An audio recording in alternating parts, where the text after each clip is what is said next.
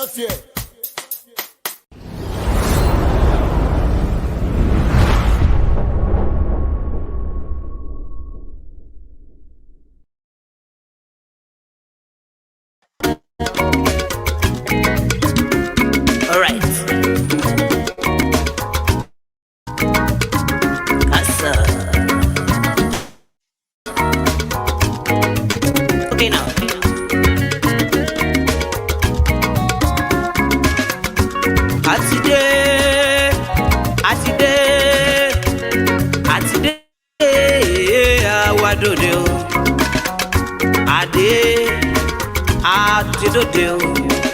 Michael Adode, Olabanji Dode, Adode,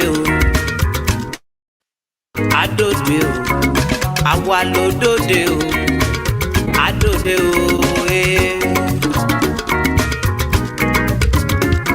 Michael Adode, Odode, Michael Adode,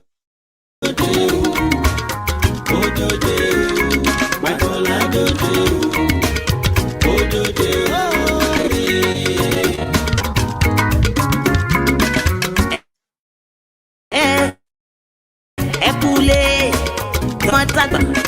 Ẹkú ìkàlẹ̀ gbogbo ènìyàn. Michael Adé Ode àpèdè máma pé tàná ọlọ́pọlọ pípé tó ń kọ́ wa ní ìmọ̀tòye. Bó bá sọ̀rọ̀ á tún fa kò mú òkun yọ. Ifá gọ́gù ti dòde Adé ẹ mú kalẹ̀ sílẹ̀. Michael Adode o, Odode o, ẹ wá gbọ́. Michael Adode o, Odode o, Michael Adode o, Odode o, Michael Adode o, Odode o. Oníwé orí mi ẹ̀ wú. Tí mo bá gbọ́ títà, ara mi á balẹ̀ tí mo bá gbọ́ kíbọ̀dù lẹ́yìn. Tí mo bá sọ̀rọ̀ tí mo bá ti sọ̀rọ̀ lọ́wọ́. Àgàgà tí mo bá ti ráwọn olólùfẹ́ mi. Tí wọ́n fẹ́ tẹ́tí gbọ́ ìmọ̀, tí wọ́n fẹ́ tẹ́tí gbọ́ òye. Inú mi á dùn o, ara mi á balẹ̀. Michael láti dòde o, ó dòde o, Michael Adode o. Odode o, ẹ wá gbọ́. Okay now. Michael Adode o, Odode o, Michael Adode o, Odode o, Michael Adode o, Odode o.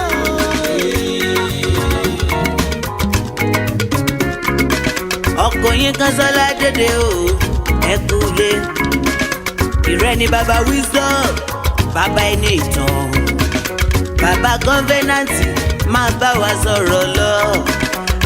Adode o, ẹ kú iṣẹ́ ọpọlọ, àwa lódòde o, Adode o, ẹ wá gbọ́. Ọmọ wọn ló dúró wáyé mo bá ròde, ọmọ wọn ló dúró wá mo kí ẹ dáadáa. Odò ọwọ́ mo nílé aláìwárò dáadáa. Bàbá mi máa bá wa sọ̀rọ̀ so. Ọmọ aródò ìjòyè nígbẹ̀yìn mo kí ẹ sà. Ọmọ onígbò máyàmáyà onígbò máyà sú. Ọmọ onígbò máyàmáyà ọmọ onígbò máyà tọ̀. Ọmọ onígbò owó abarajọjọ bí ewé ìgbà. Michael Adé Odode o. Asọ̀rọ̀ mọ́mọ́ sọ́tà náà tí gòrèdè. Ifá gọ́gù ló ní kí n máa ké tata. Ẹ jòkó ẹ mú kalẹ̀ sílẹ̀. Ètò lóríṣiríṣi ẹ wá gbọ́ lọ́dọ̀ wa. Ètò àgbọ́fikọ́gbọ́n ẹ tẹ́tí sílẹ̀. Ọ̀rọ̀ nípa ìmọ̀ nípa Yorùbá. Entertainment lóríṣiríṣi. Sport and news lóríṣiríṣi o. Michael Adode o, Odode o, Bọ́láwà tí mò ń pariwo wípé ẹ máa gbọ́ Michael Ọlá. Michael Adode o, Odode o, Michael Adode o, Odode o, Michael Adode o, Odode o.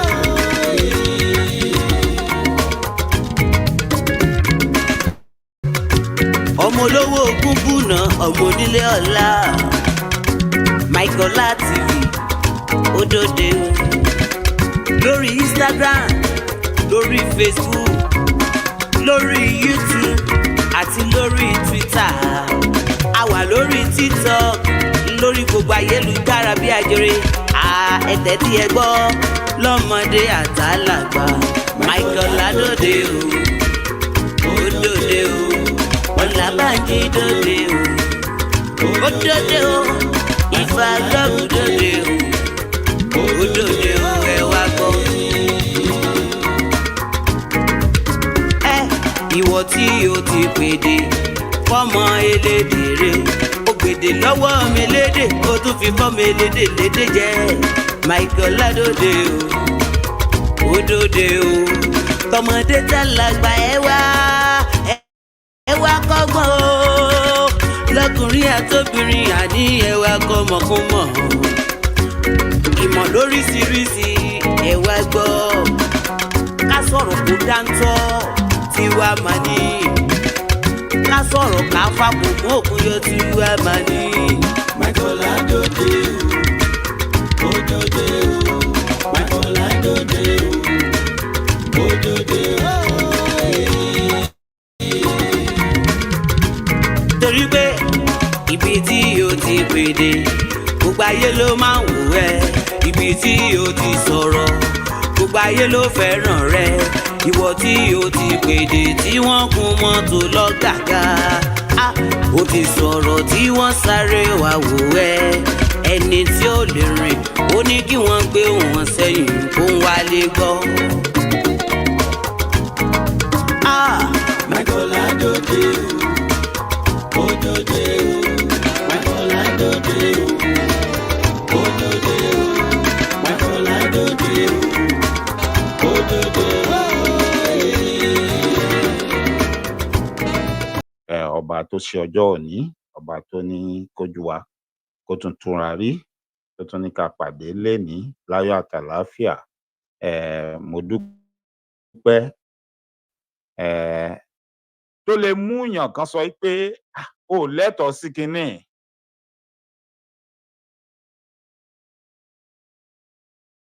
Ìwé tó kó wá yìí kò pé, ó kúrú ìwé báyìí báyìí lọ mú wá, torí pé tó o bá ní lè gbà ẹ́ síṣẹ́ ológun láti bí. Gbogbo àwọn ìrìn àjò yìí, gbogbo àwọn kinní ó ní mo mọ̀, nítorí pé èmi náà ti undergo ẹ̀ rí. Ṣé tó wá rí àwọn aburú tó so mọ́ pé kí wọ́n mọ̀ yànyàn jẹ ọmọ kò lè nìyàn, ẹni tí ò bá ti ní èèyàn lókè tí ó pariwo fún àbí tí ó jà fún, mo ti experience ẹ̀. Kì í ṣe pé ò qualify o, kì í ṣe pé ò ní ohun tó ń fẹ́, kì í ṣe pé gbogbo ohun tó ń béèrè tó ń sọ pé ẹni tí ó bá ṣe irú iṣẹ́ bẹ́ẹ̀ kó lè ṣe, kì í ṣe pé ò lè ṣe, ó lè ṣe, ìwọ gan rí pé ó ṣe, ó tún ṣe kọjá bí tí wọ́n béèrè lọ́wọ́ ẹ̀ mọ́. Ṣùgbọ́n nígbẹ̀yìn gbẹ̀yìn wọ́n kàn lè dédé wòkè kan wọlẹ̀, wọ́n á sọ fún ọ, wọ́n á ní ohun kan ṣẹlẹ̀. Ẹ jẹ́ fún yín lápẹẹrẹ ara ru excuse tán máa ń give ara ru ohun tán ń sọ. Nígbà tán bá ti gba owó lọ́wọ́ àwọn kan tán ti ṣe tán fẹ́ yàn yín jẹ, tẹ́ ti meet gbogbo criteria, tẹ́ ti ṣe gbogbo ohun tán ní kẹ́ ṣe, wọ́n lè dédé sọ pé dókítà tó ṣe àyẹ̀wò fún yín nígbà tó ẹ ṣe medical or physical, wípé wọ́n á máa lo àwọn gbólóhùn kan, wọ́n á lẹ́lòmíì ti kúrú jù, bẹ́ẹ̀ ni wọ́n ní you are too short fún àwọn láti gbà ẹ́ sínú iṣẹ́ ológun. Fún díẹ̀ yìí kó wá máa lọ lé àwọn ò lè gbà ẹ́. Wọ́n lè sọ fún ẹ pé you are flat footed. Irú èmi báyìí wọ́n pe gbólóhùn yẹn sí mi. When you are flat-footed, then you start to ask yourself, what do they mean by you being flat-footed? Kí ni ìtumọ̀ ẹ̀? Ṣé mo wà flat-footed ni? Ẹ̀yin tẹ́ bá mọ nǹkan tó ń pè ní pé kéèyàn wà flat-footed. Ìwọ fúnra ẹ̀ wá tún wá lọ dúró wá gbẹ́sẹ̀ lélẹ̀ wá máa wò pé ẹsẹ̀ mi ní kọ́ọ̀fù náà, ó ní kọ́ọ̀fù tó yẹ kó ní. Kí ni wọ́n wá ń sọ? Ṣùgbọ́n ṣe mọ̀ gbogbo àwọn kinní terms ni, medical terms ni. Tán bá ti sọ fún ẹ, wọ́n sọ fún ẹ nìyẹn, kò sóhun tó fẹ́ ṣe sí. Ọwọ́ wọn làṣẹ wà. Àmọ́ màá sọ̀rọ̀ yẹn débì kan yóò yà yín lẹ́nu. Mò ń sọ̀rọ̀ 1992, 1993. 1992, 1993 làwọn experience tèmi ní.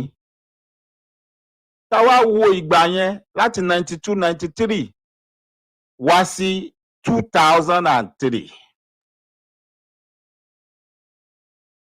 Ẹ imagine o, Nigeria wọ́n sọ fún yàn yín pé wọ́n lè gbà ẹ́ síṣẹ́ ológun tó wà flat-footed. But you got to America,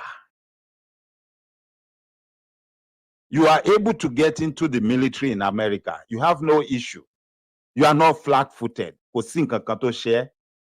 Ẹ kọ́kọ́ máa gbàbẹ̀ yẹn rò wò. Ṣé ti rí pé problem wà? Ṣé rí pé wàhálà wà? Ṣé Nigeria ní criteria kan tó yàtọ̀ tán fi ń gbàyàn sí military sí ohun tí àwọn ológun tán wà káàkiri àgbáyé yòókù tí wọ́n ń lò ní? Tẹ́ bá lọ wádìí ẹ̀ dáadáa. Gbogbo criteria àti gbogbo ohun tán ń lò àti gbogbo ohun tán ń ṣe, ta ló kọ́ wọn, ta ló fún wọn? Ṣé báwọn aláwọ̀ funfun yìí náà ló kọ́ wọn, ló sọ fún wọn pé báyìí ni kẹ́ ẹ máa ṣe? Àbí? So ńgbà wo ni a wá di pé ẹni tí wọ́n ń diagnose, ẹni tí wọ́n ń sọ fún pé o ò lè ṣiṣẹ́ ológun torí pé ó wà flat-footed, ó wá dé country míì tó wà develop ju Nàìjíríà lọ. Wọ́n wá ń sọ fún pé kò sí nǹkan kan tó ṣe, irú yín báyìí gan là ń wá. Ṣé ti rí pé wàhálà wà? When we talk about pé irú àwọn èèyàn wo náà wá ń ṣiṣẹ́ ológun, irú àwọn èèyàn wo náà wá ń ṣiṣẹ́ eléyìí, irú àwọn èèyàn wo náà wá ń ṣiṣẹ́ yẹn ní Nàìjíríà tí gbogbo ẹ̀ wá rí báyìí, ibi tọ́rọ̀ ti ń wọ́ ó pọ̀, ibi tó ti ń wọ́ wá pọ̀. Àwọn èèyàn tí ajere àwọn ọ̀rọ̀ wọ̀nyí tó dẹ̀ sí mọ́ lórí wọ́n pọ̀. Á mú lẹ́sẹẹsẹ, á mú lẹ́yọ kọ̀ọ̀kan, á ṣe àlàyé ẹ̀. Ṣùgbọ́n nítorí pé kó bá lè dùn, kó lè dùn sọ, ẹ má bínú, ẹ jẹ́ n sáré kí ẹ̀yin tí mo ti rí ńbẹ̀. Mo kí yín ìyáàfin Olúrẹ̀mí, kí là ń kó ọ̀gá bí? Ẹ ṣé gan ni, ẹ káàbọ̀, ẹ ṣeun tẹ́ darapọ̀ mọ́ wa. Mo kí ìyáàfin Fúnkẹ́ Ìyálájé, ẹ ṣeun gan tí ẹ darapọ̀ mọ́ wa, ẹ káàbọ̀ sórí ètò. Ẹ jẹ́ kí n sáré fi nǹkan kan hàn yín.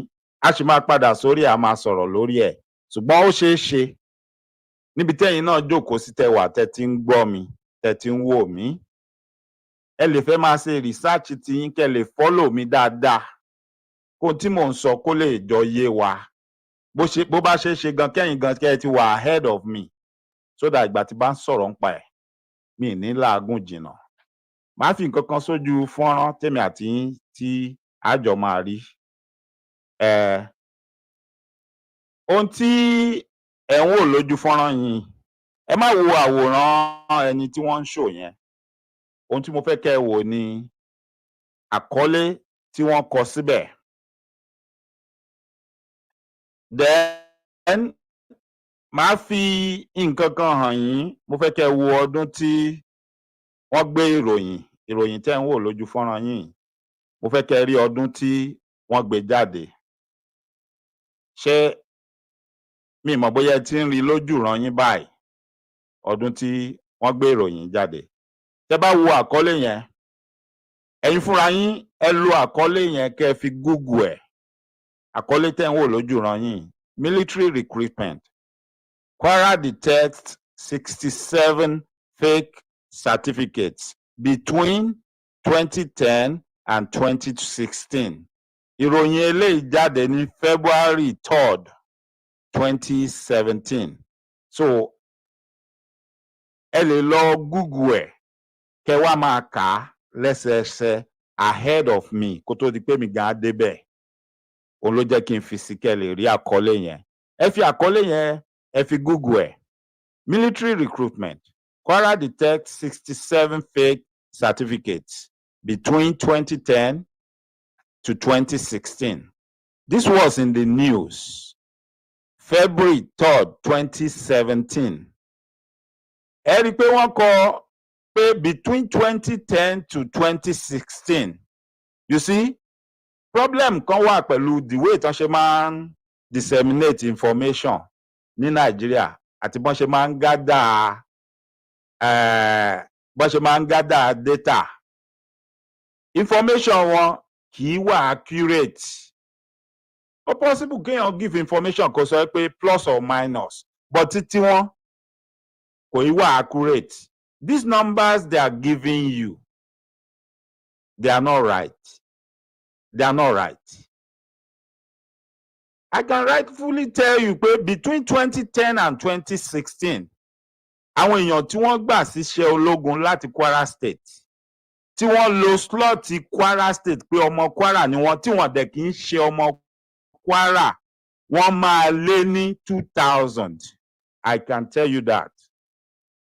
Wọ́n máa lé ní 2,000 tí wọ́n gbà láti Kwara sínú iṣẹ́ ológun. Ó depend lórí iye recruitment exercises tó bá take place. Wọ́n máa tó 2,000 tí wọ́n bá jù lọ. Bẹ́ẹ̀ wo nọ́mbà tí wọ́n gbé síta. Wọ́n ní wọ́n mú 67 tó lo fake certificate. Tẹ́ bá lọ wádìí àwọn tí wọ́n refill tán gbé síta yẹn, ẹ má jẹ́ kó yà yín lẹ́nu. Tẹ́ bá find out wípé bóyá àwọn yẹn, àwọn ọ̀gá tí wọ́n mọ̀, tí wọ́n ràn wọ́n lọ́wọ́, tí wọ́n fẹ́ ràn wọ́n lọ́wọ́ wọnú iṣẹ́ ológun, bóyá àwọn yẹn gba owó, wọn share owó yẹn débi tó yẹ kán share dé. Àwọn kan tínú ń bí, wọ́n wá ṣòfófó wọn lábẹ́lẹ̀. Ó ní information 67 tí ẹ̀ ń gbọ́ tí wọ́n ń sọ yẹn. So tí mò ń sọ yé wa, à ń padà bọ̀ lórí ibẹ̀ yẹn. Now, ẹ jẹ́ kí n tún mo tún máa fi àkọlé kan eléyìí tó ṣèkejì tí màá tún sọ̀rọ̀ nípa ẹ̀. Màá tún fi hàn wá. Ẹ ní sùúrù fún mi o. Ẹ jẹ́ kí n wá àkọlé yẹn síta fún wa.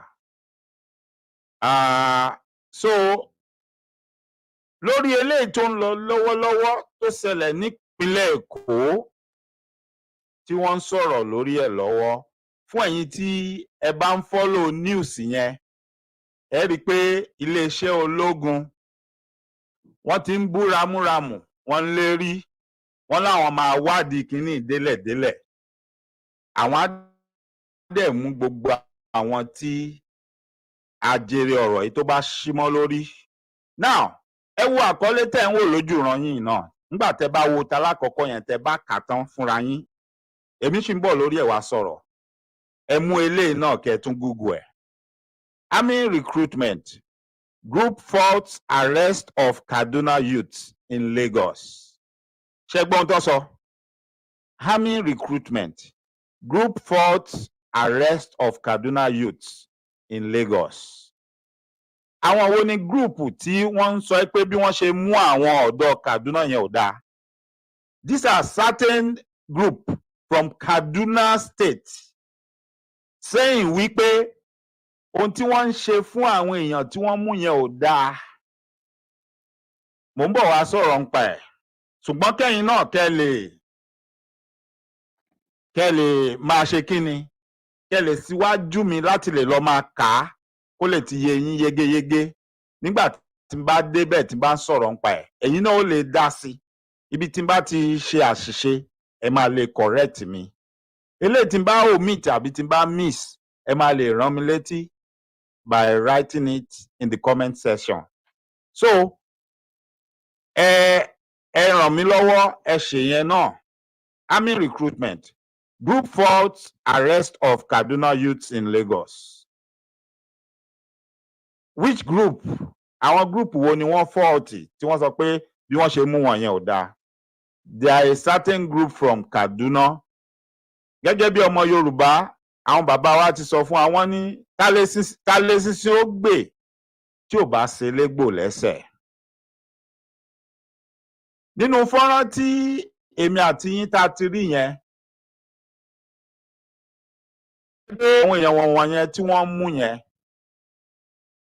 wọ́n forge document, right? Wọ́n forge document láti claim indigene Lagos State.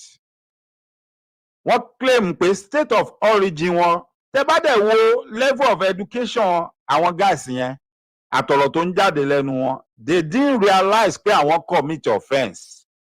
Wọ́n tí mọ̀ pé àwọn commit offence tó dẹ̀ lágbára òun làwọn commit, because wọ́n forge document to claim to be who they are not, to claim to have come from where they didn't come from. Now, ẹ gbé ọkàn yín lọ síbi kíní kan torí èmi fẹ́ jẹ́ ká ṣe ọkàn wa payá dáadáa. Mo fẹ́ ká ṣe ọkàn wa payá dáadáa. Ṣé rí this year 2024, I'm not just going to be talking about issues without proffering solutions to the best of my knowledge and ability. I'm not going to talk about issues without expatiating, and I will try as much as possible not to talk about anything I do not know about or anything I do not understand. Ṣẹ̀rẹ́lẹ̀ tó wà nílẹ̀ tá à ń sọ lọ́wọ́lọ́wọ́ yìí, mo mọ̀ ń pa ẹ̀ dáadáa. Èmi gan ti jẹ́ victim wọn rí ní 1993, 1992, 1993. I was a victim of such.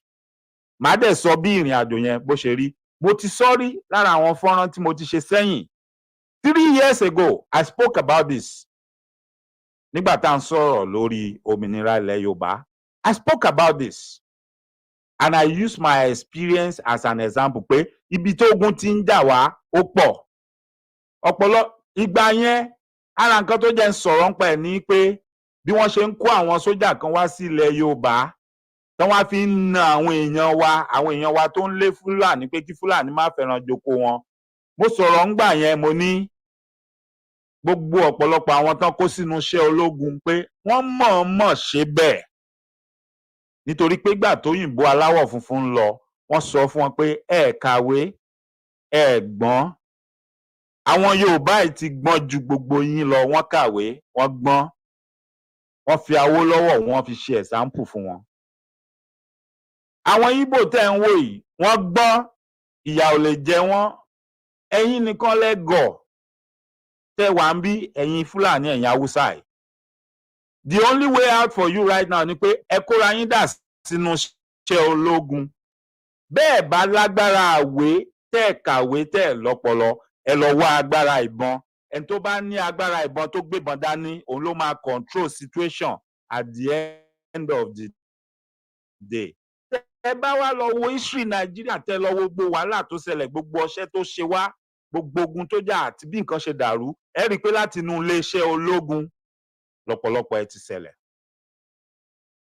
Ẹ rí i pé látọwọ́ àwọn ọmọ ológun lọ́pọ̀lọpọ̀ ẹ ti bẹ̀rẹ̀ ló dẹ̀ ti ṣẹlẹ̀. Tẹ́ bá dẹ̀ wá díẹ̀ lọ, tẹ́ bá wá bọ̀. That is why when you look into history and you look at our records, ẹ rí i pé nínú àwọn ológun tó ti ń jẹ olórí orílẹ̀-èdè tó ti ń jẹ àbí tán ti ń ṣèjọba, ẹ rí i pé ẹ ra àwọn èèyàn kan bẹ̀, orúkọ wọn ò lè ṣe kó má yọ nínú àwọn tán jọ ṣèjọba. Bí wọ́n bá jẹ́ pé àwọn ni wọ́n jẹ́ olórí ìjọba gangan, wọ́n á jẹ́ abẹnugan. When you are talking about people like Babangida, Abacha, Mamman-Fasa, Yar'Adua, and name them, all of them. Go and do your research. Ẹ má dúró lórí nǹkan tí èmi ń sọ. Do your own research. If you find out I'm lying, come back and call me out. Pé Dr. Mike Ola, you're a bloody liar. Irọ́ ló ń pa fún wa. And I will take to corrections. Tẹ́ bá mú evidence jáde to prove me wrong. so wọ́n sọ fún wọn pé ẹ wá agbára àbọn. Another thing tó sọ fún wọn ni pé ẹ pààrọ̀ population yín, ẹ sọ pé population yín pọ̀ nítorí ọjọ́ iwájú tó bá di pé ẹ bá máa dìbò wọ́n á lè fọkàn sí pé ẹ̀yin lẹ léèyàn tó pọ̀. Wọ́n ti kọ́ wọn ní ọgbọ́n yẹn látàyè alálùmọ́lẹ̀ látàyè jọ̀hún wá. Gbogbo ọgbọ́n yẹn òun làwọn èèyàn iná wá deploy. Ó tó wá ṣèyàn láàánú tó máa ń dùn mí jù ní wípé gbogbo ọṣẹ́ yẹn wọn bá má rí ṣe, wọn bá má lè succeed tó bá jẹ́ pé àwa bíi Yorùbá a mọra wa gẹ́gẹ́ bí ìṣẹ̀dá tí Ẹlẹ́dàá dá wa. Tó bá jẹ́ pé àwa Yorùbá a fira wa sí ipò tí Ẹlẹ́dàá tó fi wá sí. Tó bá jẹ́ pé àwa Yorùbá a máa fi ẹ̀sìn ká máa fi tanra wa jẹ, a ríra wa gẹ́gẹ́ bí ọmọ ìyá, irrespective of any religion any one of us practice. If we all see ourselves as Yoruba first, and if we all tell ourselves truth, òótọ́ ọ̀rọ̀ tá à ń bára wa sọ, tí ṣe ipá à ń padà lọ́bọ̀ fúnra wa à ń tanra wa jẹ, tí ṣe pé ara èèyàn tó ń ṣiṣẹ́ lábí àbó ń hùwà tí ò dáa, àwa ń fọwọ́ bò mọ́lẹ̀ a ní ọmọ Yorùbá ni gbogbo ohun tó bá wù kó ṣe ẹja. Èmi ò sọ pé ká há dànù. But we still need to call such people and let them know pé we will not tolerate it nílẹ̀ Yorùbá, pé ojúlówó ọmọ kan Yorùbá kan ò gbọdọ̀ mọ wúrú ìwà yẹn. Bó bá wá nírú ìwà yẹn ló fẹ́ yàn láàyò, kì í ṣe irú ìwọ ni wọ́n mọ̀ gbé jáde pé òun ṣojú Yorùbá. Kì í ṣe pé irú ìwọ ni wọ́n ní kinní kan tọ́ sí Yorùbá, ìwọ ló wà bọ́ síbẹ̀ pé ìwọ ló fẹ́ jẹ́, àbí ìwọ ni abẹnugan tó fẹ́ sọ̀rọ̀ àwọn tí ó jẹ́.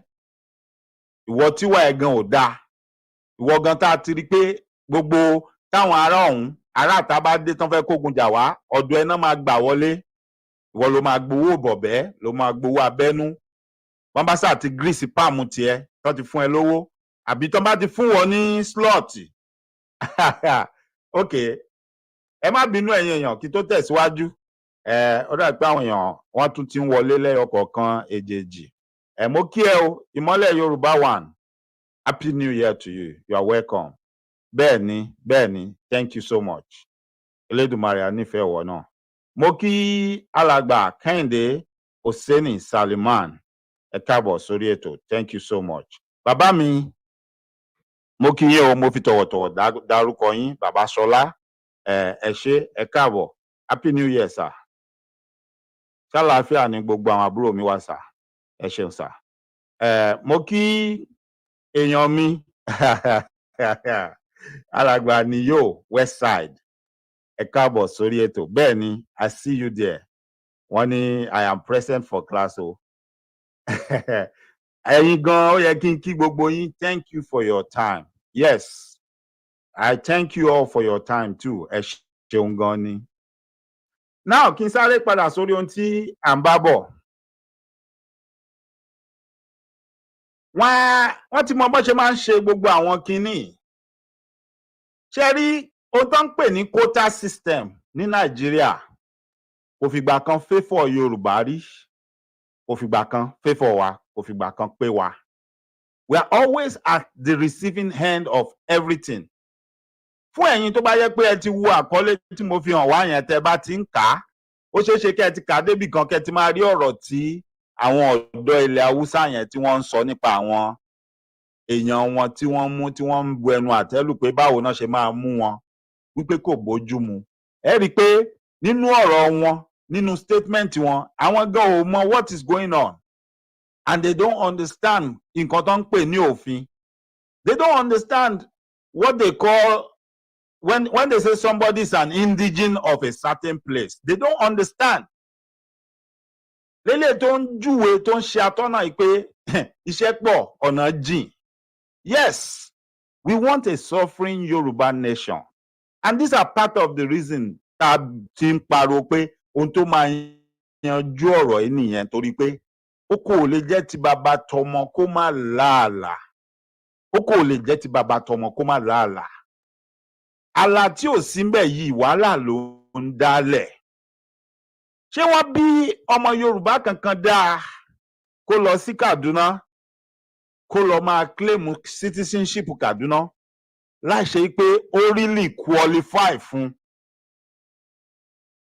Kó tún wá mú, kó tún máa interfere, kó tún máa ní ọmọ Ọ̀yọ́ ni mí, mo kàn lọ ṣe citizenship Kaduna yìí ni. Ṣé wọ́n bí dáa? Kò sọ́mọ Yorùbá tán bí dáa tó máa dánrú ẹ̀ wò. Wọ́n á fi mú ẹ̀dán rìn. Nǹkan kan ò dẹ̀ ní ṣẹlẹ̀, kò dẹ̀ sẹ́ni tó máa gbìn lórí ẹ̀. Bọ̀ tẹ́ bá wo, okay, ẹ má bínú ẹ̀yin èèyàn o, màá bẹ̀rẹ̀ sí máa gbé kọ́mẹ́ǹtì wa sílẹ̀ ọ̀kọ̀ọ̀kan. Ẹ ṣé bàbá mi. Okay.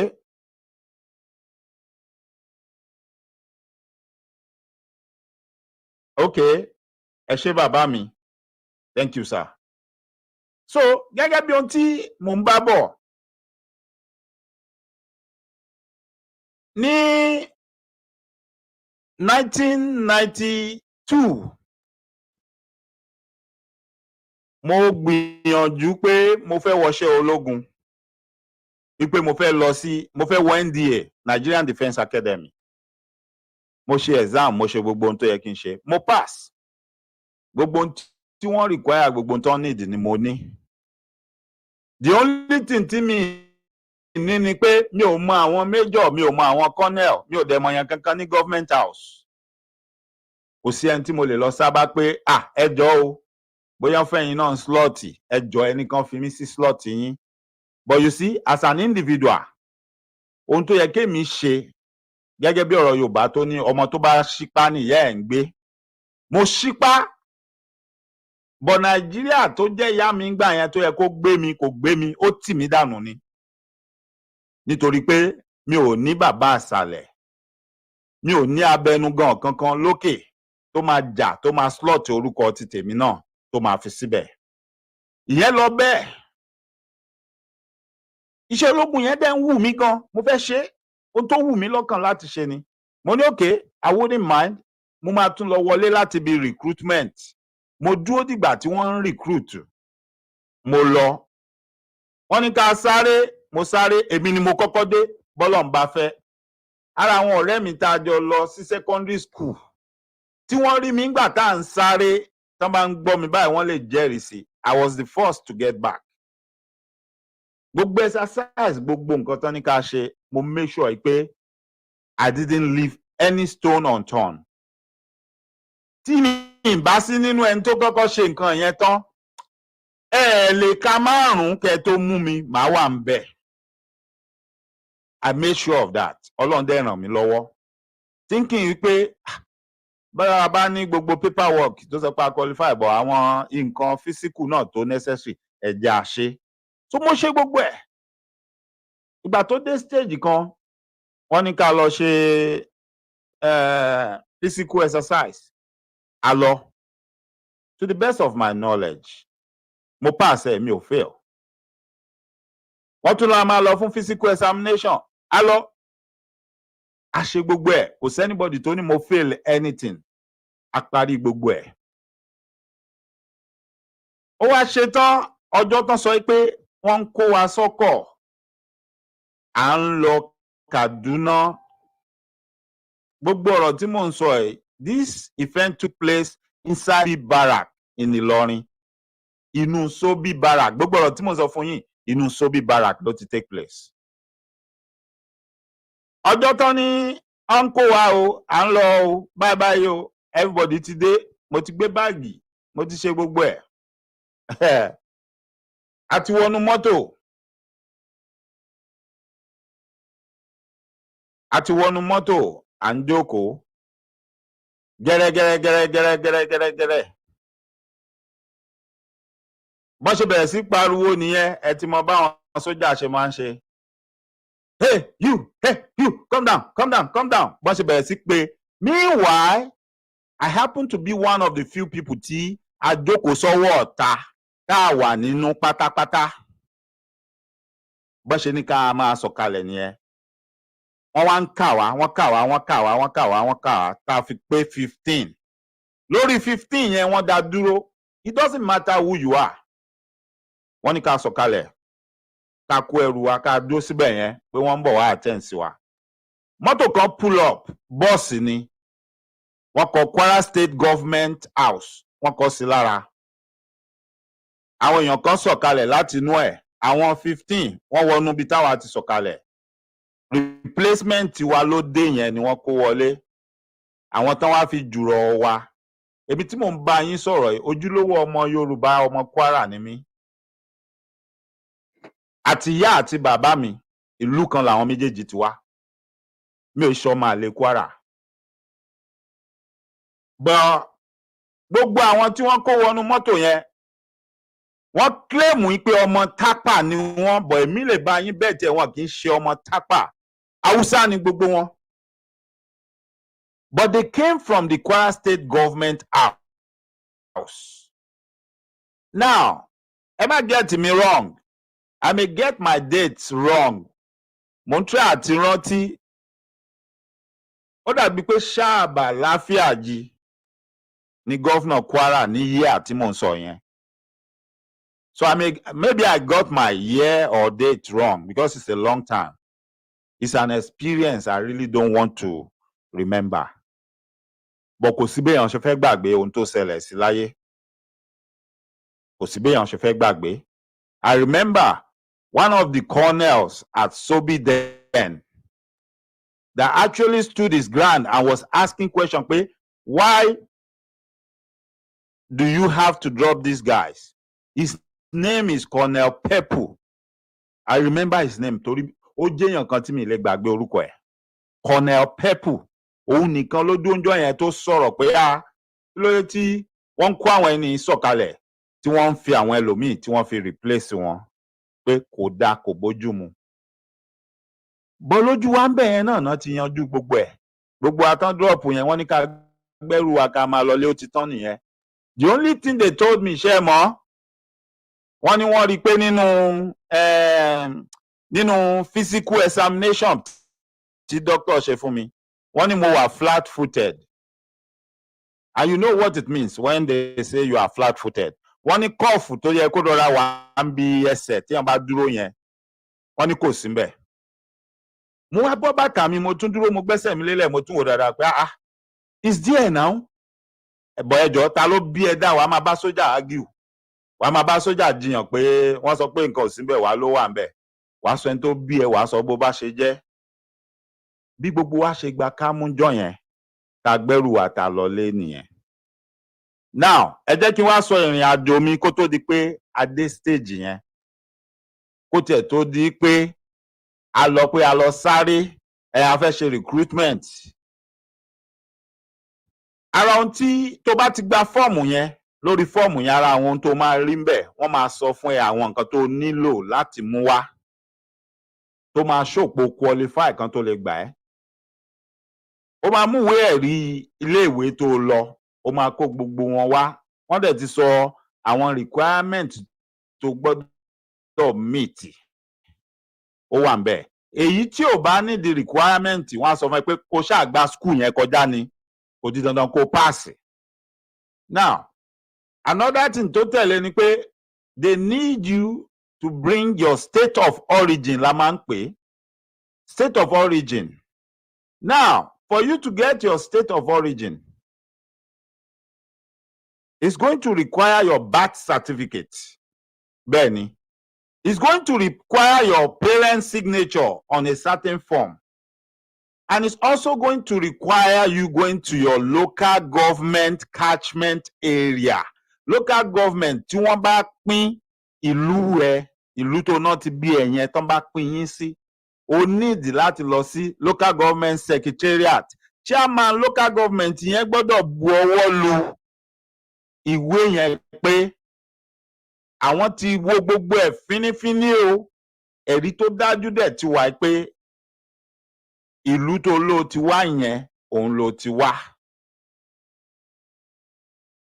Now mo rántí nígbà yẹn ó dàbí pé òkè ẹ̀rọ local government náà sì pín wá sí. Ó ní ìdí tí mo ṣe ń sọ ohun tí mo ń sọ yìí o, mo ti sọ tẹ́lẹ̀ sẹ́yìn 3 years ago wípé all these things are going on, all these things are taking place, pé wọ́n dẹ̀ ń sọ change àwa ọmọ Yorùbá ni. Opportunity wa tó fi káwa náà ní àwọn ọmọ ń bẹ̀, tí àwọn ọmọ wa máa fi ráìsì tí wọ́n á di ọ̀gá ń bẹ̀, òun ni wọ́n ń blọ́ọ̀kì tí wọ́n ń kó àwọn ọmọ Haúsá sí pẹ̀lú ìrànlọ́wọ́ àwọn èèyàn wa kan dẹ̀ ni. Pẹ̀lú ìrànlọ́wọ́ àwọn èèyàn wa kan ni. Gbogbo nǹkan tó wù kán ṣe láyé, gbogbo ọ̀nà tó wù tán fi ń rẹ́ wa jẹ, àbí tí wọ́n fi ń lo kótà tiwa tán ń kó àwọn ọmọ wọn síbẹ̀, ó lọ́wọ́ mímọ̀ sí àwọn èèyàn wa kan nínú. Ẹ má jà tanra wa. Now, tó bá wá dé local government tó gbé fọ́ọ̀mù yẹn dé, wọ́n á wò, wọ́n á wá sọ fún ẹ pé go back to your community, your hometown. Agboolé tó ló ti jáde wá yẹn, go and meet the head of that compound. Olórí agboolé yẹn dọ̀ sign wípé wọ́n mọ̀ ẹ́ àbí wọ́n mọ bàbá ẹ̀ àti ìyá ẹ̀. Pé lóòótọ́ o, ibi tó ló ti wá, òun ló ti wá. Bá ṣe ń ṣe ń gbà yẹn ni mò ń sọ fún yín yìí o. So you will take it, you will go back to your hometown. Lẹ́yìn tí àwọn yẹn bá sign tán, you will now take it to the king, your king, ọba ìlú tó ló ti wá yẹn. Tẹ́ ẹ̀ bá lọ́ba tó bá jẹ́ baálẹ̀, wàá gbé lọ sọ́dọ̀ baálẹ̀ abúlé yín yẹn. Ọba yẹn àbí baálẹ̀ yẹn lè máa mọ̀ ẹ́ bóyá city ló ń gbé, bóyá wọ́n bí ẹ láti kékeré, wọ́n ti gbé ẹ lọ city. Bó kò sí bó ṣe fẹ́ jẹ́, ó máa mọ family name yín yẹn tó claim pò ń jẹ́ tó kọ sórí ìwé yẹn. He will know it. Ìdí tó dẹ̀ ṣe máa gba gbogbo process yẹn tó máa gba gbogbo bẹ̀yẹn kọjá ni wípé at any point in time along the line, tí any of these people tán ní kó lọ bá, if they have any doubt in their mind pé you are not the person you claim to be, then they will call for an investigation. Wọ́n máa wádìí. Ẹ jẹ́ ká gbà pé mo lọ sọ́dọ̀ Dáúdù agboolé wa. Dáúdù agboolé wa wá ní mo mọ̀ ẹ́. Àti kékeré náà ti gbé ẹ lọ city bọ̀, àwa dá ẹ mọ̀, ọmọ wa ni ẹ, ó wá sign. If I get to the king's palace and the king looks at it, he's not certain pé bóyá wò pé before I sign this thing, kí ni ìfẹ́ rújú? He can call for that Dáúdù agboolé wa to come and explain pé ẹ ti bu ọlùwé ẹ mẹ́ni dáadáa. Okay, ọmọ ta ni? Okay, bye. Okay, which means process yẹn ò rújú. Process yẹn ò rújú tí wọ́n bá follow ẹ̀ to the letter. If they follow it all the way to the letter, bọ́n ṣe ní kan ṣe. Now, nǹkan tó bá ti lè mú ọba, tọ́ba bá ti bu ọwọ́ lù gbàmù, ó ti tán o. Because sílẹ̀ ọba ti wà ń bẹ̀ pé wọ́n confirm pé ọmọ ìlú yẹn ni ẹ́. Now, ẹ̀yin bàbá wa tọ́lọ̀ ń bá ní pé ẹ fojú ọmọdé wò wá. Yàtọ̀ tẹ́ ẹ̀yin tẹ́ jẹ́ bàbá mi àtẹ̀yin tẹ́ jẹ́ ẹ̀gbọ́n mi tẹ́ jẹ́ baálẹ̀ tẹ́ jẹ́ ọba tẹ́ máa ń wo ètò mi. Ẹ̀yin tí ẹ mọ̀ mí rí tẹ́ bá jẹ́ baálẹ̀ tẹ́ jẹ́ ọba tẹ́ bá rí ètò yìí. Ẹ dákun, ẹ farabalẹ̀, ẹ gbọ́ ohun tí à ń sọ yìí. Eléyìí ṣèjà kò ṣe èébú. Ẹ̀yin tẹ́ wá jẹ́ bàbá mi gan, tẹ́ jẹ́ ẹ̀gbọ́n mi, tẹ́ jẹ́ ọ̀nkù mi, tẹ́ jẹ́ ọba, tẹ́ jẹ́ baálẹ̀, tẹ́ ń wò mí. Ẹ̀yin náà tẹ́tí kẹ́ ẹ gbọ́. Ọmọ yín, àbúrò yín, tẹ́ ẹ kọ́, tẹ́ ẹ tọ́ dàgbà, ẹ̀kọ́ tẹ́ ẹ kọ́ mi. Àtowó tẹ́ ẹ san pé kí n lọ kọ́ ẹ̀kọ́, èrè ẹ̀ lẹ fẹ́ jẹ yìí, kì í ṣe pé mo wá kọ́ yín ní nǹkan kan, mo fẹ́ ṣàlàyé àwọn nǹkan kan fún yín ni.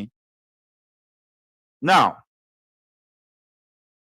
ṣé rí every time tí anybody bá wá tó rú yín lójú tẹ́ ẹ mọ̀ tí ò dájú pé ọmọ ìlú yín ni, tẹ́ ń tọwọ́ bọ̀wé fún wọn, ẹ̀tọ́ aráàlú yín lẹ̀ ń tà dànù o. Bẹ́ẹ̀ ni, ẹ̀ ń para yín lára ni o. you are making a mistake. If you are signing state of origin paperwork for any individual you don't know and you are not sure they are from your hometown, you are selling your birthright. You are selling the slot that's supposed to belong to people that are from your community.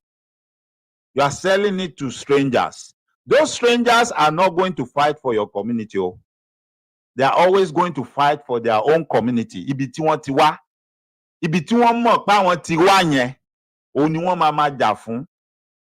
Àwọn tí wọ́n wá tẹ̀ ń sáìnì fún yẹn, ní ọjọ́ iwájú, ẹ mọ ráǹkì tí wọ́n máa dé, ẹ mọ ipò tí wọ́n máa wà, ẹ mọ irú oore tí wọ́n lè ṣe fún ìlú yín tó bá jẹ́ pé ọmọ onílùú ọmọ yín gangan ló gba slot yẹn ló wà ńbẹ̀. Bẹ́ẹ̀ bá wá torí pé bóyá èèyàn kan ó lóun ó ṣe yín lóore kan, àbóyá òun ó fún yín lówó àbí nǹkan kan, tẹ wá bu ọwọ́ lùwé fún ẹni tí ò ń ṣe ọmọ ìlú yín, ẹni tí ò ní ẹ̀tọ́ láti claim pé ibẹ̀ yẹn lòun ti wá, ẹ wá bu ọwọ́ lùwé fún, ẹ sọ pé bẹ́ẹ̀ ló ti wá. Ṣé mọ̀ yín pé ẹ̀tọ́ tó tọ́ sí kan nínú àwọn ọmọ yín tó yẹ kán jẹ, àwọn ògo ọjọ́ ọ̀la yín tó yẹ kán wá gbé ògo ìlú yín ga, ẹ ti tà á fún àjèjì. And if care is not taken, àjèjì tí ẹ tà á fún yẹn, ṣé ẹ rántí kinní kan tá a máa fi ń ránra wa létí tá a máa ń pòwe yẹn fúnra wa? Gbogbo ẹnikẹ́ni tó bá fẹ́ jẹ ogún kógún, ìtànkítàn ló máa pa. I'm sorry to say today, but I will have to go there. Ṣé àwọn pé lẹ́nu ìsìn, afẹ́ akọ̀, awuyewuye kan lọ ńlẹ̀ lórí ẹni tó jẹ ààrẹ orílẹ̀-èdè Nàìjíríà lọ́wọ́. Ọmọ bo ni ń bo ló ti wá, ń bo ti wá, ń bo ló ti wá, ń bo ni ò ti wá. Okay.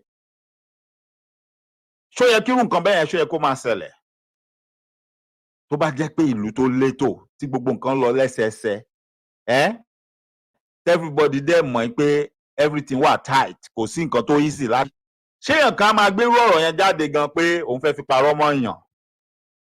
But because ìlú yẹn ti rí bó ṣe ló máa rí, gbogbo nǹkan ti rí bó ṣe ló máa rí, that is why even tán bá fẹ́ fi parọ́ mọ́ èèyàn, they will do it. And some people will believe it pé òótọ́ ni. Because we all know pé these things are possible. Wọ́n ṣe, it's not a new thing. Now, nígbà tí ẹ bá mú ọwọ́, tẹ mú pẹ́ẹ̀nì, tẹ bu ọwọ́ lùwé fún ẹni tẹ́ ẹ mọ̀, ẹ dẹ̀ mọ̀ pé ẹ̀mẹ́ni yẹn ọ̀rọ̀ ẹ̀ ò yé yín, ṣùgbọ́n ẹ gbìyànjú láti ṣèwádìí, because ṣe nínú ìwádìí yín for you to find out pé ẹni yẹn ò ń ṣe ọmọ ìlú yín. Bóyá Dáúdù agboolé tó lọ bá yẹn, tí wọ́n bu ọwọ́ lùwé fún, bóyá yẹn ti gba nǹkan abẹ́nú tí wọ́n fún, tó ń sì ti wò pé kí ló fi ń ṣèèyàn. Ọ́ bóyá òun wò ó pé jẹ́ kóun fi dọ́rẹ̀ẹ́ pẹ̀lú ọ̀rẹ́ nǹkan tó sọ pé kóun ṣe favour fún àbúrò rẹ̀ àbọ̀mọ̀ ìlú ẹ̀, because àmọ́ àwọn èèyàn kan tán ti ṣerú ẹ̀. Àwọn èèyàn kan ti wà tá a mọ̀ tán ṣerú ẹ̀ tán fi dọ́rẹ̀ẹ́ pé àbúrò ọ̀rẹ́ mi ni, ó kàn fẹ́ lo citizenship Kwara ni. Tí wọ́n mọ̀ láìda, tí wọ́n dẹ̀ rò láìda, tó dẹ̀ jẹ́ pé gbogbo kínní ọṣẹ́ ló fi ń ṣe fún wa nílẹ̀ Yorùbá. Tó bá wá yá, gẹ́gẹ́ bí ọ̀rọ̀ bàbá mi kan, ó ní tá a bá wá débí, a mọ̀ wò pé ṣé kò sọ ọmọ Yorùbá tó ń ṣe léè ni? Tá a bá débẹ̀ yẹn, ṣé kò sọ ọmọ Yorùbá tó ń ṣe léè ni? Tá a bá dọ́hùn yẹn, ṣé kò sọ ọmọ Yorùbá tó ń ṣe léè ni? Tẹ́ bá tún máa wá ráwọn ọmọ Yorùbá níbẹ̀, ẹ wá máa rí bíi pé àwọn èèyàn tó jẹ́ pé wọ́n kàn ń fìyà jẹ, tó ń gbé síbi lókèdà, tí wọ́n máa treat wọn bí ẹni tí ò lọ sí school, bí ẹni tí ò mọ nǹkan kan, òun lè máa rí. Why? Because àwọn tó wà lókè tí wọ́n ti lo slot Yorùbá tí wọ́n ń ṣe ọmọ Yorùbá, tán jókòó sókè tó yẹ kán máa jà fúnrú àwọn tó jẹ́ ọmọ Yorùbá yẹn pé rárá o, ẹ fún lẹ́tọ̀ọ́, ẹ má yàn jẹ nínú iṣẹ́ ológun o, ó kàwé o, ráǹkì báyìí ló yẹ kó wà o, ó kàwé o, ibi báyìí ló yẹ kó wà o. Àwọn yẹn ò sí. Àwọn yẹn ò sí. Because àwọn ọmọ àtọ̀húnrìn wá àwọn ni wọ́n jókòó sí ààyè yẹn lókè. Some of them don't even mind. Yes, torí mo rántí ní year tí mo lọ fún recruitment yẹn. Nígbà yẹn wọ́n ti pín Kogi state kúrò lára Kwara state. Ṣé wọn pé ìgbà tán dẹ̀ ti pín Kogi kúrò lára Kwara, Kogi ò kì í ṣe Kwara mọ́. Kogi ti di Kogi, Kwara ti di Kwara. Nígbà tí èmi lọ sí local government títí wa láti lọ sign paperwork mi, I met a guy from Kogi state and he told me categorically pé òun kì í ṣọmọ Kwara. Bọ̀ èèyàn kan ló fóun ní nóòtì wá síbí báyìí pé kán sign kínní yẹn fóun. Èèyàn kan ló ní kóun wá síbí pé kán sign paperwork yẹn fóun. Ṣé ẹ fẹ́ gbọ́ òótọ́? Ní tilẹ̀ tọ́ lọ́hùn, kán tiẹ̀ tó dá èmi lóhùn, wọ́n ti sign paper ẹ̀ fún. Ó kúrò ń bẹ̀ ó fi mí lẹ̀. Bá ti bẹ̀ láti mọ́ra tá a dọ̀rẹ́. Òun wá ń sọ fẹ́mi ń jọ yẹn pé òun mọ̀ pé òun ò lè ní problem tóun bá ti get gbogbo àwọn paperwork òun set.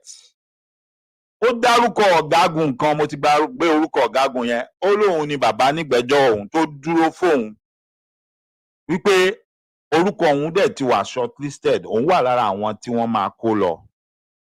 Eré ni àwàdà ni, ó lọ now. Somebody went, he took the slot of Kwara State and he's not an indigene of Kwara. Èmi tí mo jẹ́ ọmọ Kwara, wọ́n drop mi. But I don't have any power to do or say anything. Ẹni tá à ń sọ yẹn sì mi mọ ráǹkì tó máa wà nù sí ológun, mi ò mọ ibi tó dé, mi ò mọ nǹkan tó ṣẹlẹ̀ sí. But tó bá jẹ́ pé òun náà rise nínú ráǹkì ó dẹ̀ wà nù sí ológun, ọ̀gá ńláńlá kan ló máa jẹ́ lénìí. Ọ̀gá ńláńlá kan ló máa jẹ́ lénìí. Apàṣẹ kan ló máa jẹ́. Ẹ wá imagine kó jẹ́ pé èmi ni mo rí slot tèmi lò. Ẹ imagine kó jẹ́ pé èmi mo rí slot mi lò, mo lọ. Kí n jẹ́ ọ̀gágun, kí n wá láti Kwara, kí n wá núṣẹ́ ológun lénìí. Ṣé orí yín Kwara kan ló máa jẹ́? Can Kwara State now go and claim the glory for that guy now? Because I can assure you right now, ìgbà tí bọ̀bọ́ yẹn ti wà núṣẹ́ ológun tó bá jẹ́ ẹni tó gbọ́n, tó bá rise in rank, tó ti ní ráǹkì, ó máa ti wá ọ̀nà bó ṣe máa tú gbogbo ọ̀rọ̀ ẹ̀ ṣe, tó máa gbé the right paperwork tó máa gbé síbẹ̀. Wọ́n mọ bó ṣe máa ń ṣe. Ó máa yọ arúmọjẹ slot tó lò tó fi wọ núṣẹ́ ológun. Ó máa yọ kúrò ń bẹ̀. Ó máa lọ gbé state of origin original ẹ̀ gangan ibi tán ti bí. Ó máa ti wá bó ṣe máa gbé sínú fáìlì ẹ̀ pé ibi tóun ti wá lélẹ̀. Bọ̀ ṣé gbogbo kíní yẹn ṣó máa ṣeé ṣe fún tí àwọn èèyàn tèmi ní Kwara State láti òkè ẹ̀rọ local government tí wọ́n bá bu ọwọ́ lùwé fún? Ṣó máa ṣeé ṣe fún? No, he will find it difficult. Tó bá máa ṣe, ó máa lọ ṣe fake paperwork arúmọjẹ, which will be a crime tí wọ́n bá find out.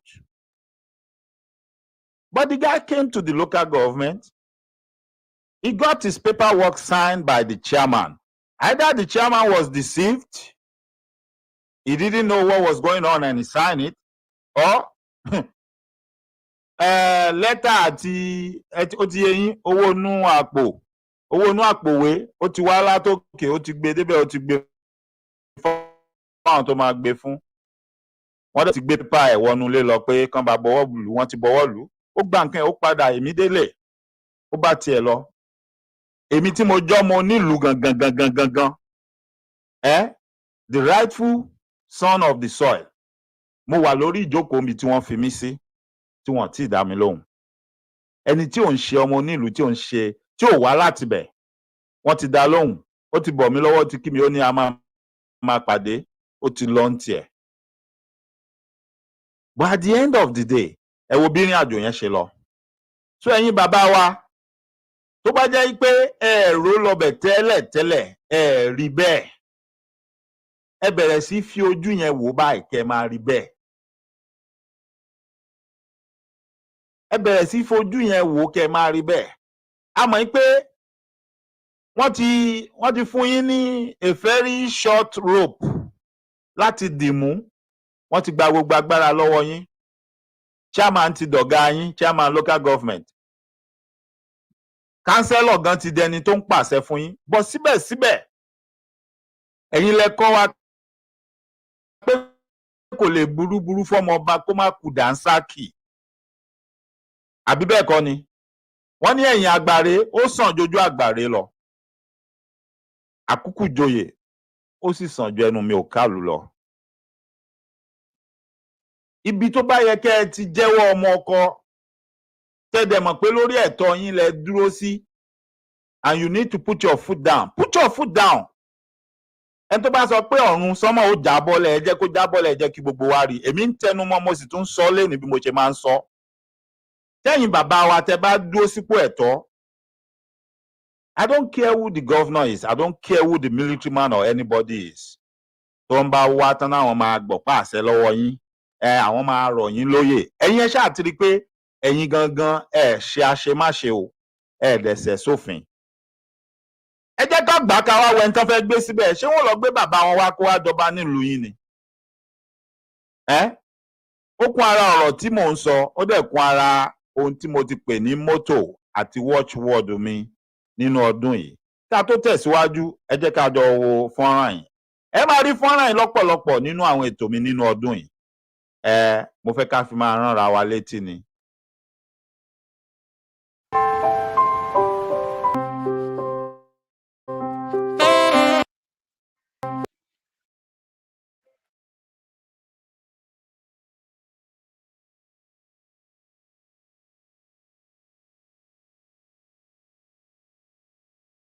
Ẹ má bínú o, mò ń bọ̀ o.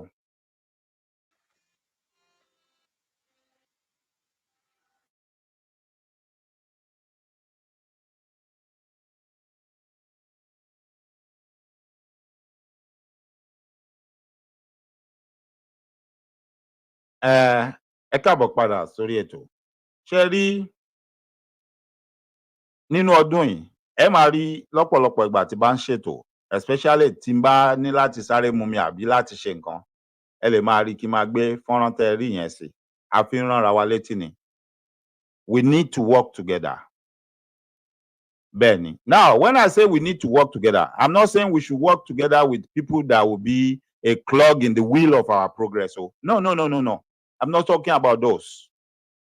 And thank God, èmi àti yín àti mọ àwọn kan nù wọn tó yẹ pé we already know pé it's a no, it's a no-go area. Yes, àwọn náà lè ṣiṣẹ́ fún ìlọsíwájú ilẹ̀ wa àti tẹ̀síwájú ilẹ̀ wa. Wà á ti rí wọn gẹ́gẹ́ bí ẹni tí a lè máa bá da òwò pọ̀ until they are actually ready. They are not ready right now. So ẹ má jà ṣe mistake yẹn. But for those of us tá a ṣì mọ́ra wa, tá a dẹ̀ lè gbẹ̀rí ara wa jẹ́, let's try as much as possible to work together. Then máa bẹ̀ wá, máa rọ̀ wá. Ẹ jẹ́ ká rí pé àwọn ètò tá a máa follow, tá a máa wò, tá a máa dá sí, eléyìí tó wà meaningful, tó máa help wa bá a ṣe máa gba àwọn èèyàn wa lẹ̀ lọ́wọ́ àwọn èèyàn tó kó wọn sínú páńpẹ́ ọpọlọ tó ń fìyà jẹ wọ́n ni. Ṣé ohun tí mò ń sọ yé wa? Lọ́dún yìí, ẹ jẹ́ ká fìyẹn ṣe ọ̀rọ̀ wa. Then tá a bá ti rí kinní kan tá a bá ní kò dáa, tá a bá sọ àìdáa tó wà ń bẹ̀, ẹ jẹ́ á gbìyànjú to do due diligence láti wò pé okay, níwọ̀nba ibi tí agbára tèmi ká, níwọ̀nba ìmọ̀ tẹ́lẹ̀dùmarè fún mi, kí ni àwọn nǹkan tí mo rí bí solution sí problem yìí? Ẹ má jẹ́ ó yà yín lẹ́nu o, ẹ lè rò pé ẹ já mọ́ nǹkan kan, ẹ lè rò pé kò sẹ́ni tó ń gbọ́ yín. But don't be surprised if they pick your brain from what you are saying. If somebody pick your brain, pé ó tẹ́ni dẹ́ ń sọ, ó mọ́pọlọ dání ohun tó ṣe é lò ni, don't be surprised. Ṣùgbọ́n tó bá ń dákẹ́ tó ní ta ló ń gbọ́ mi, ta ló ń wò mí, èmi ń tèmi o, èmi ti mọ̀ pé wọ́n ń gbọ́ mi, wọ́n ń wò mí. Bẹ́ẹ̀ ni, bó bá jẹ́yàn 30 péré ló ń gbọ́ mi, ṣe rí nínú àwọn 30 yẹn, mo rí àwọn èèyàn gbòógì, àwọn èèyàn gidi tí wọ́n wúlò, tí wọ́n ń gbọ́ ọ̀rọ̀ tó dáa, tán dẹ̀ ń rí ọ̀rọ̀ yẹn pé ohun tẹ́ni dẹ̀ sọ, ẹ jẹ́ á gbìyànjú ẹ̀ wò. èmi ń rí ó ti tán ó ti tẹ́ mi lọ́rùn ìyẹn ló mú mi rò pé yes I'm going to do more. I'm going to try to improve on what I did last year. I'm not going to do the same thing I did last year. I'm going to do better than what I did last year. Bẹ́ẹ̀ lèmi náà mo ń bẹ̀ gbogbo wa bẹ́ẹ̀ ni kẹ́ jẹ́ kí gbogbo wa rí. Let's be more proactive. Ẹ jẹ́ ká wà more proactive. Ká má dúró dìgbà tí nǹkan bá ṣẹlẹ̀ àbí just showing what is wrong. If we have an idea on how it could be corrected, let's say it. Tó bá jẹ́ ara wa náà la máa sọ fún tó jẹ́ àárín ara wa náà láti máa sọ.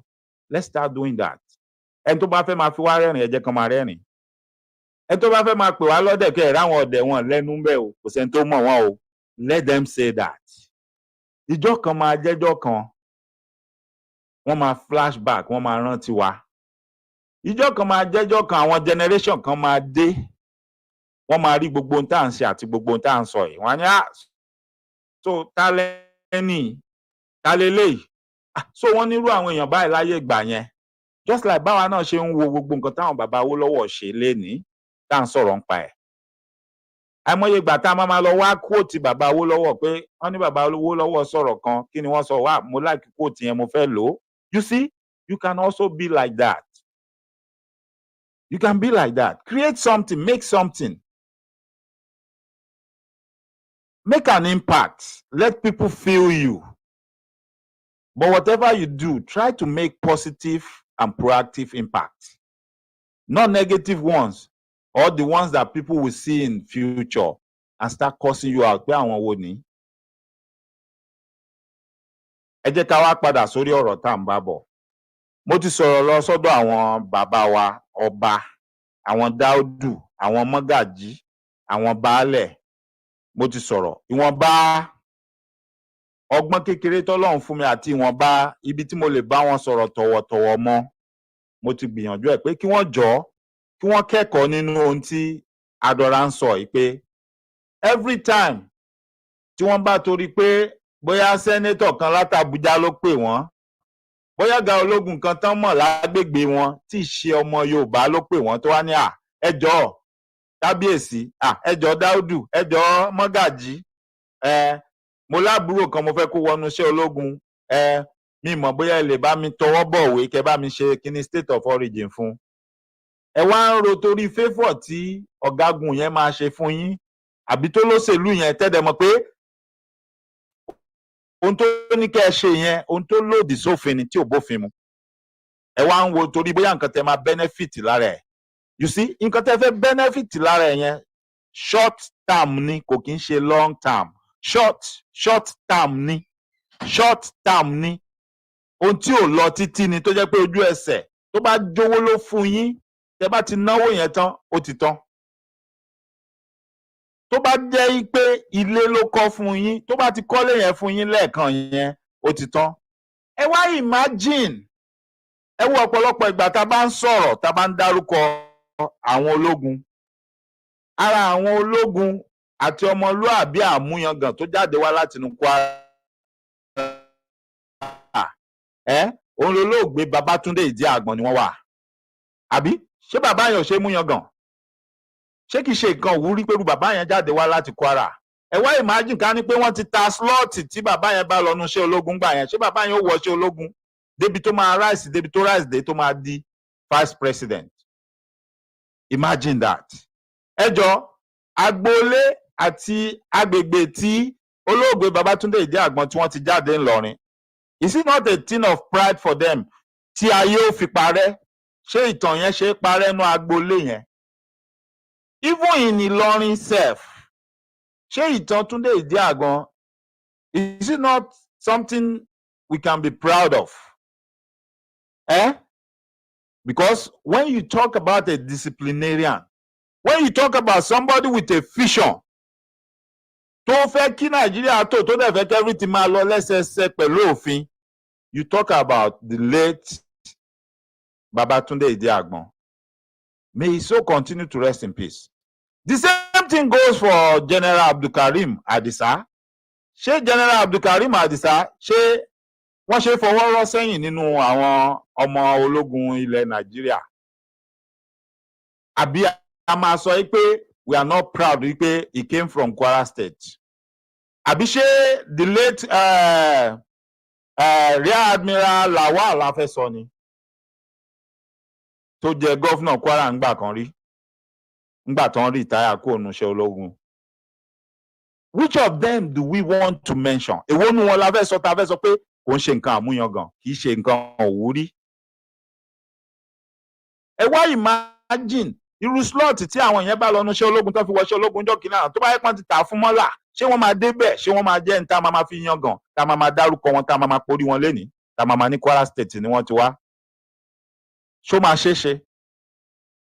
Àpẹẹrẹ ohun tí à ń sọ fún yín nìyẹn. So ẹ imagine pé àwọn tán wà nípò àwọn tí wọ́n ń sign paperwork nígbà yẹn, wọ́n ti jẹ́ kán lọ káwọn ọmọ Fúlàní kan wá ń bì kan, wọ́n wá sign ẹ̀ fún wọn, wá kó wọn lọ. Wọn ò wá jẹ́ kí gbogbo àwọn bàbá yẹn, wọn ò jẹ́ káwọn aráyè wọnú iṣẹ́ ológun. Ẹ jọ̀ọ́, ṣé àwọn ọmọ Fúlàní yẹn ó ní àwa Kwara la máa fi yangàn, la máa tọ́ka sí? Níwọ̀n ní sọ fún wa pé igun imú jìnnà sórí pé bó la ti wá, ń bó làwọn ti bá wa tán. Then tá bá tiẹ̀ ń ṣerú mistake yẹn, tá bá lọ ṣerú mistake yẹn, tírú kan nu wọn bá lọ padà lọ jàjà lọ bọ́ sípò agbára, tó wá di pé wá ń fi tipátipá gba gbogbo ilẹ̀ mọ́ wa lọ́wọ́, tó wá ń kó fáwọn ọmọ ìyá rẹ̀, ẹ jọ̀ọ́ kí la fẹ́ ṣe? Ṣé ti rí pé long term vision lèmi ń sọ ń sìn, èmi ò sọ short term goal pé wọ́n fẹ́ mi lówó ń tèmi, àwọn bàbá rẹ̀ ó fún mi màálù, wọ́n ti ní wọ́n kọ́lé fún mi. Tẹ́ bá ń rò yẹn, ẹ ń ro èní ni, ẹ ro ọ̀la. Ọṣẹ́ lẹ̀ ń ṣe kalẹ̀ sí ìlú yẹn. Ọgbẹ́ ọjọ́ iwájú, egbò àdá àjìná, òun lẹ̀ ń dá kalẹ̀ tí ò ní san láéláé. Ẹ dẹ̀ ń fi ààyè gba gbogbo àwọn tó fẹ́ pa ìtànkítan ni. Ẹ ń fi ààyè gbà wọ́n ni, because any little thing tí wọ́n bá lè rí mú jáde as evidence tó connect wọn mọ́ ibẹ̀ yẹn, gbogbo ẹ̀ náà máa kó padà, tán máa kó mọ́ra, tán máa kó jọ, tán fi máa lay claim pé mo ní nǹkan báyìí lọ́wọ́, àtọdún báyìí ló ti wà lọ́wọ́ mi, baálẹ̀ báyìí gan ló fọwọ́ sí, kẹ́ fi mọ̀ pé bẹ́ẹ̀ mo ti wá. You see, meanwhile ó lè jẹ́ gbà tí gbogbo kíní bá máa boomerang, gbogbo ẹ̀yin tẹ́ kọ́wọ́ bọ̀ wé yẹn, Ọlọ́run á jẹ́ kí gbogbo yín kẹ́ gbó, kẹ́ tọ́ o, kẹ́ dàgbà, kẹ́ fèrèkì jóbi o, kẹ́ fọwọ́ pawó o. Gbogbo yín lè ti lo táìmù yín tẹ́ máa lò nílé ayé tẹ́lẹ̀dùmarè fún yín, kẹ́ ti lọ. Àwọn ọmọ tẹ́ filẹ̀ sẹ́yìn ló máa wá máa rán wàhálà yẹn. Àwọn ò dẹ̀ ní mọ bó ṣe ṣẹlẹ̀, wọn ní mọ nǹkan tó take place. Ṣé wá rí pé wàhálà àjọ iwájú ni? Ṣé rí pé tá bá wo long term goals àti short term achievement, just that short term achievement is for an individual, èèyàn kan ṣoṣo tó fẹ́ hùwà tí ò dáa yẹn náà fẹ́ fún ní nǹkan. Owó abẹ́nú, owó bọ̀bẹ́ náà ń pè é. Irú owó bẹ́ẹ̀ ò dẹ̀ dáa, truth be told. But at the end of the day, the whole community will suffer for it. Gbogbo àwọn aráàlú yẹn ló máa padà jìyà ohun tí èèyàn kan ṣoṣo tó jọ ọ̀rọ̀ ẹ̀, tó jọ ọ̀la ẹ̀, tó ṣe kalẹ̀ yẹn. Ẹja fìyẹn lẹ̀ lápá bẹ̀ yẹn. Ẹ wá jẹ́ ká bọ́ sórí àwọn èèyàn wa, àwọn bàbá alágbádá, àwọn sẹ́nétọ̀, àwọn sẹ́nétọ̀, àwọn mínísítà, àwọn kọmíṣánná, ambassador, tí gbogbo wọn máa kọjá sí Abuja, and when they get to Abuja, they are trading us off, they are selling us off, they are selling us out every day. Tó jẹ́ pé irú wọn náà, àwọn ará bí wọ́n ti mọ̀ wọ́n, tán bá ti rí wọn, wọ́n ti wò wọ́n pé eléyìí owó ló need, ẹ jẹ́ ká ju owó sí, tá bá ti ju owó sí, ó lè ṣiṣẹ́ yẹn. That they will approach them and say, báwo lẹ ṣe máa bá wa ṣe, wọ́n náà fẹ́ gba àwọn ọmọ síṣẹ́ ológun. Sherry, if you are wondering why iṣẹ́ ológun yẹn, pé why are these people so keen on getting their children in there? Number one, ọ̀pọ̀lọpọ̀ nú àwọn ọmọ wọn kì í kàwé, wọn kì í lọ school lọ títí. Èyí tó bá máa kàwé nú wọn máa kàwé tó máa yanrantí ni o, ẹ má get me wrong. Ṣẹ́dẹ̀ rí èmi àti yín là ń sọ pé àwọn ará bí wọn kì í kàwé. Ọ̀pọ̀lọpọ̀ nú àwọn ọmọ wọn kan ti kàwé ń sin o, tán ti groom wọn, and they are sitting on the side. Wọ́n ti assure wọn, wọ́n rí assure wọn pé àwọn ni future leader Nigeria. Nígbà táwọn bàbá wọn táwọn bá jẹ tàwọn tán, táwọn bá lọ, àwọn ni yóò take over lọ́wọ́ àwọn. Which is part of the more reason tẹ́lẹ̀kọ́ gbọ́dọ̀ kó ẹ̀kọ́ ẹ̀ dání báyìí nítorí pé ọ̀fọ́n ti tọ̀ sí gbẹ̀gìrì tipẹ́tipẹ́. Ó yẹ kẹ́lẹ́kọ̀ọ́ ti máa kẹ́kọ̀ọ́ ẹ̀, kí kálukú máa kẹ́kọ̀ọ́ ẹ̀ dání. Bọ́n nítorí pé àwọn èèyàn kan ní àforífọ̀hùn, dandan lá ibi náà lájókòó sí. Tèmi àti yín tó dẹ̀ yẹ pé ariwo táwa lè pa ohun tá a lè sọ náà là ń sọ yìí. A lè ṣe ju ohun tá à ń ṣe yìí lọ. Ìwọ̀nba tá à ń ṣe yìí gan-an bọ́n bá rí wa wọ́n ti ṣe tán sìn. Ìpè sẹ́yìn tẹ́ ń pariwo ní ẹ̀yin tó sì kù tẹ́ ń pariwo ẹ̀yin tẹ́ wà ń bẹ̀rẹ̀ bẹ́ẹ̀ ni. Ṣùgbọ́n Elédùmarè ló sọ pé tọ̀. Ohun táwọn ọmọ ṣe tó ní ká máa ṣe là ń ṣe yìí. Òun náà ló ṣe ní apá wọn ò ní ká wa. Níwọ̀n bá àgbà tá a bá ti fi dúdú pe funfun. Tá a ṣàmúlùmọ́là tá a sì fi rọ́kún ohun tá à ń ṣe. Ọlọ́run má mú wa lókù. Ṣé wá láwọn bàbá alágbádá tí mo ń sọ yìí, àwọn bàbá oní suit, àwọn bàbá oní bulletproof vehicles, àwọn tó jẹ́ pé ilé ayé tí wọ́n tán wá wọn mọ̀ ju pé kán máa dàda pé mọ́tò tí bàbá ńlá bàbá wọn ìrandíran wọn kankan ògùn rí, kán máa jà pé àwọn fẹ́ gùn kán mówó ìlú kán lọ fi rà wá fáwọn. Àwọn tó jẹ́ pé gbà tán ń dàgbà bọ̀ láti kékeré wọn tiẹ̀ mọ̀ pé àwọn ò ra spoke kẹ̀kẹ́. Ṣùgbọ́n one way or the other, they found themselves in the corridors of power.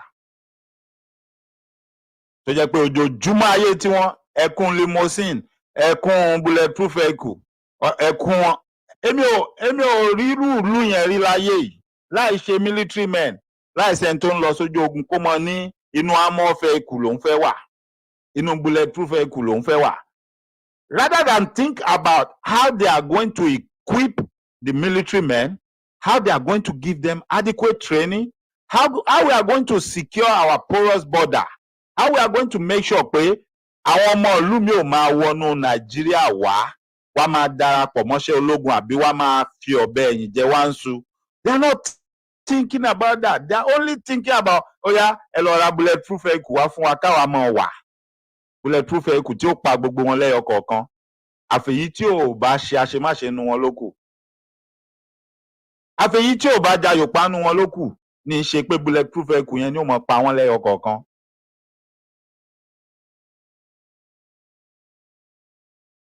Now, ó tún wá kù àwọn yẹn tó jẹ́ pé tán bá ti jókòó l'Ábùjá ọ̀rọ̀ ilẹ̀ Yorùbá wọ́n fi ń dá ọ̀rẹ́ ni.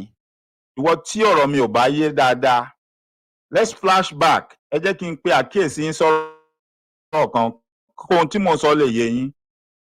You remember Ìbíkúnlé Amósùn, olóyè Ìbíkúnlé Amósùn, tí mi pé mo la orúkọ mọ́ wọn lórí. You remember olóyè Ìbíkúnlé Amósùn? You remember that conversation he had with this current vice president? Tẹ́ bá ti rántí conversation yẹn, ohun tí mò ń sọ àti yé yín. Bọ́n ṣe jọ máa ń pa tán máa ń kún nìyẹn. They are just trading off our people for their own glory. They really don't care about either one of us. They don't care about us. Wọ́n á jókòó, wọ́n á jọ sọ ni. Wọ́n á jọ pa, wọ́n á jọ kún bó ṣe máa lọ. These people will call them and say, you know, I need this, I need that. Báwo máa ṣe rí èlò ló máa ná mi? Àwọn bọ̀dá wa, àwọn kú wa, àwọn bá ti gba báàgì owó gúdúgúdú. Ó ti tán àbùṣebùṣe. Ẹ lọ ṣe gbogbo ohun tẹ́ bá fẹ́ ṣe ni. Gbogbo ohun tẹ́ bá fẹ́ kán bọwọ́ lù ẹ gbé wá. Á gbé lọ bá wọn, wọ́n fọwọ́ sí. Ọba kọ́ba àbí baálẹ̀ kí baálẹ̀ tá a bá sọ̀rọ̀ pé kó fọwọ́ sí tí ò bá fọwọ́ sí, á sì rọ̀ lóyè. Á gbọ̀pá àṣẹ lọ́wọ́ ẹ̀, á gbàdé lórí ẹ̀. Àbí? Is that not it? Is that not so? nígbà tó dẹ̀ jẹ́ pé àwọn bàbá wa náà wọ́n ti jẹ́ kán fọgbọ́n mú àwọn wọ́n ti fi religion àjèjì tí wọ́n gbé wá wọ́n ti fi gba gbogbo agbára ayé jọ̀hún tí àwọn bàbá wa tán filẹ̀ fún wọn pé kí a má bàa jẹ wọ́n á nítorí ká má bàa jìyà láṣẹ ń yá mọ́ jìyà lọ́fà wọ́n ti filẹ̀ wọ́n ti relinquish gbogbo ẹ̀ wọ́n ti sọ fún wọn pé irinṣẹ́ àṣetánì ni gbogbo àwọn kinní yẹn o nǹkan àṣetánì ni o òun ló dífá fún ọmọ agbèrò tí ó lọ mọ báyàwó kábíyèsí sùn nígbà tí ohun tó yẹ kẹ́yìn náà fi ṣàgbára ẹ ti kẹ̀yìn sí ẹ ti tàpá sí ẹni kò wúlò ìgbà wo làwọn ọmọ kéékèèké kan ò ní rí yín fín ìgbà wo wọn ò ní rí yín fín láyé ìjọ wọn lẹni tó bá tó bẹ́ẹ̀ kó ṣe kí ni ó takú láyà ló bá tán àmọ́ ní ìsìn wọ́n ti mọ̀ pé wọ́n ti fẹ̀sìn tàn yín jẹ wọ́n ti gba gbogbo ohun tó yẹ kẹ́ ẹ máa fi ṣe má rí fín wọ́n ti gbà á lọ́wọ́ yín. ẹ̀yin gangan fúnra yín gan wọ́n ti fún yín léèwọ̀ jẹ ẹ ti dèèwọ̀ àbí ṣé ẹni tó jọba gan lọ́nà èrú tí ò jẹ́ lọ́nà tó tọ́ tó yẹ pé wọ́n bá fún lágbára yẹn gan kò lè ṣiṣẹ́. a wá jí lójoojúmọ́ what do we see what do we hear? lágbájá kan kíyàwó kábíyèsí mọ́lẹ̀ o wọ́n rí ìyàwó kábíyèsí gbogbo yẹn là ń gbọ́ káàkiri ńsìn. ọba táwa fi ń yangàn ọba tá a fi ń sakọ láyé ìgbà kan pé bá a ṣe jẹ́ nì bá a ṣe tó nì bá a ṣe rí nì tá à ń gbé káàkiri gbogbo àgbáyé tá à ń sọ fún gbogbo èèyàn pé àwọn ọba wa báyìí ni wọ́n rí báyìí ni wọ́n jẹ́ wọn bí wàá dáká sọ bẹ́ẹ̀ mọ́ nsìn o wọ́n mú fọ́nrán jáde wọ́n mọ̀ fi hàn wá ni pé are you talking about this king? àbẹ́lẹ̀ ló fẹ́ sọ àbẹ́lẹ̀ ló fẹ́ sọ I'm telling you the fact o ohun tó máa gbé kẹ́hìn lójú ni ẹ̀ pé ọba èwo ló fẹ́ sọ àlàyé ẹ̀ fáwọn ń bẹ̀ jàre èwo ló fẹ́ sọ fáwọn ń bẹ̀ níbi tí ọ̀rọ̀ wa tó délé ni. So a ní àwọn senators wa a ní gbogbo àwọn tá à ń pè ní aṣojú wa pé àwọn náà ló ń ṣojú wa tó dẹ̀ jẹ́ pé àwọn náà wọ́n ń rẹ́ wa jẹ wọ́n ń rẹ́ wa tà wọ́n ń rẹ́ wa dànù ni eníkálukú wọ́n ń ṣiṣẹ́ fápò ara wọn. tí ò bá jẹ́ bẹ́ẹ̀ ni quota system tí Nàìjíríà láwọn ń lò látijọ́ yìí tí gbogbo wọn dẹ̀ mọ̀ pé kò fẹ́fọ̀ lẹ̀ Yorùbá ò fi gbà kan ní enough quota nínú àìní ànító kótà yẹn ni àwọn Haúsá yìí àwọn Fúlàní wọ̀nyí wọ́n á tún wá sanwó fáwọn kan wọ́n á tún wá lo kótà tó yẹ kọ́mọ Yorùbá lò. gbogbo ẹ̀yin tí ẹ̀ ń ṣe àṣemáṣe yẹn tẹ́ ń bá wọn fọwọ́ sí tẹ́ ń torí ìjẹkújẹ tẹ́yin fẹ́ jẹ tẹ́ ń bá wọn kópa nú ẹ̀. ògo àtoríyìn ọjọ́ ọ̀la ìlú yín ògo àtoríyìn ọjọ́ ọ̀la ìpínlẹ̀ yín òun lẹ̀ ń tà yẹn nítorí pé àwọn ọmọ ọlọ́mọ tẹ́ ẹ mú tẹ́ ẹ ń filẹ̀kẹ̀ sídìí wọn yẹn ibi tí wọ́n mọ̀ nílé kán mọ̀ nílùú wọn ibẹ̀ ni wọ́n á gbé ògo yẹn lọ. ẹ jẹ́ ká wá sórí àwọn arákùnrin tí wọ́n ṣò ní Lagos State yìí torí mi ní fẹ́ kí fọ́nrán ẹ̀ gùn ju bó ṣe yẹ kó gùn lọ. At the same time màá fẹ́ sọ̀rọ̀ tó wà lọ́kàn mi lórí ọ̀rọ̀ àwọn arákùnrin yẹn. lóòótọ́ àti rí wọn ni wọ́n ń ṣèwádìí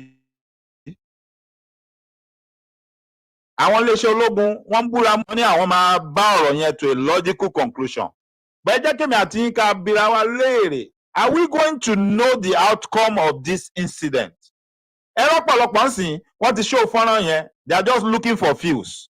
ẹja fi àwọn èèyàn lè máa mú kérò wá wò ó wọ́n ti ṣe wọ́n ti kúrò ńbẹ̀ wọ́n ti mẹ́nu kúrò ó ti tán nìyẹn.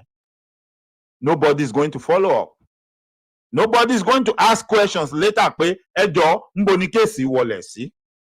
àwọn tẹ́lẹ̀ ń bá díìlì wọ́n ti mọ̀ pé bó ṣe máa lọ nìyẹn pé those people making noise on the internet they just want to make money. Once they are done with it they will stop talking about it. So let's go out there and get on social media also kó má dàbí pé àṣe nǹkan kan so that we don't look irresponsible. ẹ jẹ́ ká sọ pé we are investigating we are going to do something about it we will follow it to logical conclusion. wọn ní béèrè mọ́ wọ́n máa gbàgbé nǹkan mi ò tún ṣẹlẹ̀, nǹkan mi ni wọ́n mọ̀ mú rán. I can bet you àwọn ọmọ yẹn máa lọ scot free, nǹkan kan ò ní ṣe wọ́n. They will release them, they will go scot free.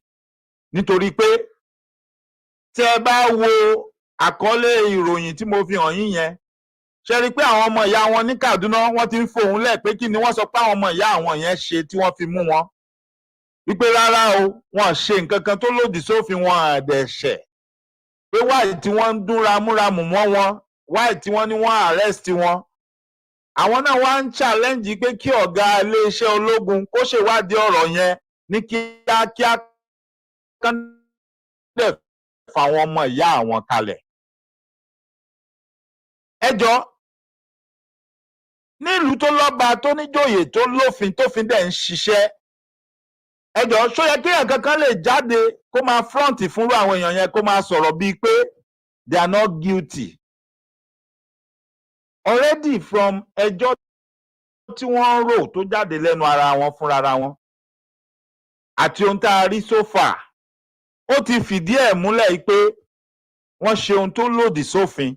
Because how could you tell me pé o ní citizenship Lagos State lọ́wọ́, o ò dẹ̀ kí n ṣe ọmọ Lagos, wọ́n bí ẹ sí Lagos? How could you tell me pé you went to a cyber cafe to go and forge a certificate and you are presenting it, àyà òkú ẹ, ẹ̀rù ọba ẹ, o tún wá gbé wá sí ọ̀dọ̀ àwọn iléeṣẹ́ ológun? Abẹ́ gbọ́ ni? O tún gbé wá sí ọ̀dọ̀ àwọn iléeṣẹ́ ológun, ìyẹn gan lásán lọ́wọ́ ara ẹ̀ àrífín inú gọ́tà ni.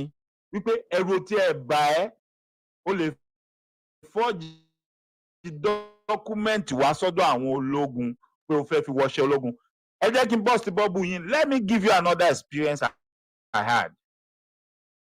Ẹ rí i pé mo sọ fún yín, mo ní èmi tí mo fẹ́ wọṣẹ́ ológun ní Nàìjíríà tán sọ pé mo wà flat footed. Mo dé Amẹ́ríkà bẹ́ mọ́ mi, wọ́n gbà mí sínú iṣẹ́ ológun immediately. Bọ̀ kó tó di pé wọ́n gbà mí,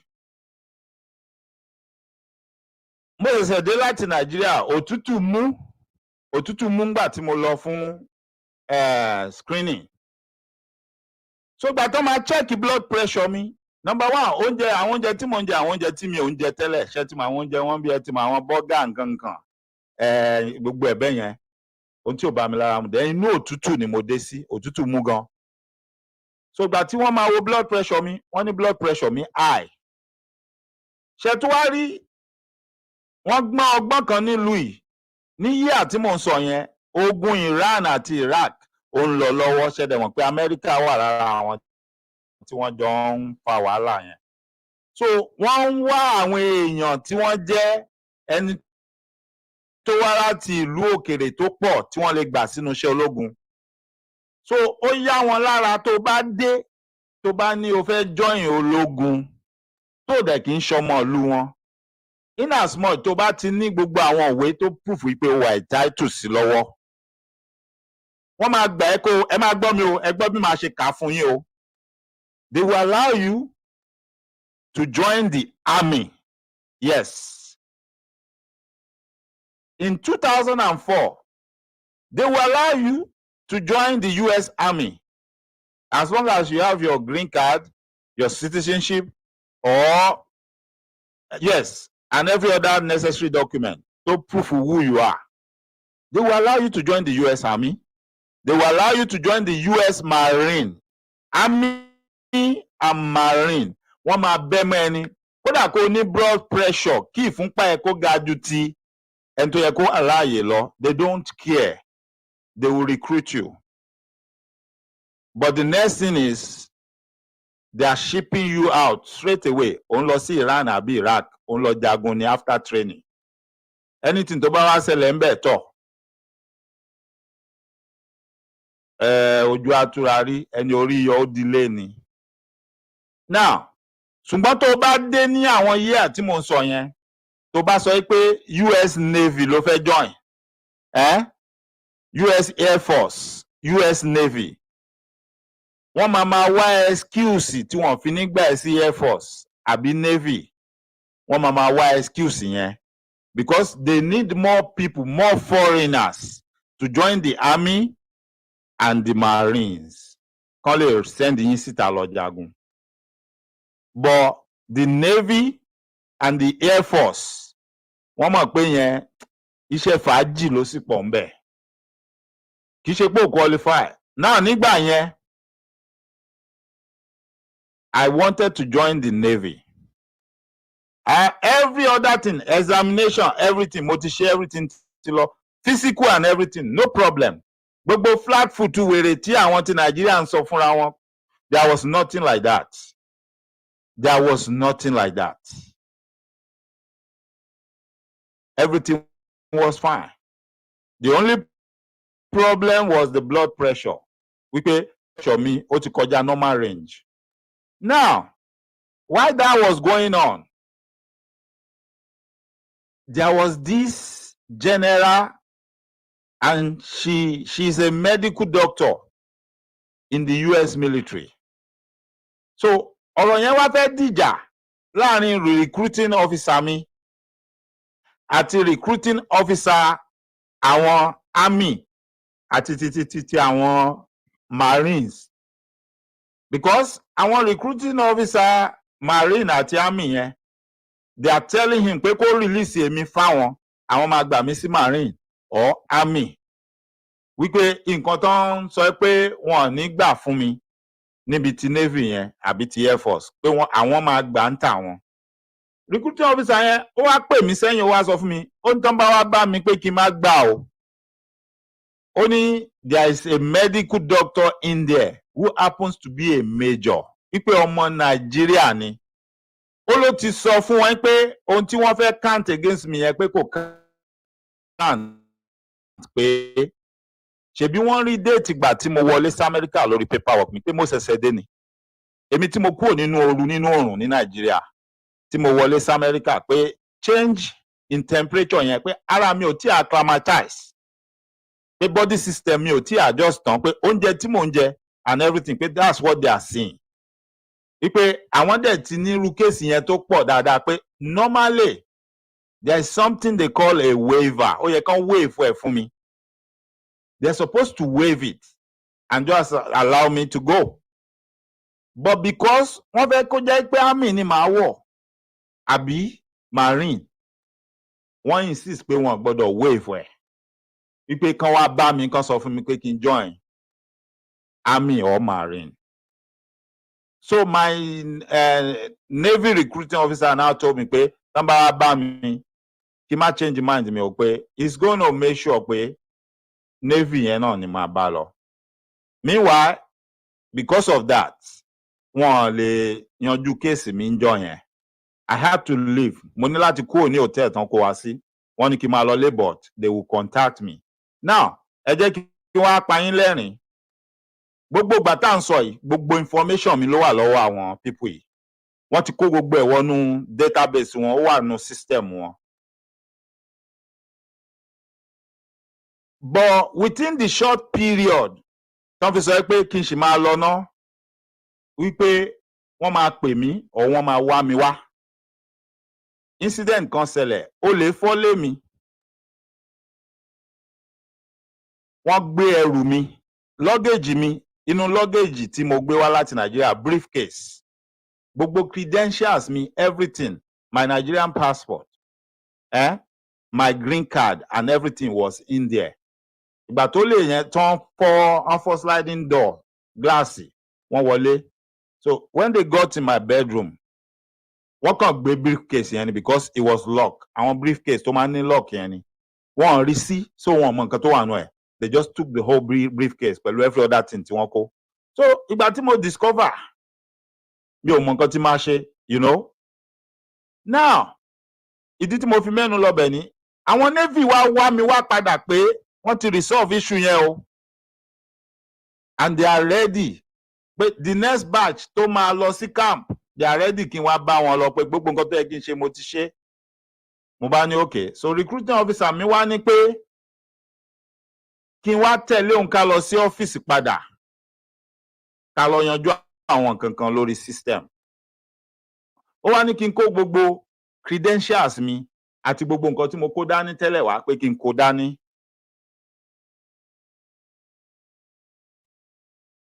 Mo wá ní pé ọ̀gbẹ́ni ní sùúrù o, àbùsẹ̀ olè ti wọlé olè kólé o, wọ́n ti kó gbogbo ẹ̀ lọ.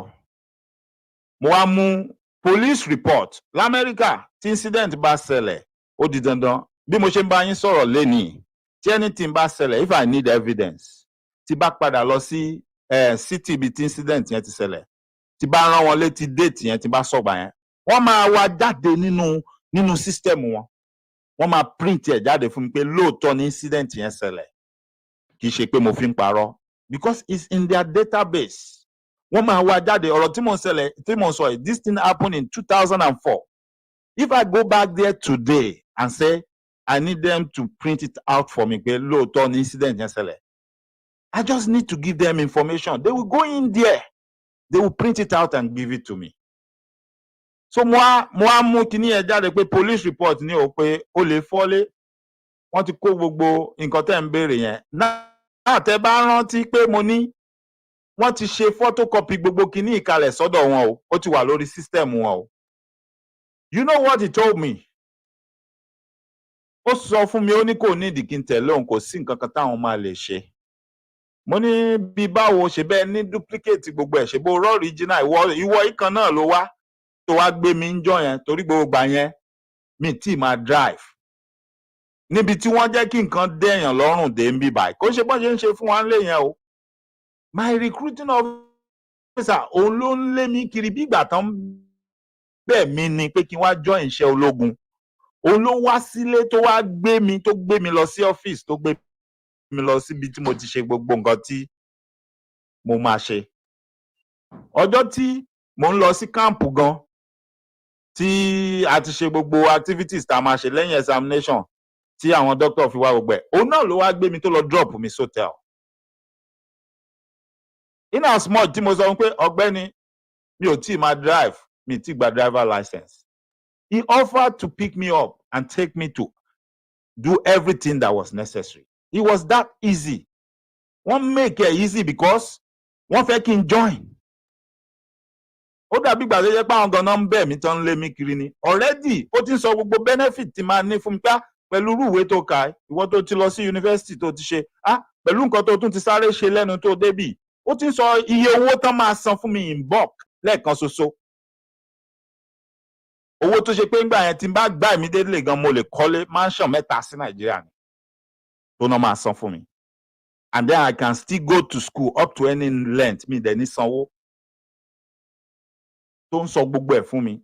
All this kì í ṣe pé yes wọ́n fẹ́ kí n join. That was why ó tètè ń sọ gbogbo benefit yẹn fún mi. But kì í ṣe pé wọ́n fi ń tàn mí pé wọ́n ní pé mi ní tí n bá ti join mo wà entitled sí gbogbo kíní yẹn.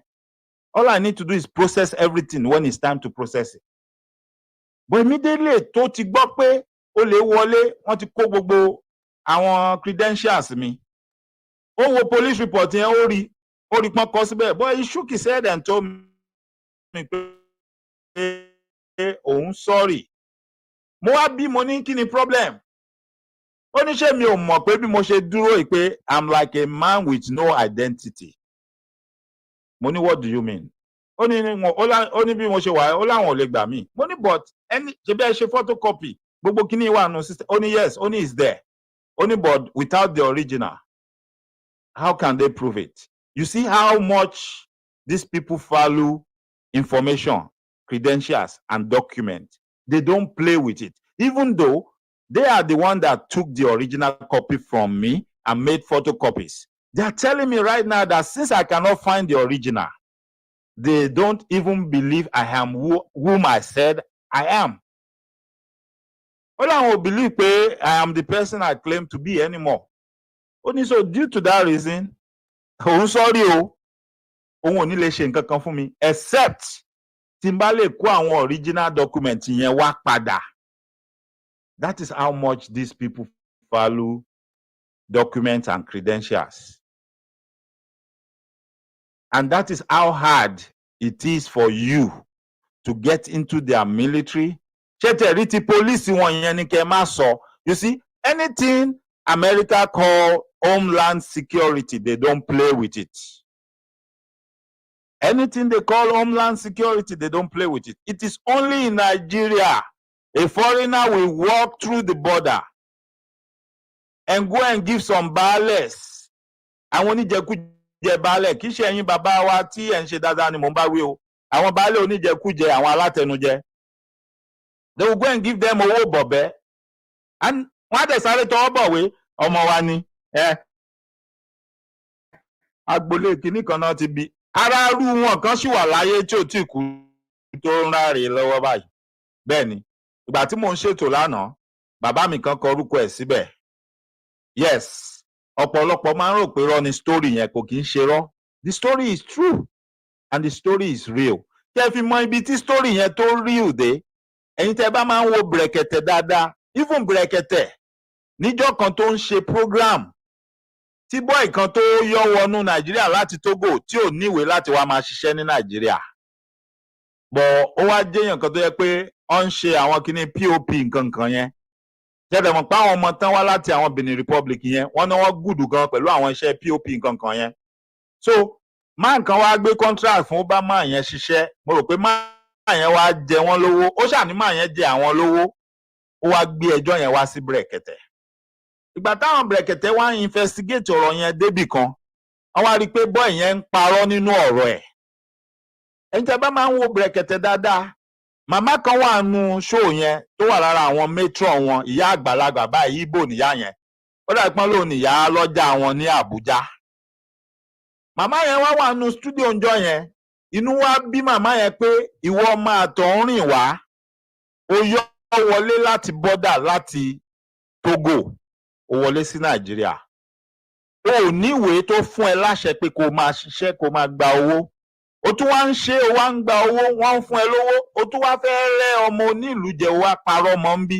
Ìyá yẹn wá ní tán bá ti kó owó yẹn fún o, òun máa pe immigration service kí wọ́n wá arrest ẹ̀ kan máa mú lọ. Brekete wá ń bẹ ìyá yẹn ń jọ́ yẹn pé kí ìyá yẹn má ṣe bí inú ṣe ń bí, kán má ṣe bọ́n ṣe tó, pé kán jẹ́ káwọn ṣàánú ẹ̀. Ibẹ̀ ní Brekete ó wá lanu wá sọ ọ̀rọ̀ yẹn, confirming the same thing you and I knew. Wípé kí là ń sọ, ṣé àwọn eléyìí làwọn fẹ́ mọ bá jà tá a fẹ́ máa ranjú mọ́? Nígbà tí ọmọ àtọ̀húnrìn wá gan lè wọnú Nàìjíríà tó wá di president lé wa lórí. Ọmọ àtọ̀húnrìn wá, ó wá láti ibikíbi tó wù kó ti wá. Ó wọnú Nàìjíríà wá, ó dẹ̀ jẹ́ president lé wa lórí. Ó dẹ̀ dà wá tìbáṣìbò for many years. Ẹ bá sì lọ wá jẹ, ńbo ló gbà wọlé? Ògbómọ̀ṣọ́. Àbí ilẹ̀ Yorùbá náà tún kọ́ yẹn. Èèyàn bá Ògbómọ̀ṣọ́ wọlé. Ẹ̀ tá à ń sọ ní lẹ́nìí tó bó Ògbómọ̀ṣọ́ wọlé ńgbà yẹn tán claim pọ̀ ọmọ Ògbómọ̀ṣọ́. He's claiming Niger State now. Ọmọ Niger State ni ọmọ mi nání. He's in Niger State now. Bàbá onílé orí òkè ní Mínà. Maradona, the one and only. It's a well-known story. Òun ló máa mú mi wá síbi ọ̀rọ̀ àwọn eléyìí tí wọ́n ń sọ lọ́wọ́lọ́wọ́ yìí náà. Ẹ jọ̀ọ́, just because of the mere fact that this guy said they are from Kaduna State, are we taking their words for it? They are from Kaduna State. Have we looked at the possibility that these guys could be from outside Nigeria and they are trying to get into the military in Nigeria? Have we looked at that? Is anybody talking about that? Because that is where I'm coming now. If it happened before, tó bá yẹ pé ó ti ṣẹlẹ̀ rí, tí ẹni bẹ́ẹ̀ dẹ̀ rise in rank, tó dẹ̀ padà di president lé wa lórí, tó dẹ̀ dà wá síbáṣìbò. Kí ló fún wa l'assurance pé kò sì máa ṣẹlẹ̀ àbí kò sì tún lè ṣẹlẹ̀ àbí kí ṣóǹgan ló tún fẹ́ ṣẹlẹ̀ yẹn? What gives us that assurance? Ẹ jọ̀ọ́. Kí ló fún wa ní assurance yẹn? Ògbómọ̀ṣọ́ nìyẹn gbà wọlé. Ó lè máa rí tí orúkọ bíi Gbàdàmọ́sí máa padà di Bàdà. Gbàdàmọ́sí di Gbàdàmọ́sí. Ó ní mo ṣe ní no be today o, ọṣẹ́ yìí ti ń ṣe ilẹ̀ Yorùbá ọjọ́ ti pẹ́. Òjò ti ń pagún ọmọ Yorùbá bọ̀ ọjọ́ ti pẹ́. And this is not something we just come on here and show the video just to look for views. This is a serious matter, a serious issue. Even if most of you tell show video yẹn, if you are spending the whole week talking about it, staying on this case pé ẹ ti ẹ fẹ́ wo bí tí wọ́n fẹ́ yanjú ẹ̀ sí, kò tí sí láburú ńbẹ̀, kò tí sí nǹkan tó lé ńbẹ̀. Let us not just make it an habit pé video on trendy, especially when it comes to serious issues. Ara nǹkan tá a fi máa jẹ́ kí gbogbo àgbáyé mọ ìdí tá a ṣe ń pariwo pé aláàṣe mọ́ nìyẹn. Even kó jẹ́ pé àwọn nǹkan kọ̀ọ̀kan kínkìnkín báyìí la máa rí tá a máa rí di eyín mọ́ at the end of the day tá a máa fi pariwo. Let's do it. Let's do it. Ẹ wo gbogbo àwọn ọmọ Yorùbá tó ń rìn kiri náà tí wọ́n ń wáṣẹ́.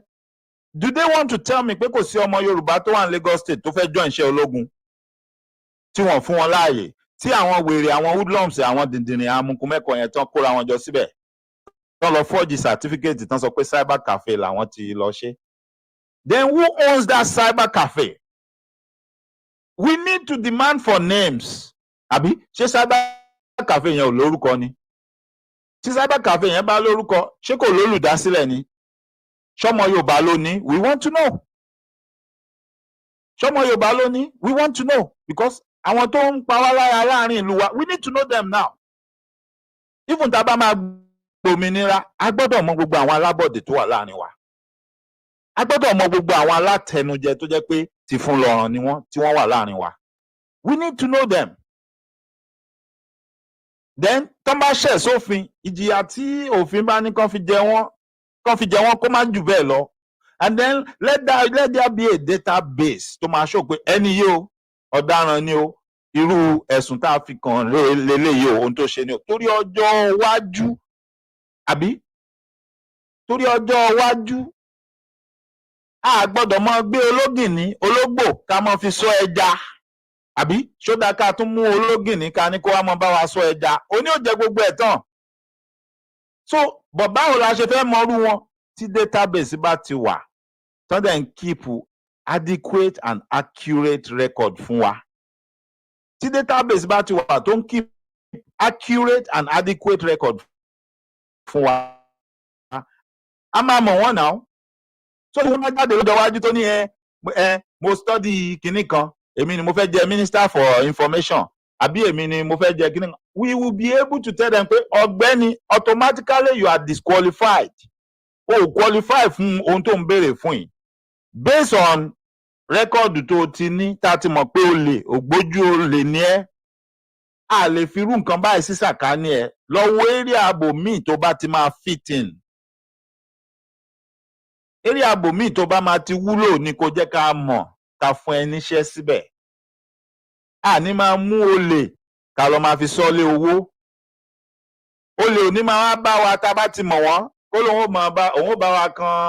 òun bá wa kan lé. Ṣé wọn pé bólè bá sọ fún ẹ pé òun bá ẹ kan rúùfù ẹ tó bá ṣọ́ra ṣe, òun náà ni ó wàá tu tó bá di lóru. Olè tó bẹ kan rúùfù lọ́sàn yẹn, òun náà ló máa wá tú rúùfù yẹn lóru. Ṣùgbọ́n tá a bá ti mọrú wọn, á fi wọ́n sáàyè wọn.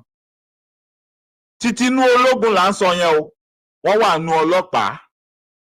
Bẹ́ẹ̀ ni, tí gbogbo wọn tá a dẹ̀ ń sọ yẹn, wọ́n lo slot Yorùbá. Most of them coming from outside the countries, that are not Nigerians. Most of them are claiming to be Yorubas. Ẹ jẹ́ n tún sọ ọ̀kan fún yín. Ẹ ní believe nǹkan kan tó ṣẹlẹ̀.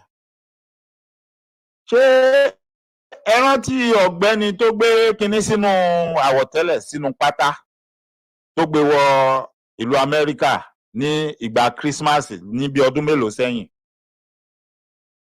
Ìgbà tí mo wà ń ibiṣẹ́ ni mo wà lálẹ́ ọjọ́ yẹn, nígbà tí news sì gbé.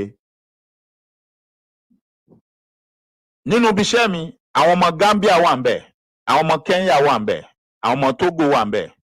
Gbogbo wa máa ń sọ̀rọ̀. Ẹ dẹ̀ mọ̀ bọ́n ṣe máa ń ṣe sáwà Nàìjíríà. especially tán bá rí pé o ṣe èèyàn kan tí ó kàwé ó dẹ̀ ṣe ẹnìkan tó ń ṣe rìndìnrìndìn. Most of them always feel inferior. Wọ́n máa ń feel inferior.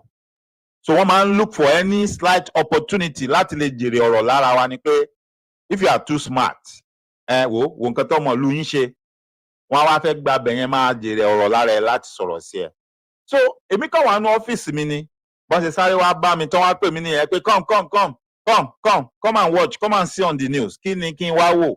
Wọ́n ní kí n máa bọ̀ ọ́nú break room. Pé we told you, you Nigerians are useless. Ṣé àwọn kan ti fẹ́ bú mi tẹ́lẹ̀? But wọ́n ní opportunity yẹn. Wọ́n ní come and see how you embarrass the whole of Africa. Mo ní kí ni? Ìgbà tí máa débẹ̀. Mo wá wo orúkọ yẹn. Abdulmutalab. You know, àwọn tí tèmi ti mọ̀ tipẹ́tipẹ́ based on irú iṣẹ́ tí mo ti ṣe rí ni wípé ọ̀pọ̀lọpọ̀ àwọn èèyàn tí wọ́n ń wá sí lóyìnbó tí wọ́n ń claim pé Nigerians làwọn, they are not Nigerians. Kó tó di pé ayédáyé digital débi tó dé yìí, kó tó di pé wọ́n bust Olúwọlé débi tí wọ́n bust ẹ̀ dé, Olúwọlé ṣì wà ń bẹ̀, àwọn èèyàn ṣì ń ṣe fake document lÓlúwọlé, but not like before. Kó tó di pé ayédáyé digital, kó tó di pé wọ́n tiẹ̀ síjú sí wọn lÓlúwọlé, ọ̀pọ̀lọpọ̀ ọmọ Ghana, ọ̀pọ̀lọpọ̀ ọmọ Liberia, ọ̀pọ̀lọpọ̀ ọmọ Togo ló ti wọnú Nàìjíríà tó ti ṣe Olúwọlé paperwork, tán ti fi travel abroad, tán ti wá overseas, and they are claiming chance. If such people are arrested, they are going to tender Nigerian passport and they are going to claim to be Nigerians. Ìyẹn is a non-fact fún àwa kan. Àwọn èèyàn kan lè máa mọ̀ ọ̀kan má fẹ́ gbà, but it's a non-fact táwa kan mọ̀ tó dẹ̀ lẹ́rìí. So ìgbà tán sọ̀rọ̀ yẹn tí mo rórúkọ yẹn mo ní Abdulmutalab, mo ní that's not a Nigerian name, mo ní kò sẹ́ni tó ń jẹ́ bẹ́ẹ̀ Nàìjíríà, mo ní kì í ṣe ara wa, kò kì í ṣe ọmọ Nàìjíríà. Ohun tí mo sọ fún wọn nìyẹn tí mo fi kúrò ńbẹ̀, because mo wò mi tiẹ̀ ní interest, because automatically I just look at him, I look at his face, I look at the name, and I told them pé the guy is not a Nigerian. Mo wá lọ ní ọ́fíìsì mi, gbogbo wọn wá rọ́ wá, wọ́n dó sí ẹnu ọ̀nà, wọ́n ní how did you know it's not a Nigerian? Ẹ máa gbọ́ ohun tí mo sọ fún ọ, mo ní number one, kò sí ọmọ Nàìjíríà tó fẹ́ kú, bẹ́ẹ̀ ni, kò sí ọmọ Nàìjíríà tó fẹ́ kú tó máa lọ gbarú iṣẹ́ yẹn. Mo wá bí wọ́n, mo ní àbí ẹ̀yin tọrọ ọmọ Nàìjíríà kan tán sọ pé ó sọ fún yín pé òun ti sáyìn, òun ṣe tóun fẹ́ kú rí, tó fi máa gbarú iṣẹ́ yẹn pé òun fẹ́ para òun ó sì pa gbogbo àwọn èèyàn tó wà ní ọkọ̀ òfurufú. Mo ní automatically I can tell you pé kì í ṣe ọmọ Nàìjíríà. Ẹlẹ́ẹ̀kejì, orúkọ tí mo rí yẹn o, èmi ò tí ì gbọ́rú ẹ̀ rí, mi mọ ẹni tó ń jẹ́rú orúkọ yẹn ní Nàìjíríà.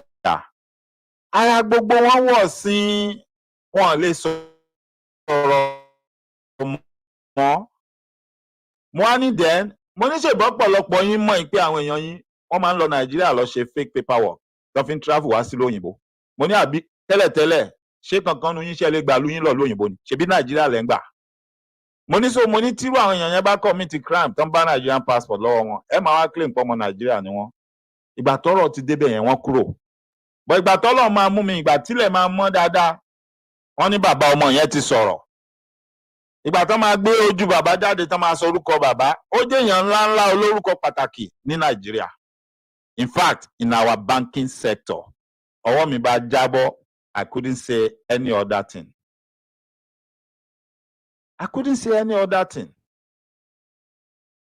Ọwọ́ mi jábọ́ ni straight. Bọ̀ kí ni mò ń gbìyànjú àti fàyọ? Gbogbo loopholes yìí, gbogbo àwọn kìíní, wọ́n ti wà ń bẹ̀ tipẹ́, wọ́n ti ń ṣẹlẹ̀ tipẹ́. Ara arú ẹ̀ ó ti ṣe wá, tẹ́nìyẹn dẹ̀ padà ṣe gẹ́rẹ́gẹ́rẹ́. Nínú ọ̀pọ̀lọpọ̀ ìjọba ológun tán ṣe ní Nàìjíríà òun pẹ̀lú wọn náà jọ ṣe. Ó dẹ̀ padà di ààrẹ. Ẹnìyẹn tún wà lára, ẹnìyẹn gangan ní èèyàn gbòógì tó fagilé ìbò Abíọ́lá tó ní kò sóhun tó jọ. You see? Àtọ̀húnrìn wá, ó lo ilẹ̀ Yorùbá wọlé, ó lo orí Yorùbá, ìgbà tó ọmọ Yorùbá kan tó fẹ́ ṣoríire òun ló tún wọ́ gidi tó tún bẹ́ gidi náà. Ẹ̀kọ́ wo ni a kọ́ mbẹ̀ yẹn? Now gbogbo àwọn tí wọ́n ṣe bí ọ̀gbẹ́ni yẹn bó ṣe lo slot ilẹ̀ Yorùbá tó gbà wọnú iṣẹ́ ológun, mo mọ̀ pọ̀pọ̀lọpọ̀ wọn ò sí láyé mọ́ báyìí. Bí tí ẹ rò pé kankan ni wọ́n máa wà láyé wá mọ́ nísìn láti wá witness gbogbo ọṣẹ́ tí egbìnrin ọ̀tẹ̀ burúkú tí wọ́n gbìn láyé ìgbà yẹn, kán wá witness ọṣẹ́ tó ṣe fún ọmọ Yorùbá, kán wá witness ọṣẹ́ tó ṣe fún Nàìjíríà as a whole. Although ọṣẹ́ tó ṣe fún Nàìjíríà ò really concern mi, but kò sí bá a ṣe fẹ́ sọ́tà ní mention ẹ̀. Àbí bẹ́ẹ̀ kọ́ ni? Ìmọ́lẹ̀ Yorùbá wà, you are right, you are absolutely right. Bẹ́ẹ̀ ni o, bẹ́ẹ̀ ni o. So ara irú ọṣẹ́ tí gbogbo irú àwọn nǹkan yẹn lè ṣe nìyẹn, ara àwọn nǹkan tó lè ṣẹlẹ̀ nìyẹn. Àwọn ilé ìtàn wa ni wọ́n mú ìṣe. Báwo la ṣe fẹ́ mọ what is going on? Báwo la ṣe fẹ́ follow up nígbà tí gbogbo abádákẹ́ tá a bá sọ̀rọ̀ nípa ẹ̀mọ́ tá a bá ṣe nǹkan kan mọ́? Ẹ jẹ́ rán yín létí kinní kan. Ọ̀dọ̀ mo máa ń gbìyànjú pé mi ò fẹ́ máa mẹ́nu lọ bí ọ̀rọ̀ yìí mọ́, bọ̀ kò sí bí mi ò ṣe ní mẹ́nu lọ bẹ̀. Torí tí nǹkan tí ò dá tó bá ṣẹlẹ̀ tí mo dẹ̀ mọ̀, ọkàn mi ò kì í kúrò ńbẹ̀, nítorí pé it is an unresolved issue. Ẹ rántí ìgbà tí ọ̀rọ̀ ó ṣe ta lọ́lọ́run kò ṣe ta lọ́lọ́run tó ṣẹlẹ̀.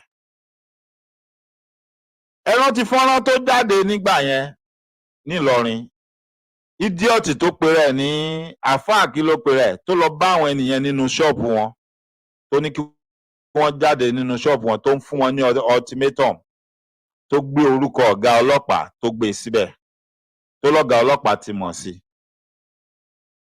Ó nídìí tí mo ṣe mẹ́nu lọ́bẹ̀ o. Ẹ rí i pé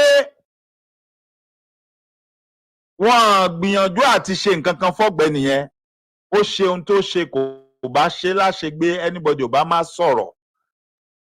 But torí pé ìwọ̀nba àwa tí a gbé ọ̀rọ̀ yẹn wá sórí ẹ̀rọ ayélujára, tá a ṣó rẹ̀, tá a mẹ́nu kàn, tá a sọ̀rọ̀, tá a pariwo lórí ẹ̀, òun ló jẹ́ kán padà dà bí ọgbọ́n tán ni wọ́n ti lọ mú, because ká ní pé kò sí ẹnìkankan tó sọ̀rọ̀ nínú wa ni wọn ò ní mú ọ̀gbẹ́ni yẹn, wọn dẹ̀ ní sọ nǹkan kan.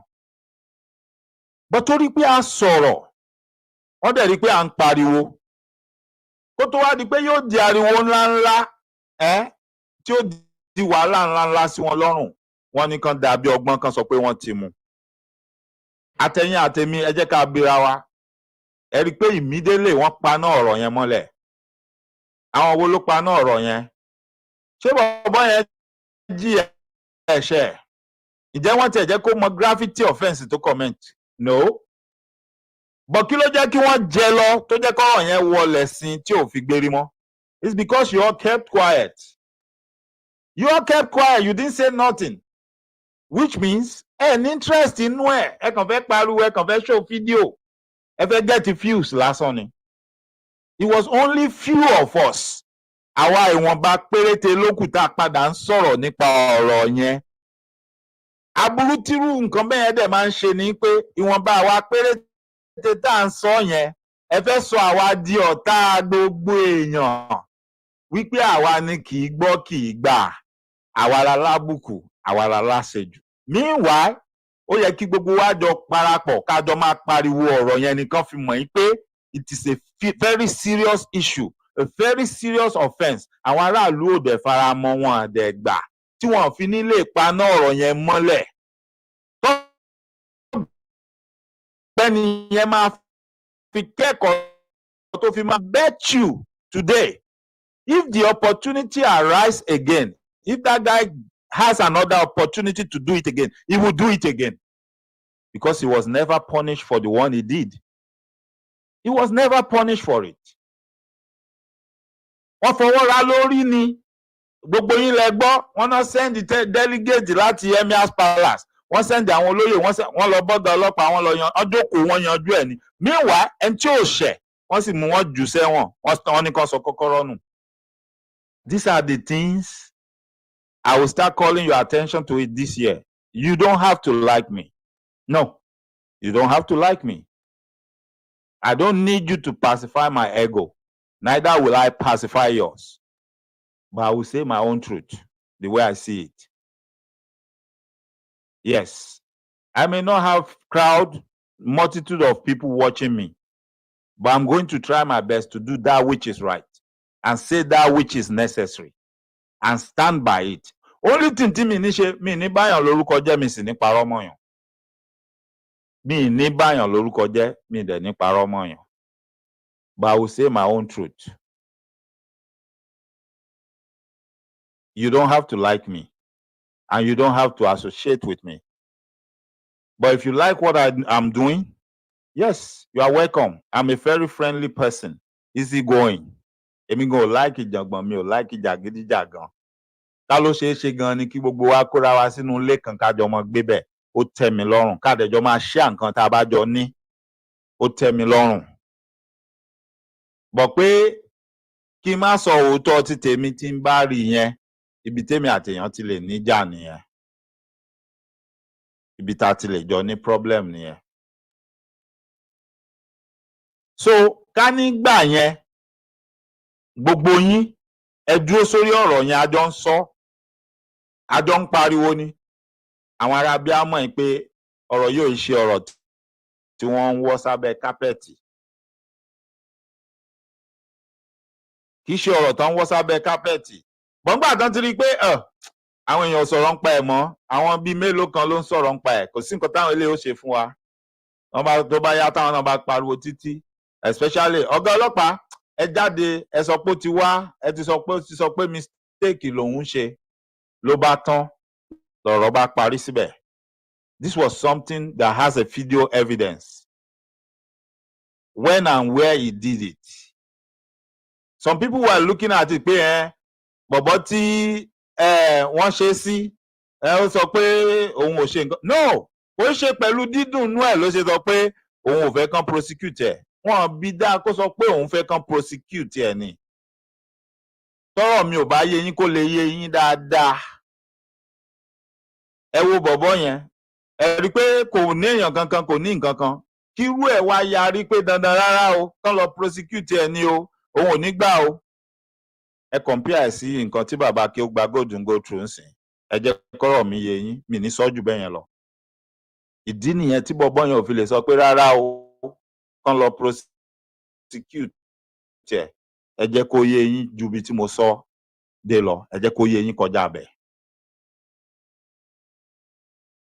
Àwọn ọ̀gbẹ́ni tí wọ́n mú ní Èkó, ṣé wọ́n lè bá wa investigate? Because àwọn ni wọ́n sọ pé Kaduna làwọn ti wá. Èmi ò gbà pé Kaduna náà ti wá. They could be from anywhere in Africa. Yes, those guys could be from anywhere in Africa.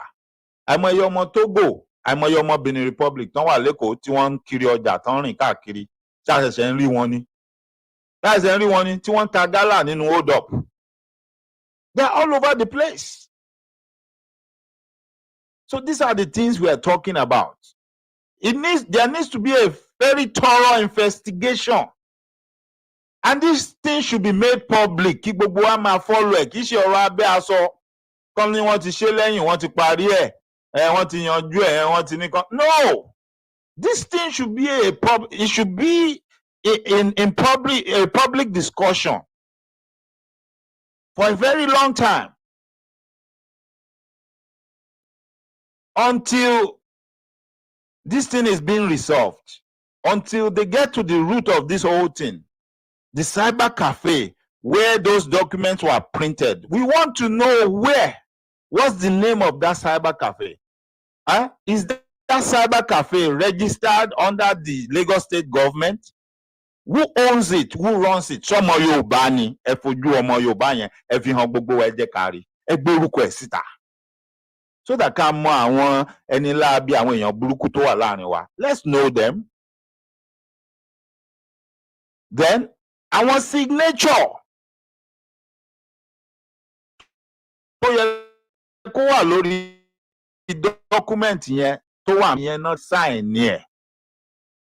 àbí wọ́n gbé lọ ọ̀dọ̀ àwọn baálé àti àwọn ọba kan ní Lagos State wọ́n dẹ̀ bu ọwọ́ lù. Let us know those people involved. Ẹ má kàn fi ẹnu sọ fún wa lórí afẹ́fẹ́ pé a máa ṣe thorough investigation. The military is highly interested in it, and that is it. That is all. And for those of us that show the video, let that not be the end. Continue talking about it. This is a very serious issue. Ara process yìí pé ohun tẹ́ fi ń pariwo ni pé a fẹ́ gba òmìnira ilẹ̀ Yorùbá. Yes, you can use this to make noise. Tí ò bá yé yín, you can use it to make noise. Àwọn country tó ti dàgbàsókè gan, they don't play with that. They don't play with it. It is called security. Because how are we sure that these guys are even from Kaduna State? How are we sure they are not from outside Nigeria and they sneak into Nigeria and they're about to get into Nigeria military? How are we sure that these guys are not one of those people that they were using the other time? Tí wọ́n rán lọ sí àwọn ìlú tí àwọn èèyàn wá ti lé àwọn Fúlàní onímàálù tó ń jẹ oko wọn, tí wọ́n ní wọ́n kó aṣọ sójà sọ́rùn, tán dá àwọn èèyàn wá dọ̀bálẹ̀, tán ṣe wọ́n lẹ́gba, àwọn baálé ilé, ìyàwó inú ilé, tán ṣe gbogbo wọn lẹ́gba. And ẹ wá fi ọwọ́ yẹpẹrẹ, ọwọ́ tẹtẹrẹ, ẹ fẹ́ fi mú ọ̀rọ̀ yẹn sọ́dọ̀rọ̀ yẹ̀yẹ́. Ká show fídíò ká dẹ̀ move on. Is this not the time to talk about this and make noise about it? Ìkanra àtọdún yìí tẹ́ ti gbé sára, ibi ìgan ló yẹ kẹ́ ti bẹ̀rẹ̀. Táwa wo ẹni tó máa sọ pé ariwo tẹ́ ń pa ò ní ìtumọ̀. Táwa wo ẹni tó máa sọ pé ọ̀rọ̀ tẹ́ ń sọ ò mọ́pọlọ dání. Oníkálukú yín, when you start thinking about it now, kò síbi tó gbà mú ọ̀rọ̀ yìí, kò síbi tó gbà wọlé. Tó bá jẹ́ ọ̀dọ̀, tó bá jẹ́ bí ọ̀nà ọ̀rọ̀ pé tó bá jẹ́ bí pé ibi ọ̀nà ọ̀rọ̀ pé cyber cafe wo ni wọ́n ti lọ print kìíní yẹn ni wọ́n bá wọlé. That is one angle and there is nothing wrong with that. Ìwọ ti bẹ̀rẹ̀ investigation kan lápá abẹ yẹn. Tí èmi bá gba ọ̀dọ̀ àwọn ọba wọlé pé ókè ẹjọ́ àwọn wo ló sign sí orí document yẹn, we want to know them. That is another aspect, another angle to that investigation. Ìyẹn ò ní kí àwọn ológun kán máa ṣe investigation tiwọn. Ìyẹn ò ní kí ọlọ́pàá tán bá ní role tán máa play inú ọ̀rọ̀ yìí kán máa ṣe titi wọn. But ti tèmi ni pé if I choose that aspect, that angle, I will come out every day and keep talking about it and keep asking questions until I get answers. Tí àwọn oníwèé ìròyìn tí wọ́n wà nílé tí wọ́n bá ń dún kùkù lájà mọ́ wọn táwọn ò bá lè ṣiṣẹ́ yẹn, àwa tá a wà lórí social media, we can help them, we can do better. If a lot of you don't know, àwọn tó ń ṣiṣẹ́ ìròyìn nílé, they are very proud of us, they are happy. I'm not talking about àwọn tó kàn máa wá ń formulate nǹkan tí wọ́n mọ nǹkan tó ń ṣẹlẹ̀ o, tó kàn máa sọ nǹkan tó wù wọ́n tó máa sọ story o. But for those of you that are doing due diligence to do your investigation and bring out the truth, those guys are happy. They are very proud of you and they are happy about it. Pé ohun táwọn ò lè ṣe tí wọ́n ń gàgì àwọn tó ń lé àwọn kiri, some people are doing it for them and they are happy about it. They want you to do it because they want to do it, but they are not being allowed to do it. So, to now find people that can help, I promise you, ìwọ ṣe kò ṣe dáadáa kan rí pé o dúró tán o nà tán, wàá wá surprise bó ṣe máa get information. Wọ́n máa dream, wọ́n máa contact ẹ̀ tán bá rí ẹ pé lóòótọ́ ni ẹ́, and you are not going to be a sellout. Ayé ẹlẹ́nu, wọ́n á lọ máa bẹ́ẹ̀ ṣe investigation, wọ́n á dẹ̀ máa jù sẹ́ pé yá, this is the latest development. This is the new development. Tó bá need the evidence, they will do it with evidence, send it to you. Because they need people to disseminate this information. They want to do it themselves, but they are not being allowed to do it. So if they have the opportunity to get somebody that can do that job for them, they are ready to work with you. They are ready to work with you. There are a few of them, yes, that are ready and are willing to do that. Ọ̀pọ̀lọpọ̀ yín ọ̀pọ̀lọpọ̀ nǹkan tẹ́ ẹ mọ̀, àwọn oníròyìn, àwọn oníwèé ìròyìn gbogbo nǹkan kan yẹn, wọ́n mọ̀. But the problem is they don't know whom among you can they trust. Who can they trust? Ta ni wọ́n lè trust? Tó jẹ́ pé at the end of the day kò ní sell wọn out. At the end of the day kò ní get greedy kó náà máa sell out. Kó gbé information tó wà tangible, information gidi lé lọ́wọ́, kó lọ sáré lọ pe àwọn yẹn lẹ́yìn pé wọ́n ní ẹ ṣe kinní kan, wọ́n ti fẹ́ gbé jáde o, ìròyìn yẹn rèé o, kódà ó ti dọ́dọ̀ mi lágbájá ló send ẹ̀ wá. These are the problems we are having. These are the problems we are having. So, this is a new year, 2024. What do you want to do? How do we want to do it? Ẹ̀rí pọ̀pọ̀lọpọ̀ gbà ń sìn tí wọ́n bá máa sọ̀rọ̀, gbogbo wọn tó ń polówó àwọn lórí ńlé. Wọ́n á ní àwọn ará òkè òkun yẹn ni, àwọn náà fẹ́ dá Nàìjíríà rú, àwọn náà fẹ́. It's because you are the one exposing their secret.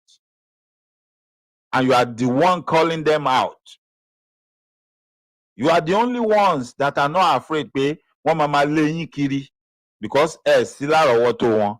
Ó wá kù yálà yẹn tó fẹ́ sẹ́wọ̀n tó máa lóun wá ẹbọ l'Amẹ́ríkà òun fẹ́ yọwọ́ kọ́wọ́. Èyí tó bá fẹ́ ṣe orí gbé inú wọn ló kù. Níwọ̀n bá àgbà tó bá ti ṣe nǹkan tó lòdì sófin, àfẹ̀yí tó bá fẹ́ ṣe orí gbé inú wọn ló kù. Ẹ bá àti gbọ́ táwọn kan tán pé àwọn ní senator councillor wọ́n wá sí Amẹ́ríkà, wọ́n mọ̀ pé Amẹ́ríkà ò kì í ṣe Nàìjíríà. Àti gbọ́ ti dìndìnrín kan tó lọ fọwọ́ gbá obìnrin olóbìnrin nídìí ó ṣẹ̀wọ̀n l'Amẹ́ríkà ìdánwò. Bẹ́ẹ̀ ni, because America is not Nigeria. America is not Nigeria. Gbogbo náà dandan tó ń ṣe Nàìjíríà yẹn wọn ò lè gbé débí. Nàìjíríà náà dẹ̀ ti ń bùgá àwọn èèyàn wa. Tọ́pọ̀lọpọ̀ wọn bá ti dé Amẹ́ríkà ní mọ̀ pa wọn ni mọ́. Wọ́n máa follow, they will obey the law. Wọ́n á obey ẹ̀ kọjá ibi tí wọ́n sọ gan. Láwọn tẹ́ ń wò yẹn tó dàbí pé kò sófin kankan tán lè fi mú wọn. They know there are laws. They understand what it means. And they can obey the law. But because they believe those laws cannot be enforced in Nigeria, that's why they will not obey those laws. Watch them go outside Nigeria and see them behave themselves. Ní believe pa wọn ni mọ́. They become a different person entirely. Everything about them change. Which means ìlú yẹn ò ṣe é tún tò mọ́ ni. Everything needs to be dismantled. Ó ní bàbá mi bá mi kọ ẹ̀. Those guys are either from Niger, Mali, Libya, Senegal, etc. I don't believe they are from Nigeria. Which I would say I'm with you on that point. I'm 95% leaning towards what you said. Yes. I won't even be surprised tí wọ́n bá ṣe investigation àwọn èèyàn wọ̀nyí. Especially eléyìí tó sọ pé ẹ̀gbọ́n pé colonel ni ọ̀dọ̀ ẹ̀ lòun ń gbé. Don't be surprised o tó bá ṣe investigation tó bá find out pé ẹ̀gbọ́n ẹ̀yẹn gan àtòun àtẹ̀gbọ́n ẹ̀wọ̀n ṣe ọmọ Nàìjíríà. Don't be surprised. Which means this one, if the investigation is properly handled and done, it could reveal a lot of secrets. But my problem is, how are we all going to band together and make sure we hold them responsible? Mo sọ̀rọ̀ kan lánàá mo ní gẹ́rẹ́gẹ́rẹ́. Our own dear Baba Bola Ige, Odidi Attorney General of the Federation, they killed him. Up to date, Nigerian government can't tell us who killed that Baba. They can't tell us what actually happened. But see, I see them today. They were parading some guys, about 8 of them, Nigerian police. They said they caught one láwọn ti mú gist lover. Ṣé ti rí ìròyìn yẹn, ṣé ti gbọ́? Wọ́n láwọn ti mú gist lover. Wípé bóyá èèyàn 4 or 8 náà láwọn mú. Then wọ́n ló kù àwọn kan táwọn sì máa mú táwọn sì ń trail wọn. Wípé àwọn ti mọ ibi tí wọ́n wà, àwọn sì ń wádìí. Náà inú wọn wá ń dùn, wọ́n ń brag. Wọ́n láwọn ń lo modern equipment. Pé modern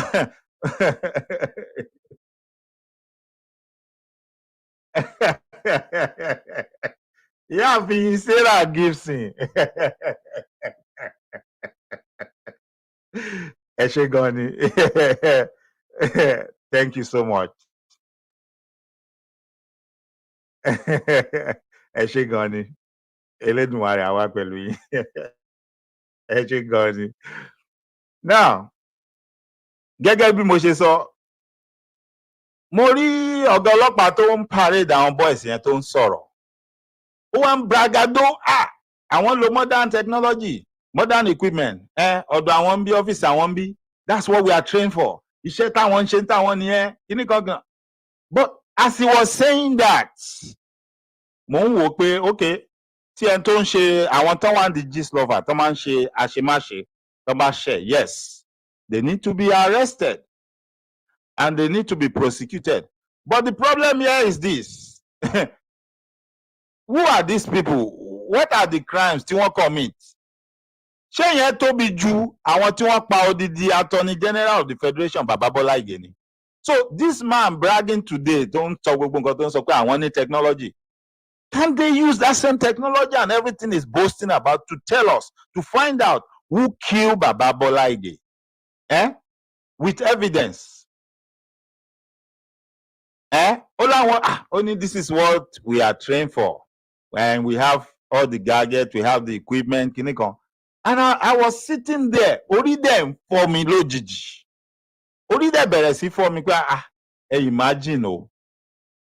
Wọ́n pa odidi Attorney General. These people couldn't do anything.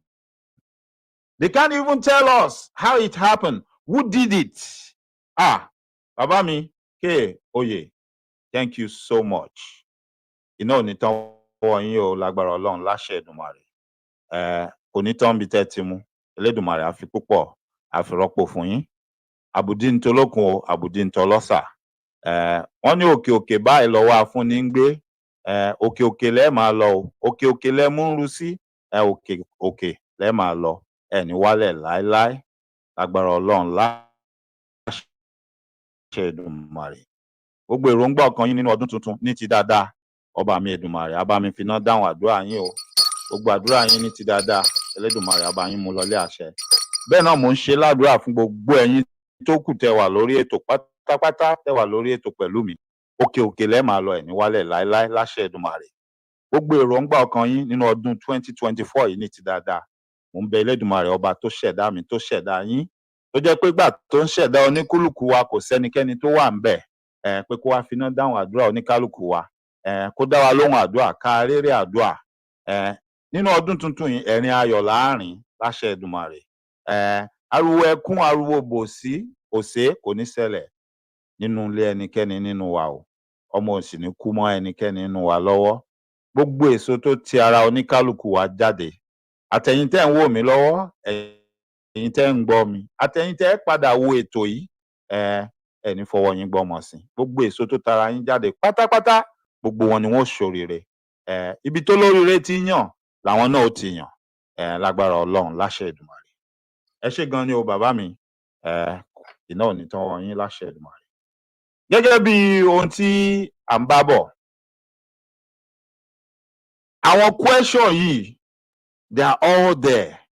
Ṣé rí gbogbo ìwọ tó péré lọ́mọ Yorùbá tá a jẹ́ sọ̀rọ̀sọ̀rọ̀ lórí agbágbé, lórí ẹ̀rọ agbágbé yìí, tí gbogbo wa tá bá mú that same topic lẹ́yọ kọ̀ọ̀kan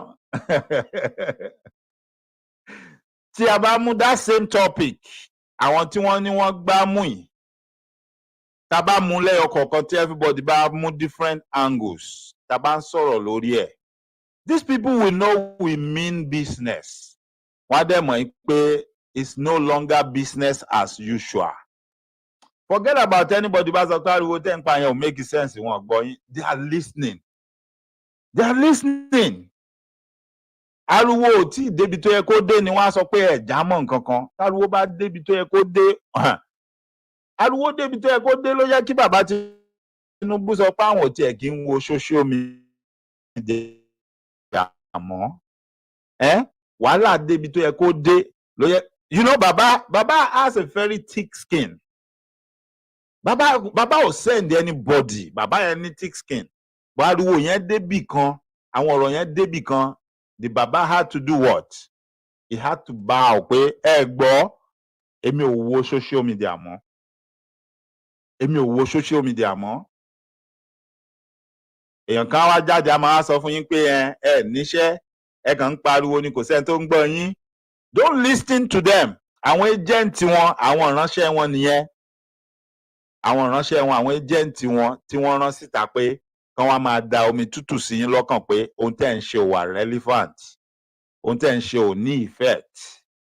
But ìwọ ni kó bi rẹ̀, ìwọ tó ń ṣe nǹkan tó ń ṣe. Ṣé o nígbàgbọ́ nínú nǹkan tó ń ṣe? Ṣé o ní believe pé nǹkan tó ń ṣe yẹn ó wà relevant? Ṣé o believe pé nǹkan tó ń ṣe yẹn ó wà effective? Mo lọ́rẹ̀ẹ́ tó ti sọ fún mi rí pé bọ̀bọ́ yìí wá nǹkan míì máa fi táàmù ẹ ṣe. Mo lọ́rẹ̀ẹ́ tó pè mí tó ní ó máa ń pààyàn lẹ́rìn gan now. You can be doing comedy and making money online. Why waste your time on all this? Mo lọ́rẹ̀ẹ́ tó pè mí tó ní you know, níwọ̀nba ibi tó wù kó mọ ìwọ náà ní knowledge nípa àwọn nǹkan. You know you can be teaching people certain stuff online and be making money and even be charging money pé káwọn èèyàn wá sí class. Why don't you do that rather than talk about all this stuff? But you see, I simply told them, no, I'm not interested in that. I know I could do that, but I'm not interested in that. Ohun tí mo ní interest nínú ẹ̀, ohun tí mo nígbàgbọ́ pé a fẹ́ kí n máa ṣe lákòókò yìí, òun ni mò ń ṣe yìí. And that is why it's not difficult for me to do it. It's not difficult for me to sit down here and talk for. If I want to talk for 10 hours, níbí, lénìí, I can do it. Ó rọ̀ mí lọ́rùn because kì í ṣe pé mò ń fi tipá ṣe. Ara àpẹẹrẹ dẹ̀ nìyẹn fún mi pé ara ohun tá a fẹ́ kí n ṣe ni mò ń ṣe. Wọ́n ní adùn ṣe bí ohun tí Elédùmarè lọ́wọ́ sí. Àsọ̀rọ̀ ṣe bí ohun tí Elédùmarè ò lọ́wọ́ sí. Bẹ́ẹ̀ lọ̀rọ̀ yẹn ṣe jẹ́. So ọwọ́ wa ló wà. Bàbá ṣe fẹ́ kí nǹkan rí ní 2024 yìí. Inú mi dùn.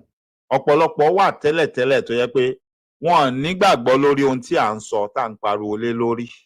But along the line, àwọn náà ti wá rí pé ohun tá à ń pariwo lé lórí pé ajá tó rí yàn tẹ́lẹ̀tẹ́lẹ̀ tó ń yọ̀ mọ́yàn tó wá rí yàn tó ń gbó ó ní nǹkan tó rí. Àwọn náà ti ń rí bẹ́ẹ̀. And they are now getting to understand us pé we are not just the boy that cried wolf while there was none. But no, we actually saw a wolf. The fact that they didn't see it doesn't mean that there was no wolf. Àwọn náà ti ń rí báyìí, wọ́n ti understand wa. But báwa gan bá ṣe máa wá dúró sínsínsín sórí ẹsẹ̀ wa tá a dẹ̀ máa dúró sórí òótọ́ without fear or favour to or for anybody. Bẹ́ẹ̀ ni, òun ló wá kù báyìí tó kù sọ́wọ́ wa. Because if we are not careful, you know, I kept saying this. Me, Deniye so. We don't have any problem. Pé ṣá máa gbalẹ̀ Yorùbá àbá nígbà. Àgbálẹ̀ Yorùbá is a sure thing. It's a certain thing. Ọ̀nà tá a máa fi gbà ìyẹn ló kù sí wa lọ́wọ́ ká wà very careful now. Is it the fake one tí wọ́n ti design tán fẹ́ present fún wa tó dẹ̀ jẹ́ pé is the handiwork àwọn Fúlàní fúnra wọn tí wọ́n fẹ́ fi tàn wá jẹ? Ṣé yẹn la fẹ́ gbà ni? Àbí eléyìí tá máa fogún ara wa tá máa fúnra wa gbà tá dẹ̀ máa mọ̀ pa ara gbà and we are not indebted to anybody and nobody has any say to tell us how to go about it or what to do. Ìyẹn ló kù sọ́wọ́ wa. Ta ní láti figure out. Ta dẹ̀ ní láti mọ eléyìí tá fẹ́ ṣe nínú méjèèjì. Otherwise, gẹ́gẹ́ bí ọ̀rọ̀ àwọn àgbààgbà, wọ́n léwu ń bẹ lóko lóńgẹ́. Lóńgẹ́ fúnra rẹ̀ gangan ewu ni. Ọ̀pọ̀lọpọ̀ àṣírí, ọ̀pọ̀lọpọ̀ nǹkan tẹ́ ẹ̀ ń rí, Elédùmarè mọ̀ jẹ́ kẹ́ ẹ máa rí ni. Kẹ́ lè mọ nǹkan tó ti yí yín ká, kẹ́ dẹ̀ lè mọ nǹkan tó ti ń ṣẹlẹ̀. So no be today. No be today rárá at all. It don tey wey this thing don dey happen. I don tell you my own experience. 1992, 93, going into the military. Boom. They just brought some people from the Kwara State government house. Then they selected some of us.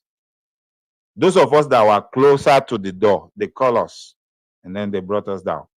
They told those people to go in. Those are our replacements. Hey, imagine, kó dúró báyìí kó dẹ̀ máa wo èèyàn tán fi ń replace slot ẹ lójú ara ẹ lójú ayé ẹ ó dẹ̀ lè ṣe sí wọn bí ẹ dálẹ́rú ẹni tó lè gbin. Ṣé ìlú nìyẹn? Ṣé irú ìlú tá à ń fẹ́ nìyẹn? Ṣé ìlú nìyẹn? Ṣé irú ìlú tá à ń fẹ́ nìyẹn? L'Amẹ́ríkà ń bí wọn ṣe bí mi síbí báyìí. Bí èèyàn bá mi dánrú ẹ̀ wò, mo lẹ́tọ̀ọ́ àti gbé lọ sílé ẹjọ́, wọ́n máa dájọ́ fún, ó máa ṣẹ̀wọ̀n. Iléeṣẹ́ tó gbà á síṣẹ́ tó fi ṣe àṣemáṣe yẹn fún mi, iléeṣẹ́ yẹn máa sanwó ìtanràn. Mo máa claim millions sí wọn lọ́rùn ni. Mo máa claim millions sí wọn lọ́rùn ni pé wọ́n gbá èèyàn tí ò dá síbi iṣẹ́, ẹnìyẹn discriminate against mi.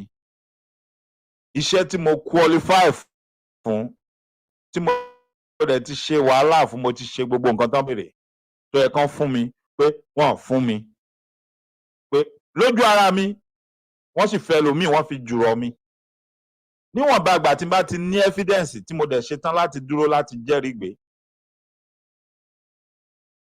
Lélẹ̀ tó jẹ́ pé Amẹ́ríkà ní kinní kan, òfin wọn tẹ́ rí yẹn.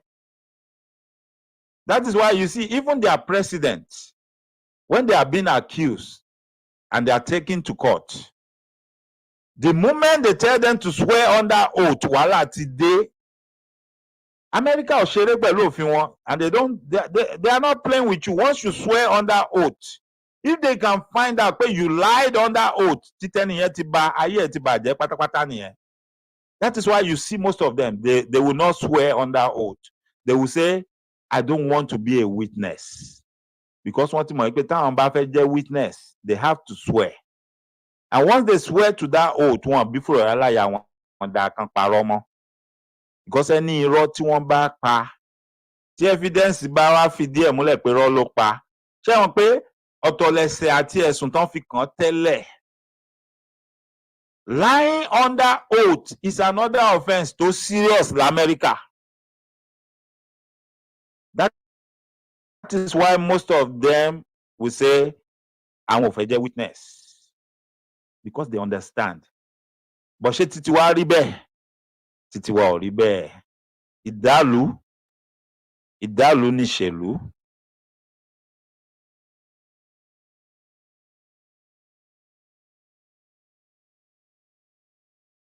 Ṣé láyé ìjọ́un, ṣé àwọn baba wọn ní nǹkan kan tó represent irú oath yẹn?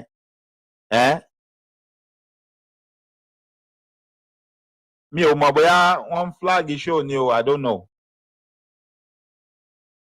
Mi ò mọ̀ bóyá wọ́n flag show ni tó fi ń freeze. So I really don't know. Okay, mo ń bọ̀ o. Ẹ fún mi ní ẹ jẹ́ kí n ṣe nǹkan kan.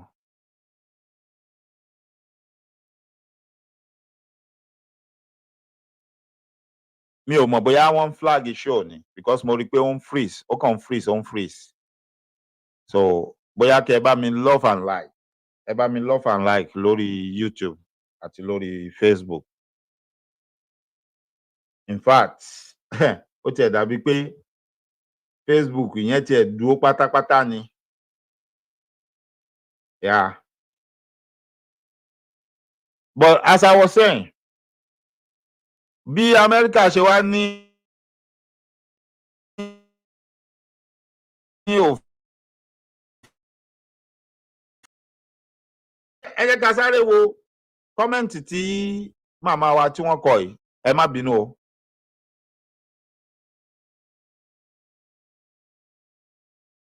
Ẹ má bínú o, ẹ jẹ́ ká wo kọ́mẹ́ǹtì tí màmá mi Olúrẹ̀mí Kílàńkó Ọ̀gábí tí wọ́n kọ yìí, ẹ jẹ́ ká sáré wò ó.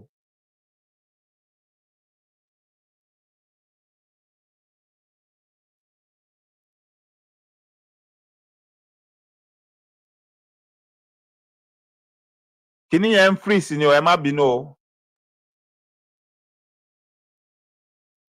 Actually, I really don't understand what is going on now.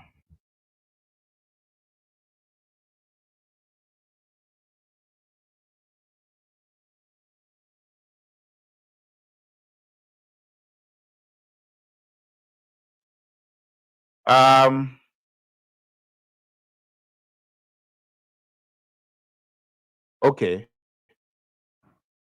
Ẹ jẹ́ kí n wo.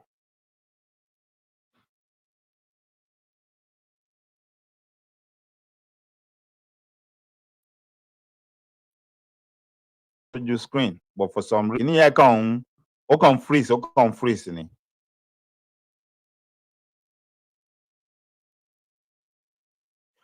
But meanwhile, kó tó di pé kọ́mẹ́ǹtì yẹn máa wá sójú screen, tó bá ṣe pé ẹ̀ ń gbọ́ mi, ẹ jẹ́ kí n máa tẹ̀síwájú kí n kàn máa sọ̀rọ̀.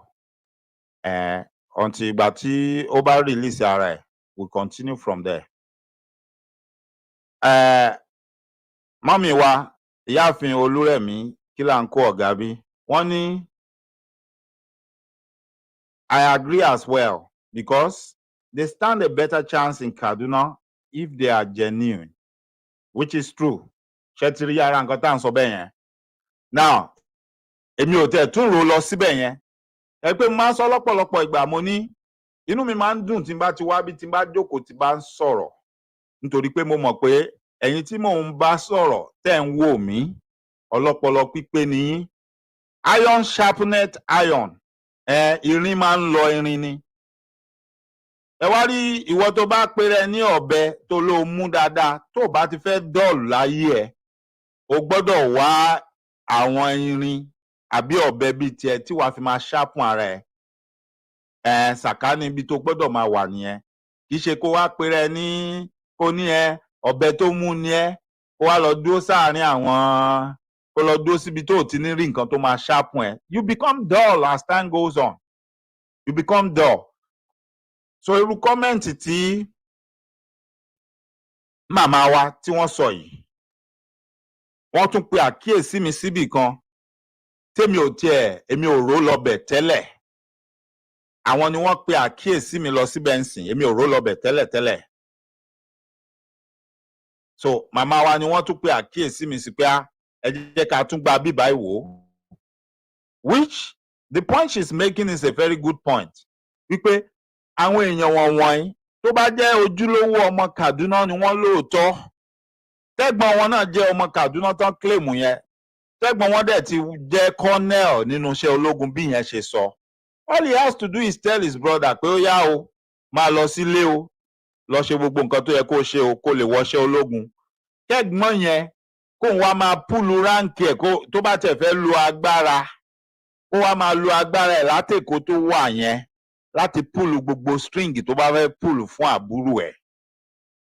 So ohun tó wá lè wá múrú ẹni yẹn tí ò lè take irú step yẹn àbí kó lo irú ìlànà yẹn, gẹ́gẹ́ bí ọ̀pọ̀lọpọ̀ ọ̀rọ̀ tán ti sọ fún wa nípa ẹni tó bá wà nù iṣẹ́ ológun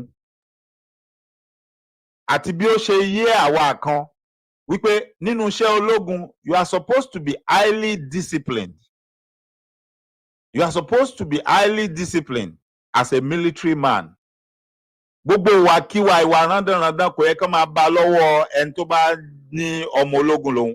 Pàápàá jùlọ tó bá ti ní rank tó ti di ọ̀gá, you are supposed to be highly disciplined.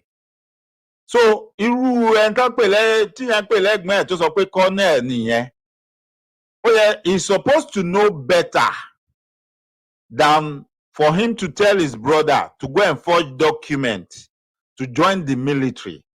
Ó yẹ kó sọ fún ni pé lọ sílùú wa o, lọ ṣe gbogbo ohun tó yẹ kó ṣe o, because ohun tí gbogbo wa mọ̀ ni tí ò rújú. Quota system ní Nigeria ń lò.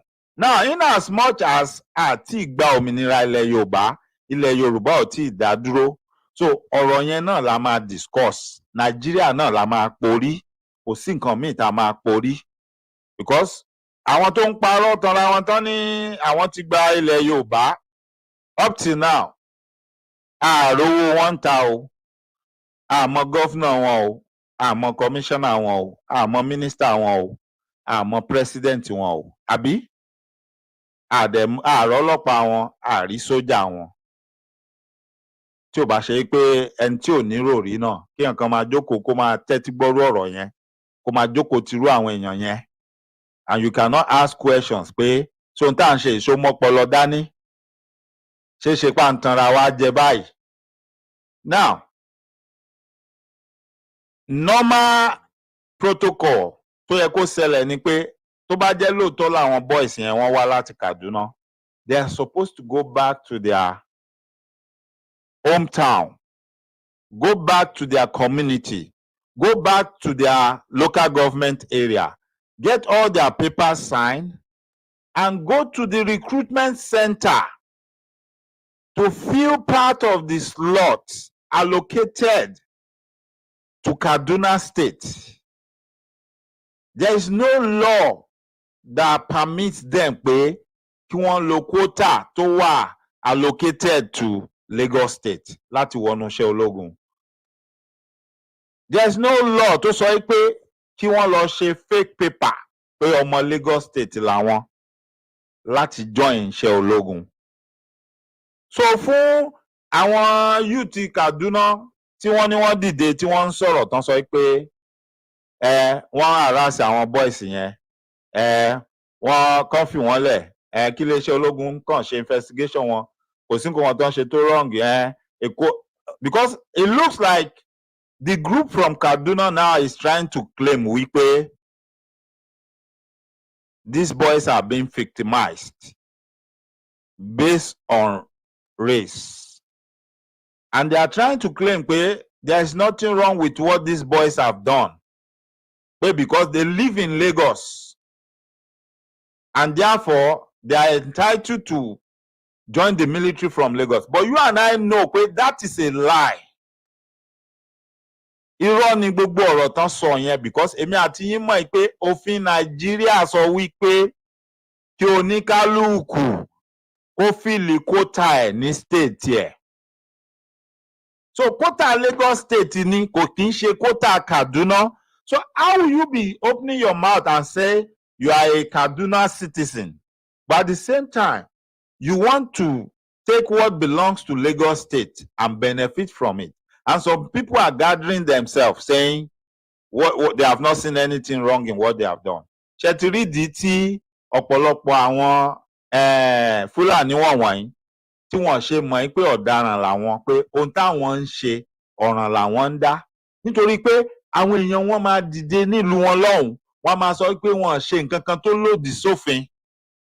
Meanwhile, èèyàn tiwa tí ò ṣe nǹkan kan tó lòdì sófin, àwọn náà máa kọ́kọ́ dìde lọ́hùn tí wọ́n ní ọ̀daràn ni o, kán tètè mú kán lọ tì mọ́lé o. Ara ariwo táwa ń palẹ̀ lẹ́yìn pé àjọra wa, kò jọra wọn. Actually, we are supposed to be three parallel lines that should never meet. Tó yẹ kí òǹkálùkù lọ nílé ní ẹ̀ lọ́tọ̀ọ̀tọ̀. Yes, we can be friends. Ká máa juwọ́ síra wa látọ̀ọ̀kan. Ṣé mo pé tí òǹkálùkù bá lọ látọ̀ọ̀tọ̀, ohun tí ò yé ọ̀pọ̀lọpọ̀ tàdé ti pariwo ẹ̀ lọ́pọ̀lọpọ̀ ìgbà ni pé ọ̀rọ̀ yóò kí ń sọ̀rọ̀ ọjà. Èmi tí mo ń bá yín sọ̀rọ̀ ẹ̀, mo lọ́rẹ̀ẹ́ tó jọmọ Fúlàní, tó jẹ́ ojúlówó ọmọ Fúlàní, tó dẹ̀ jẹ́ pé tán bá pè mí tán bá ní kí n wá gbẹ̀rí ẹ̀jẹ̀, màá gbẹ̀rí ẹ̀jẹ̀. Mo mọ ohun tí ò lè ṣe. So these are not the things we are talking about. Ìyẹn is on a different level. Yes, mo lọ́rẹ̀ẹ́ tó jẹ́ pé ọmọ Fúlàní ni, and he's a medical doctor for that matter, I will tell you. And I can vouch for him. I can vouch for him pé I know this person o eléyìí ò kì í ṣe onírandanrandan onírèdèrèdè mi ò bá rédèrèdè lọ́wọ́ ẹ̀ rí eléyìí ò dẹ̀ kì í ṣe èèyàn tó máa wúrú wà báyìí àbí tó máa wúrú wà báyìí. But that's based on his personality. I'm talking about him as an individual now. And I understand he's from that Fulani, tribe. But he's a unique person on his own. I can vouch for his personality as a person. So, for àwọn tó máa ń get it wrong pé you are just hating on these people and you just hate these people. Kí ni wọ́n ṣe fún yín? No, I'm not hating on anybody. I'm not hating on their tribe. But based on what we have seen so far, based on the havoc most of their people have wreaked on our land, we are saying, just separate us. Let everybody go their separate ways. Then, nígbà tí enkálukú bá yanjú ara ẹ̀ tán, tá bá mọ bó ṣe rí, àwa la máa decide. Ṣebí èmi tí mo ń sọ̀rọ̀ ìlú òǹlù ni mo wà ń sìn. Even bó tiẹ̀ jẹ́ pé mo ti sọ̀rọ̀ àmì dọmọ onílùú síbẹ̀. Kó tó di pé mo dọmọ onílùú, kì í ṣàṣe pé gbàrà tí mo wọ bí ni mo dọmọ onílùú, wọn dẹ̀ bí mi síbí. But kó tó di pé mo dọmọ onílùú, ó ní ìlànà tí wọ́n gbé kalẹ̀ pé mo lè tọ̀ láti gbèlú àwọn. Mo dẹ̀ follow gbogbo ìlànà yẹn tí wọ́n fi lélẹ̀. Ó ní ìlànà tán fi lélẹ̀ pé tó bá tún tọ̀ ìlànà yìí o lè dọmọ ìlú wa o. Tàbá rí pé o kójú òṣùwọ̀n. Mo dẹ̀ tún tọ̀ ìlànà yẹn láti di ọmọ ìlú wọn. Meanwhile, all along, wọ́n jẹ́ kó yé mi pé ó lè dọmọ ìlú wa o. Ṣùgbọ́n oko ò lè jẹ́ ti bàbá tọmọ kó mọ̀ láàlá o. Níwọ̀nba àgbà tó o bá ti ní birth certificate tó sọ pé orí ilẹ̀ wa ń bì ni wọ́n bí ọ sí. A gbọ́dọ̀ rí ọkọ mọ́ lọ bá wọn durú ipò báyìí. A gbọ́dọ̀ rí ọkọ lọ máa durú nǹkan báyìí. A gbọ́dọ̀ bá ọ níbi nǹkan báyìí. Ọ̀rọ̀ pẹ̀lú àlàyé ni. Ọ̀rọ̀ pẹ̀lú àlàyé ni. Èmi náà dẹ̀ ti mọ̀ bẹ́ẹ̀. Now, àtèmi o, àtàwọn ọmọ wọn àtàjọ jẹ́ tọ́jọ́ mo nílùú tán bí síbí. Òǹkálùkù wa, bàbá ara ilé tá bá sọ pé àwa la ní ilé. Ilé ló ní o, ìwọ kọ́ ló ní ilẹ̀ tí ilé wà lórí ẹ̀. You see, these are the things we are talking about. À ń pariwo lÉkòó. Wọ́n ti ra gbogbo ilẹ̀ tán, wọ́n ti ṣe kinní kan, ó wá ń fa wàhálà, ó ń fa ìjàngbọ̀n, ẹ̀rù ń bà wá. Ní nǹkan tí ò yẹ kó ṣẹlẹ̀. Nǹkan tí ò yẹ kó dé stage yẹn. There should have been laws that states and explain categorically pé okay, ó ralẹ̀, ó kọ́lé síbẹ̀. Well, the land belongs to Lagos State government. Ó sì máa san tax lórí ẹ̀ lọ́dọọdún. Tax tó wà máa san lórí ẹ̀ àbákú laṣọ ewúrẹ́ o for the duration of gbogbo ìgbà tílẹ̀ yẹn bá fi wà ni wàá máa san tax lọ́wọ́, ò lè san tax yẹn tán. Ọjọ́ tó o bá dẹ̀ ti fẹ́ẹ̀lì tó san tax yẹn bóyá o wá jẹ owó, wọ́n á ti ṣe gbogbo àwa nù àdéhùn pé tówó tax tó jẹ bóyá tó bá wọ 1 million naira, ìjọba Èkó lẹ́tọ̀ọ́ láti ta ilé ẹ̀ àti gbogbo nǹkan tó bá wà ńbẹ̀ ló bá tán. That's how they do in America. Kò dẹ̀ sí anybody tó lè sọ pé wọ́n bí aláya ọ̀dà ó sọ pé kò ní ṣẹlẹ̀. Ìwọ jẹ owó tax wò kó wo bóyá wọ́n máa ta ilé ẹ̀ bóyá wọ́n ní tà. Wọ́n máa lù ú gbàǹjo ń sìn lójú ẹ̀ wọ́n máa tà tí nǹkan kan ò dẹ̀ ní ṣẹlẹ̀. Mímí kankan ò dẹ̀ ní mì. Àbí ìwọ sọ pé dádì mi ló ra lé, wọ́n ti rà láti 30 years ago, wọ́n ti san owó ẹ̀ tán. Owó tax tó wá yẹ kó máa san lọ́dọọdún yẹn má san. Má san, jẹ́ kó pile up bóyá bí ọdún 2 mẹ́ta. Wá wò bóyá wọ́n ní wá ta lé yẹn. Ọlọ́pàá máa dé ńsìn, wọ́n máa mú ìwé dé, wọ́n ní gbogbo ẹni tó wà nínú ilé yẹn kan jáde. Ilé ò kì í ṣe titẹni tó ní mọ́. Wọ́n ti auction ẹ̀ fẹ́ lómi ló bá tán. So gbogbo nǹkan tí ò tó nǹkan kan, àwọn nǹkan kínkìnkín tó jẹ́ pé òfin kínkìnkín la kàn níìdì. Àgbọ́yé àti àmúlò òfin yẹn to the letter. Tí anybody ò ní lè lọ máa tọwọ́ bọ̀ nínú. Tó jẹ́ pé ẹni tó fẹ́ gbìyànjú pé òun fẹ́ tọwọ́ bọ̀ náà, òfin mi àti wà tó de òun náà pé bọ́n bá gbẹ́ ẹ mú pé ó lọ ń dọ́gbọ́n arúmọjẹ sófin yìí o, ìjìyà tó wà fún ni o. Ìjìyà yẹn dẹ̀ máa jẹ́ jìyà tó síríọ̀sì. tó máa lágbára ju ẹ̀ṣẹ̀ tó fẹ́ ṣẹ̀ yẹn lọ, ìyẹn ló máa kọ́ọ̀bù pé àbí ṣé èèyàn torí pé òun fẹ́ jalè kẹ̀kẹ́ nísìn yóò wá jẹ́ kán sọ pé kán lọ fòun sí ẹ̀wọ̀n gbére, ṣé mọ̀ pé yóò rówó wò dáadáa pé èló náà ń ta kẹ̀kẹ́, bóun bá lè rà á ń sìn gan, bóun ìgbà tó ń fi ṣiṣẹ́ ọdún 5 tó ń bá kówó ẹ̀ jọ òun ò rà náà, wáì tó wọ́n wá lọ jí kẹ̀kẹ́ kó wọ́n á lo the rest of his life nínú ẹ̀wọ̀n, ṣé mọ̀ pé irú ẹni yẹn yóò ro ọpọlọ ẹ̀ dáadáa kó tó ṣe é. Ṣùgbọ́n nígbà tó bá ti mọ̀ pé tó ń bá jí mọ́tò gan-an ẹnu làwọn máa fi sọ, ìdí náà máa fi jókòó, kò sí nǹkan kan tó máa ṣẹlẹ̀. Tó ń bá jí mọ́tò, tó ń bá ti pe Major Lágbájá àbí Sẹ́nitọ́ Tàmẹ̀dù, wọ́n bá ti pè wọ́n tán ní ọmọ mi ni ẹ fílẹ̀, kò sí nǹkan kan tí ó ṣẹlẹ̀, ló bá tàn. Òfin yẹn ò lè wà effective, kò lè ṣiṣẹ́. And omi tí wọ́n fi ṣe ìṣẹ̀dálẹ̀ Nàìjíríà nìyẹn, omi tán fi dá Nàìjíríà nìyẹn, omi yẹn náà dẹ̀ ṣe fi ń ṣe kíni, náà ti fi ń pọn oúnjẹ tí wọ́n ń ṣe fún gbogbo èèyàn tó ń gbé Nàìjíríà jẹ látijọ́ yìí. Ó ti wá di bárakú, ó ti wà nínú bloodstream. Òun la ṣe ń sọ pé ẹ gbàgbé ń pa ọ̀rọ̀ restructuring, ẹ gbàgbé ń pa ọ̀rọ̀ yóò dá ńjọ́ kan. Ìwọ gangan fúnra ẹ flashback kó wò, àtọdún wo ló ti ń sọ fúnra ẹ pé ó máa dà, àtọdún wo náà ti ń sọ fún ẹ pé ó máa dà, wá bira ẹ ọdún wo ló máa tó dà. Lágbájá ló máa lè ṣe, Tàmẹ̀dù ló máa lè ṣe, ẹ jọ̀ọ́ ẹ bira yín, ìgbà tí gbogbo wọn débẹ̀ kí ló ṣẹlẹ̀?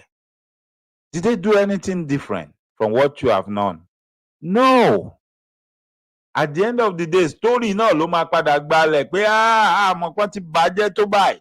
Meanwhile, kan tó débẹ̀, àwa kan ti ń pe àkíyèsí wọn sí pé kíní ti bàjẹ́ kọjá repair. Wọ́n ní no. Èmi ní magic wand kan lọ́wọ́, tí n bá débẹ̀ mo máa repair ẹ̀.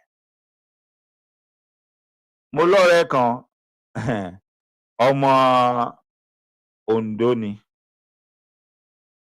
Tá bá wá ń sọ̀rọ̀, ó máa ń fi èdè Ondo, ó máa fi ń pe gbólóhùn kan fún mi. A máa ní wọ́n máa ń sọ fáwọn ní ọmọdé bí òwe ni. But in essence, nǹkan tí ó ń sọ ni wípé, tó ń fèdè Ondo yẹn sọ ni pé ẹ̀ẹ̀kan ṣoṣo lajínigbó ń tanidó mọ́. Ẹ má bínú ẹ̀yin ìyá mi, bó bá jẹ́ obìnrin tó bá tí nǹkan bá ṣe tó bá yàn, ó tàn mí nì, ó jí mi dó nì. I will agree with you if it only happens once. Ìgbà ẹ̀ẹ̀kan náà ni ó tàn mí nì. But the moment we are counting 2, 3, 4, 5, kò tẹ́ nǹkan tó fẹ́ ṣe ló ṣe. Ìwọ gangan fúnra rẹ̀ ó ti dọ̀dẹ̀ nìyẹn, òun kọ́ ló ń tẹ̀ ẹ́ mọ́. Òun kọ́ ló ń tẹ̀ ẹ́ mọ́. Ìwọ gangan fúnra rẹ̀ ó ti dọ̀dẹ̀ nìyẹn, nǹkan tó fẹ́ ṣe ló ń ṣe.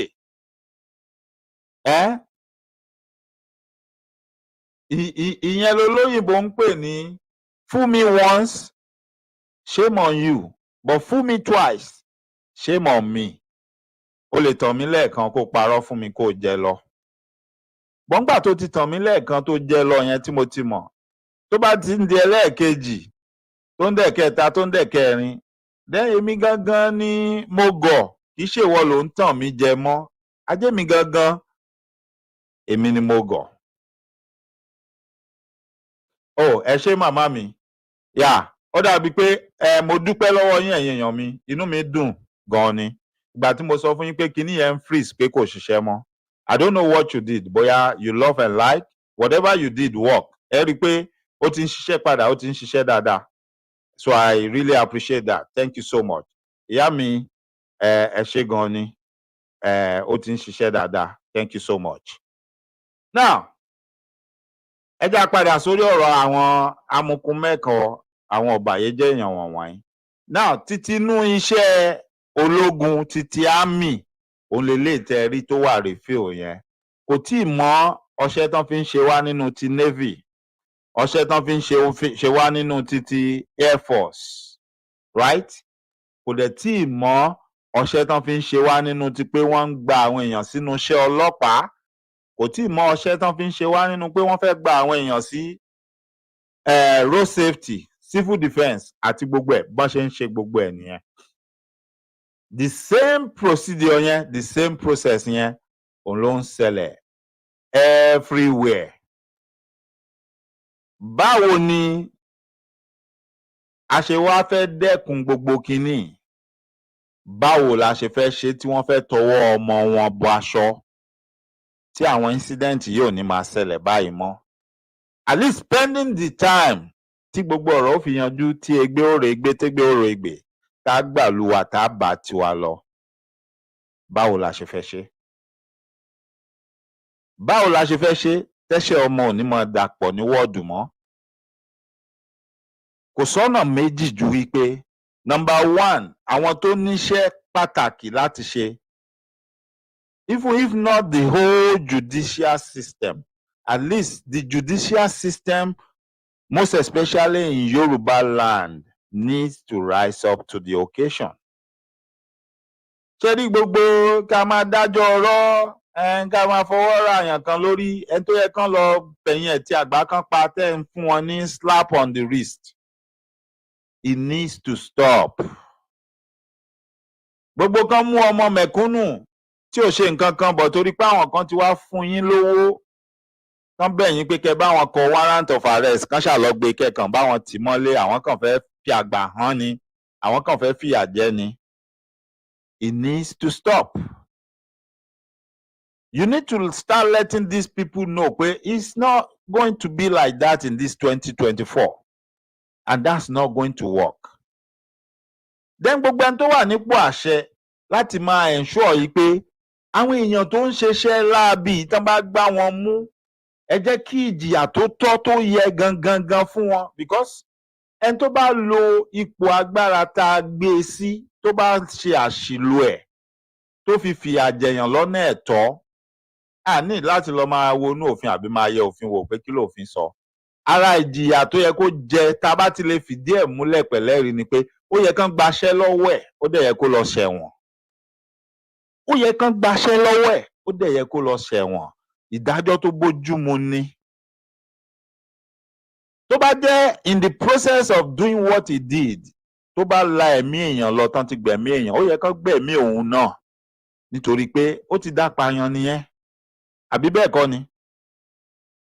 Tó bá jẹ́ pé in the process of doing what he did, ó la ẹ̀mí àwọn èèyàn kan lọ, it cost some people's life, then ẹni yẹn náà nínú ìdájọ́ ẹ̀ ó yẹ kí ẹ̀mí titi ẹ̀ náà kó bá a lọ. Ó ní wọ́n máa fi kọ́gbọ́n tán máa fi mọ̀ pé no, you don't do this. If you do this, this will be the repercussion. This is the punishment for this. Òun ló máa ṣokùnfà pé kán tó ṣe wọ́n á máa rò dáadáa, wọ́n á rò wò. Wípé are they ready to go to jail? Are they ready to lose their job? Wọ́n ń gbowó àbẹ̀tẹ́lẹ̀ l'Amẹ́ríkà, wọ́n ń gbowó ẹ̀yìn, wọ́n ń ṣe gbá, wọ́n ń ṣàwọ̀. Yes, it is true. You know why? Ìdí ni wípé ó ti wà nínú òfin. Wípé the moment you are caught doing that, that's a felony offence. Ara ẹ̀sùn tó ga jù ni. Ẹ jẹ́ kí n sọ how bad and how tough it is to commit a felony l'America. Sherry, most of the facilities that belongs to the government, either municipal government, bóyá county, city, àbí state, when you go there, if it is a fenced environment, before you take 20 or 30 steps, you will always see something posted on that fence that says it is a federal offense fún ẹ láti wọnú ibẹ̀ yẹn without permission. Even kan sí gate bẹ̀lẹ̀ kó wà ń ṣíṣílẹ̀, kì í ṣe pé ó já gate o, but you are not invited in there. Ó wá torí pé kò séèyàn bẹ́ẹ̀, gate wà ń ṣíṣí, ó wá wọ ọbẹ̀. Bomba ka mobe oti commit a crime. It's a federal offense. And you guess what? Even with no security, with no police, with nothing, people will not go in there. You know why? Because they understand what that sign that was posted, they understand what it means. So I will be committing a felony offense if I just walk into this place now and I'm being caught because I don't belong in there and they have not invited me in there. And there's a posting on the wall that says it is a federal offense to go into this place. And people respect that. That is how much power tí òfin wọn tó ní l'America. Nobody violates that. Nobody breaks that law. Even with nobody around to see them, people will be afraid to go into such a facility. And tó bá máa wọ bẹ̀, ó ti ṣetán àti ṣẹ̀wọ̀n. Ó ti ṣetán láti rí pé nínú rẹ́kọ̀dù òun o felony offense yẹn ó wà ńbẹ̀. Now, ó wá níṣẹ́ lọ́wọ́, àgàgà ó ń ṣiṣẹ́ ìjọba. Mi ò fẹ́ mọ bí iṣẹ́ ìjọba tó ń ṣe yẹn bó ṣe kéré tó, bí ò ṣe níyì tó, bí ò ṣe lápọ́nlé tó, mi ò fẹ́ mọ bó ṣe kéré tó. Èèyàn kan wá fi àbẹ̀tẹ́lẹ̀ lọ̀ ẹ́ for anything, no matter how minute, no matter how irrelevant. Wọ́n wá gbẹ́ ẹ mú kó dánrú ẹ̀ wò. That is a felony offense. It's going on your record. It's going to go with you anywhere you go from that moment on. Meanwhile, you have a job. It put food on your table, right? And you are getting paid as at when due. Are you going to jeopardize that? Are you going to leave the known for the unknown? Who is willing to take a peep into the unknown? Talent l'America. Tó fẹ́ dán wò pé wo kò sẹ́ni tó rí mi jẹ́ kí n sáré gba àbẹ̀tẹ́lẹ̀ lọ́wọ́ ẹni. The person you are about to collect that bribe from, mọ̀ gan bóyá wọ́n á fi dán ẹ wò ni bóyá òun gan-an ni kó wá mú ẹ. And that is why you don't see none of that around here. It is that simple. It is not rocket science. That is why you see most of us, we come from Nigeria, we come from anywhere in Africa with all our mentality, African mentality, that you can do this, you can do that, you can get away with this, you can get away with that. We come from, most of us, we come from Nigeria. We want to run to cross the road, right?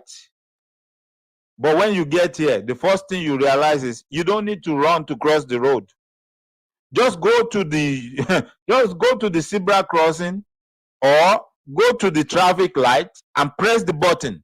Wait until the light tells you you can walk.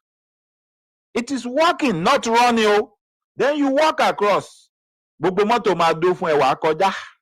Meanwhile, yàtọ̀ sí yẹn gan, bó mọ tí yóò bó bá lọ ya wèrè bó bá jáwọ́ títì. Onímọ́tò máa dó fún ẹ, kò sí onímọ́tò tó fẹ́ kọlù ẹ. Because they don't have your time. You know why? Because everybody ló ní insurance lórí mọ́tò ẹ̀. Kò sẹ́ni tó gbé mọ́tò sí títì tí ò ní insurance. Bó tiẹ̀ wá mọ́tò ò ní insurance gan lásán. It is a crime. It is a crime tó lè ba ayé èèyàn jẹ́ l'America. So everybody has insurance on their vehicle because it is required.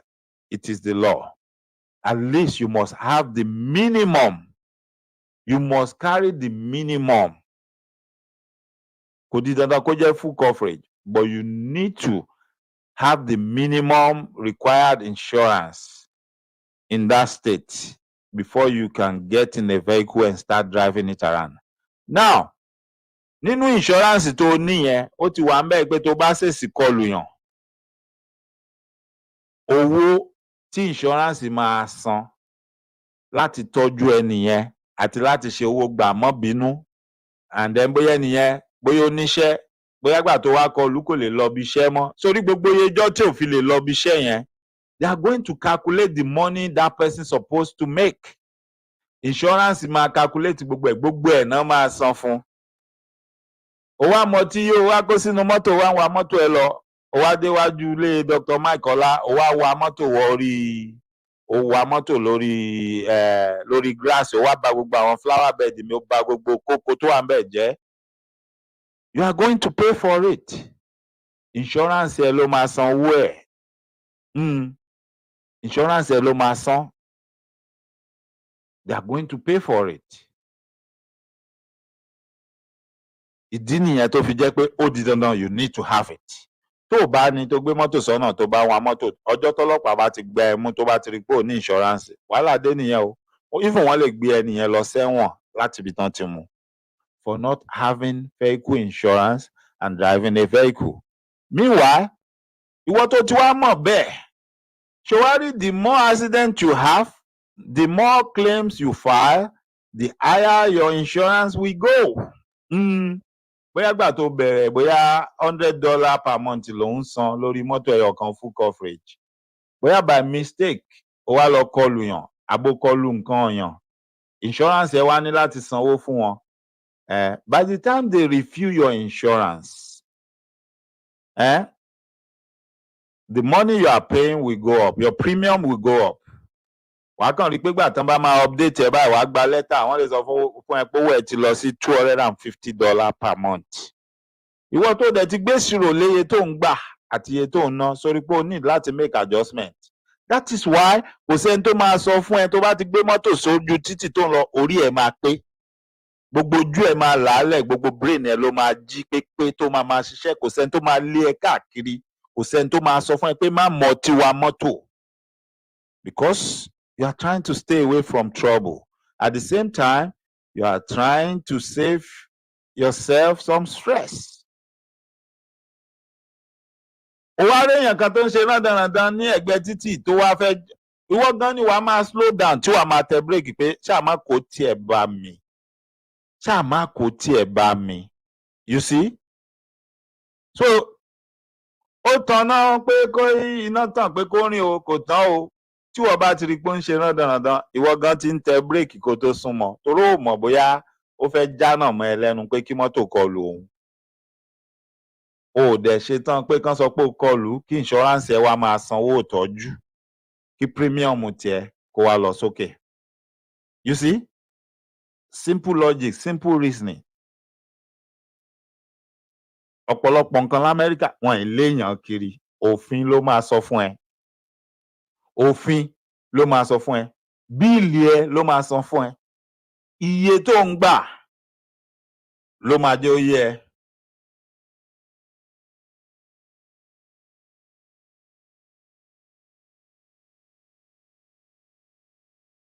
So, bẹ́ẹ̀ ni bàbá mi. Sherry, I don't know the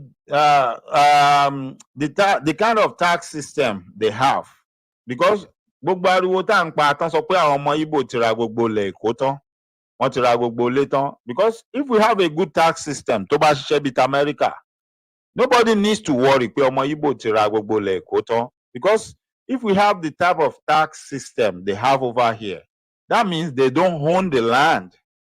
The land doesn't belong to them. It means the moment they cannot pay the tax on that land up to, a certain amount, I don't know what the law is out there, then they are going to lose the land. It means the government can reclaim the land, even if there's a building on it. Because, Baba, and ẹ mọ bá yẹn ṣe l'Amẹ́ríkà. Ẹ mọ bá yẹn ṣe l'Amẹ́ríkà. Ẹni tó ti ra lé tó ti sanwó lé yẹn tán, àbí táwọn parent ẹ ra lé yẹn, tán ti sanwó lé yẹn tán, tóun wá kó síbẹ̀, bóyá kò wá níṣẹ́, kò sanwó tax tó yẹ kó máa san every month, which he could pay it on yearly basis. Dandan kọ́ ni kó máa san every month. Ó lè dúró till the end of the year, but he has to pay it when the year ends. Ṣé mọ̀? Tó bá yá tó di pé kò san, ṣé mọ̀ pé ìjọba máa gbé lien sórí ilé yẹn because of that land tó yẹ kó sanwó tax tí ò san. At the end of the day, tí ò bá turn up, kó wá fulfill the obligation ẹ̀, ṣé mọ̀ pé wọ́n máa auction lé yẹn, wọ́n máa ta lé yẹn fẹ́ lómi. Tán bá dẹ̀ ti lè auction lé yẹn, tán bá ti ta lé yẹn, àwọn bailiff àbí àwọn sheriff àwọn náà máa múwèé wá fún ẹnìyẹn pé kó kó gbogbo ẹrù ẹ̀ kó kúrò nílé yẹn, ilé yẹn ti di ti ẹlòmíì. Wọ́n máa fún ní time láti park, but tí time yẹn bá ti lapse tí ò kẹ́rù ẹ̀, wọ́n máa wá kó ẹrù yẹn, wọ́n máa wá dà síta. Ẹ̀yin ará ilé tẹ́ wà Nàìjíríà tẹ́ ń gbọ́. So sometimes when you are watching movies or if you are watching American news, tẹ́ bá rí tán kó àwọn ẹrù, àwọn bíi chair, aṣọ, fáànù, TV nǹkan kan sẹ́gbẹ̀ẹ́ títì, ẹni yẹn ó ti lùsì ilé tó ń gbé ni. Àwọn sheriff àwọn náà wá yẹn, wọ́n kó ẹrù ẹ̀ síta lẹ́gbẹ̀ẹ́ títì. Irú ẹrù yẹn tó wà lẹ́gbẹ̀ẹ́ títì yẹn, although I don't know if it is legally right or not, àwọn èèyàn tó bá ń kọjá, ẹlòmíì máa páàkì, ó máa mú nǹkan tó bá wù ú níbẹ̀. I don't know if it is legally right or wrong, but I know people stop and pick what they need from it because they will count it as trash. Ipò ti di ìdọ̀tí. So irú nǹkan tó máa ń ṣẹlẹ̀ nìyẹn tẹ́ fi máa rí irú àwọn yẹn nígbà míì. Màámi, bàbá, okay, bẹ́ẹ̀ ni ẹ ṣe ìyá mi. Màámi Bọ́sẹ̀dé Aládéníkà ní pé I bought my house because it was foreclosed on a previous owner. Ṣé tí rí bẹ́ẹ̀ yẹn? Exactly what we were talking about. Exactly what we were discussing. Ó máa ń ṣẹlẹ̀. And so ṣe ríru ilé yẹn, wọ́n máa tà ó máa cheap ju iye tí ilé yẹn worth lọ. They just need somebody to buy it. And then that person now owns it. Wọ́n máa wá ṣe paperwork. Ẹnìyẹn náà máa ní láti máa san tax.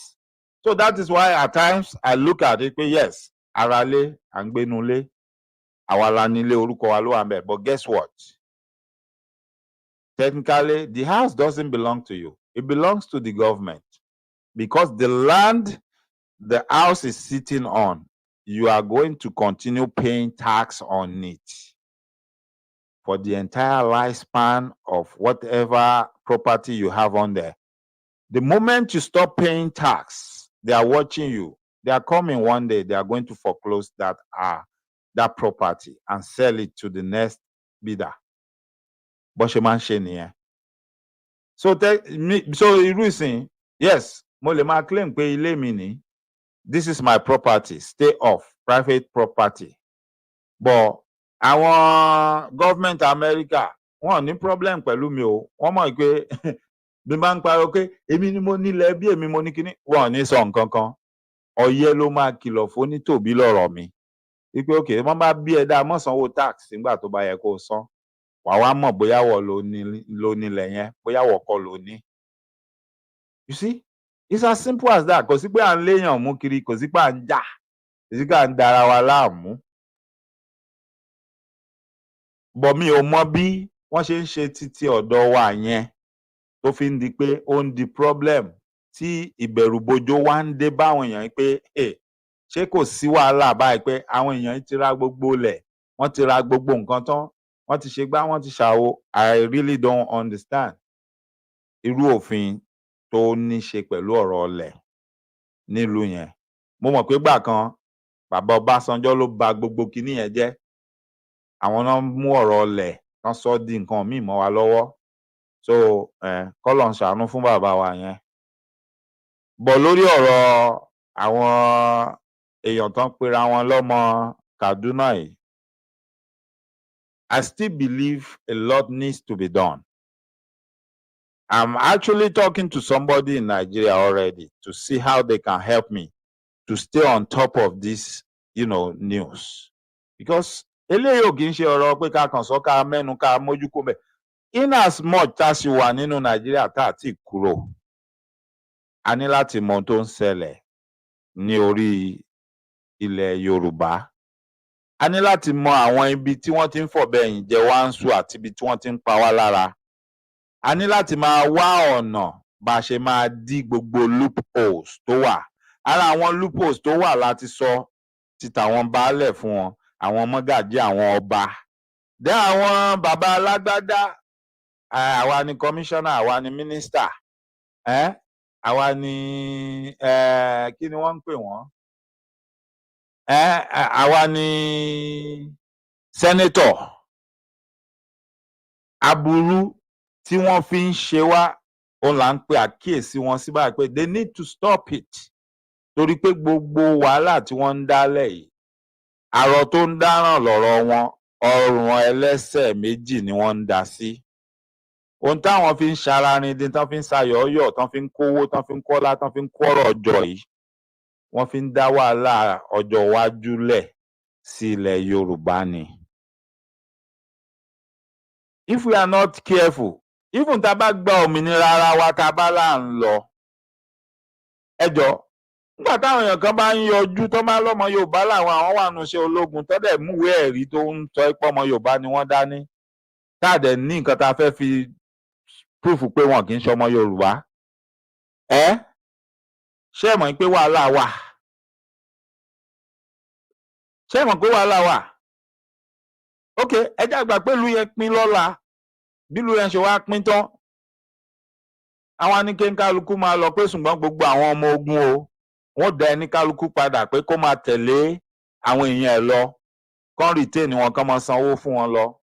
Ṣèbírú ẹ̀ ṣẹlẹ̀ ńgbà tí wọ́n jagun Biafra tán, àbí kò ṣẹlẹ̀ ni?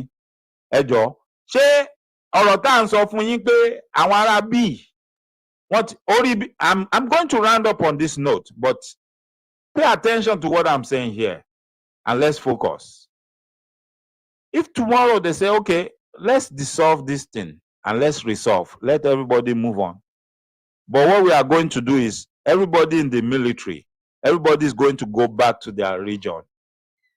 And when they form their own regional government, they are going to continue paying them. And then later on, they can decide what they want to do with them or how they want to reform their military and paramilitary personnel.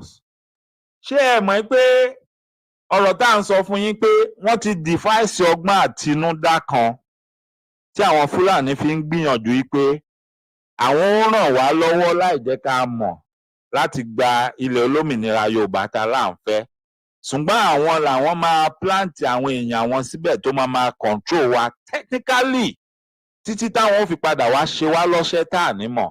Now, irú àwọn ọmọ Fúlàní àti àwọn ọmọ àtọ̀húnrìnwá tí wọ́n ti kó ìwé ayédèrú tó ń sọ pé ọmọ Yorùbá ni wọ́n dá níwọ̀n wọ̀nyí. Pẹ̀lú àwọn tó ti wà nínú iṣẹ́ ológun tẹ́lẹ̀ tí wọ́n ti lo orú ẹ̀ àti àwọn tuntun tí wọ́n gbà wọlé, because ẹ má rò pé àwọn mẹ́fà tán fi hàn yín yẹn nìkan ni àwọn tó gbìyànjú àti ṣerú ẹ̀ wọnú iṣẹ́ ológun lọ́dún yìí. Ọ̀pọ̀lọpọ̀ wọn ti wọlé already. Ọ̀pọ̀lọpọ̀ wọn scale through táṣìírí wọn ò tú. Ẹ jọ̀ọ́, irú àwọn yẹn náà ṣé kìí ṣe àwọn ní irinṣẹ́ àtohun èlò tí wọ́n máa ní kán tẹ̀lé wa lọ pé kán ṣáà dákẹ́ síbẹ̀ kán máa wá ṣe wá lọ́ṣẹ́ títí táwọn máa fi perfect act àwọn? Ṣé kìí ṣe irú ẹ̀? Ìgbà tá a bẹ̀rẹ̀ discussion yìí lénìí a ti sọ̀rọ̀ ẹnìkan, right? So it's the same thing in Europe. The same thing they are doing in America, they are doing in Europe. You see? When the government reserve the right to take back the land. You see? These are laws. Baba mi, yes. And I'm willing and I will be glad, sir. Tẹ́ bá mọ èèyàn tá tún lè liaise pẹ̀lú náà. Èmi fẹ́ follow up pẹ̀lú ọ̀rọ̀ yìí. Lọ́dọ̀ tèmi, kò ń ṣe ọ̀rọ̀ ká kàn sọ, ká move on, ká wọ sábẹ́ table. This is a serious issue. It is a serious issue, especially tá bá reflect on bá ṣe lọ ń dá àwọn èèyàn wa dọ̀bálẹ̀ ní 2 years ago tán ṣe wọ́n lẹ́gbàá tán ká sọ sójà wọ̀. Tá a dẹ̀ lè sọ̀rọ̀, tá a lè ṣe nǹkan kan.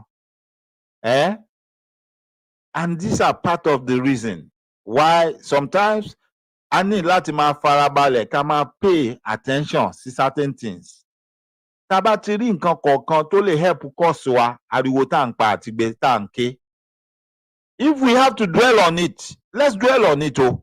Let's dwell on it. Ẹni tó bá máa pè wá ní aláìníṣẹ́, aláìlérò, ẹ jẹ́ kán pè wá bẹ́ẹ̀, I don't care. Àwọn kan náà ń fún mi lóúnjẹ, àwọn kan náà ń fún yín lóúnjẹ. Wọ́n bá lówó, wọ́n ní sápò ara wọn ni. Whatever they are doing for themselves and the people around them, not for us. Àwa dẹ̀ mọ̀ tá a nídìí. Nìkan wá fún wa lóúnjẹ, nìkan wá ṣe nǹkan kan fún wa. But we want what rightfully belongs to our people, to be returned to them. Part of what rightfully belongs to our people is the process by which they can seek for employment, especially government employment. Nigeria is using quota system. They have cheated us by lying about their number already. They took the largest quota. We are not fighting them on that. Now the little that is left for us, they are still coming over. They are still allowing foreigners to come and take it over. That is a very big problem. That is a serious issue if you don't know. It is a serious issue. Before you can tell me it is not an issue, then prove to me there is no youth, there is no young guy right there in Lagos that wanted to come in for that recruitment and they couldn't get in, or they were turned back because they said the quota has been fulfilled. Why we have these strangers for that matter, occupying the slots that should rightfully belong to Lagosians. So if you don't see that as a problem, I have a problem with you. If you don't see that as an issue, as a serious issue, èmi gangan fúnra mi mo ní issue pẹ̀lú ẹ fúnra rẹ. If you don't see that as something you should talk about and make noise about, then you don't know what you are doing. Oh, mọ nǹkan tó ń ṣe. Especially, we are talking about military. We are talking about military. Ara nǹkan tán fi ṣe wá lọ́ṣẹ́ lọ́pọ̀lọpọ̀ military ni. So to now find out pé ara àwọn ọ̀nà tán fi ń gbà ṣe wá lọ́ṣẹ́ tipẹ́tipẹ́ ni, olóńwà expose, and you don't want to talk about it. You don't deem me fit to sit on it and talk about it every day. I have a problem with you. Talk about it. Yes. Talk about it. Títí dìgbà tí wọ́n ní ẹ ti ń ta àwọn o, ẹ ti ń sọ̀rọ̀ kìíní ju, ó ti ń pẹ́ jù o, ẹ má sọ mọ́ o. Talk about it.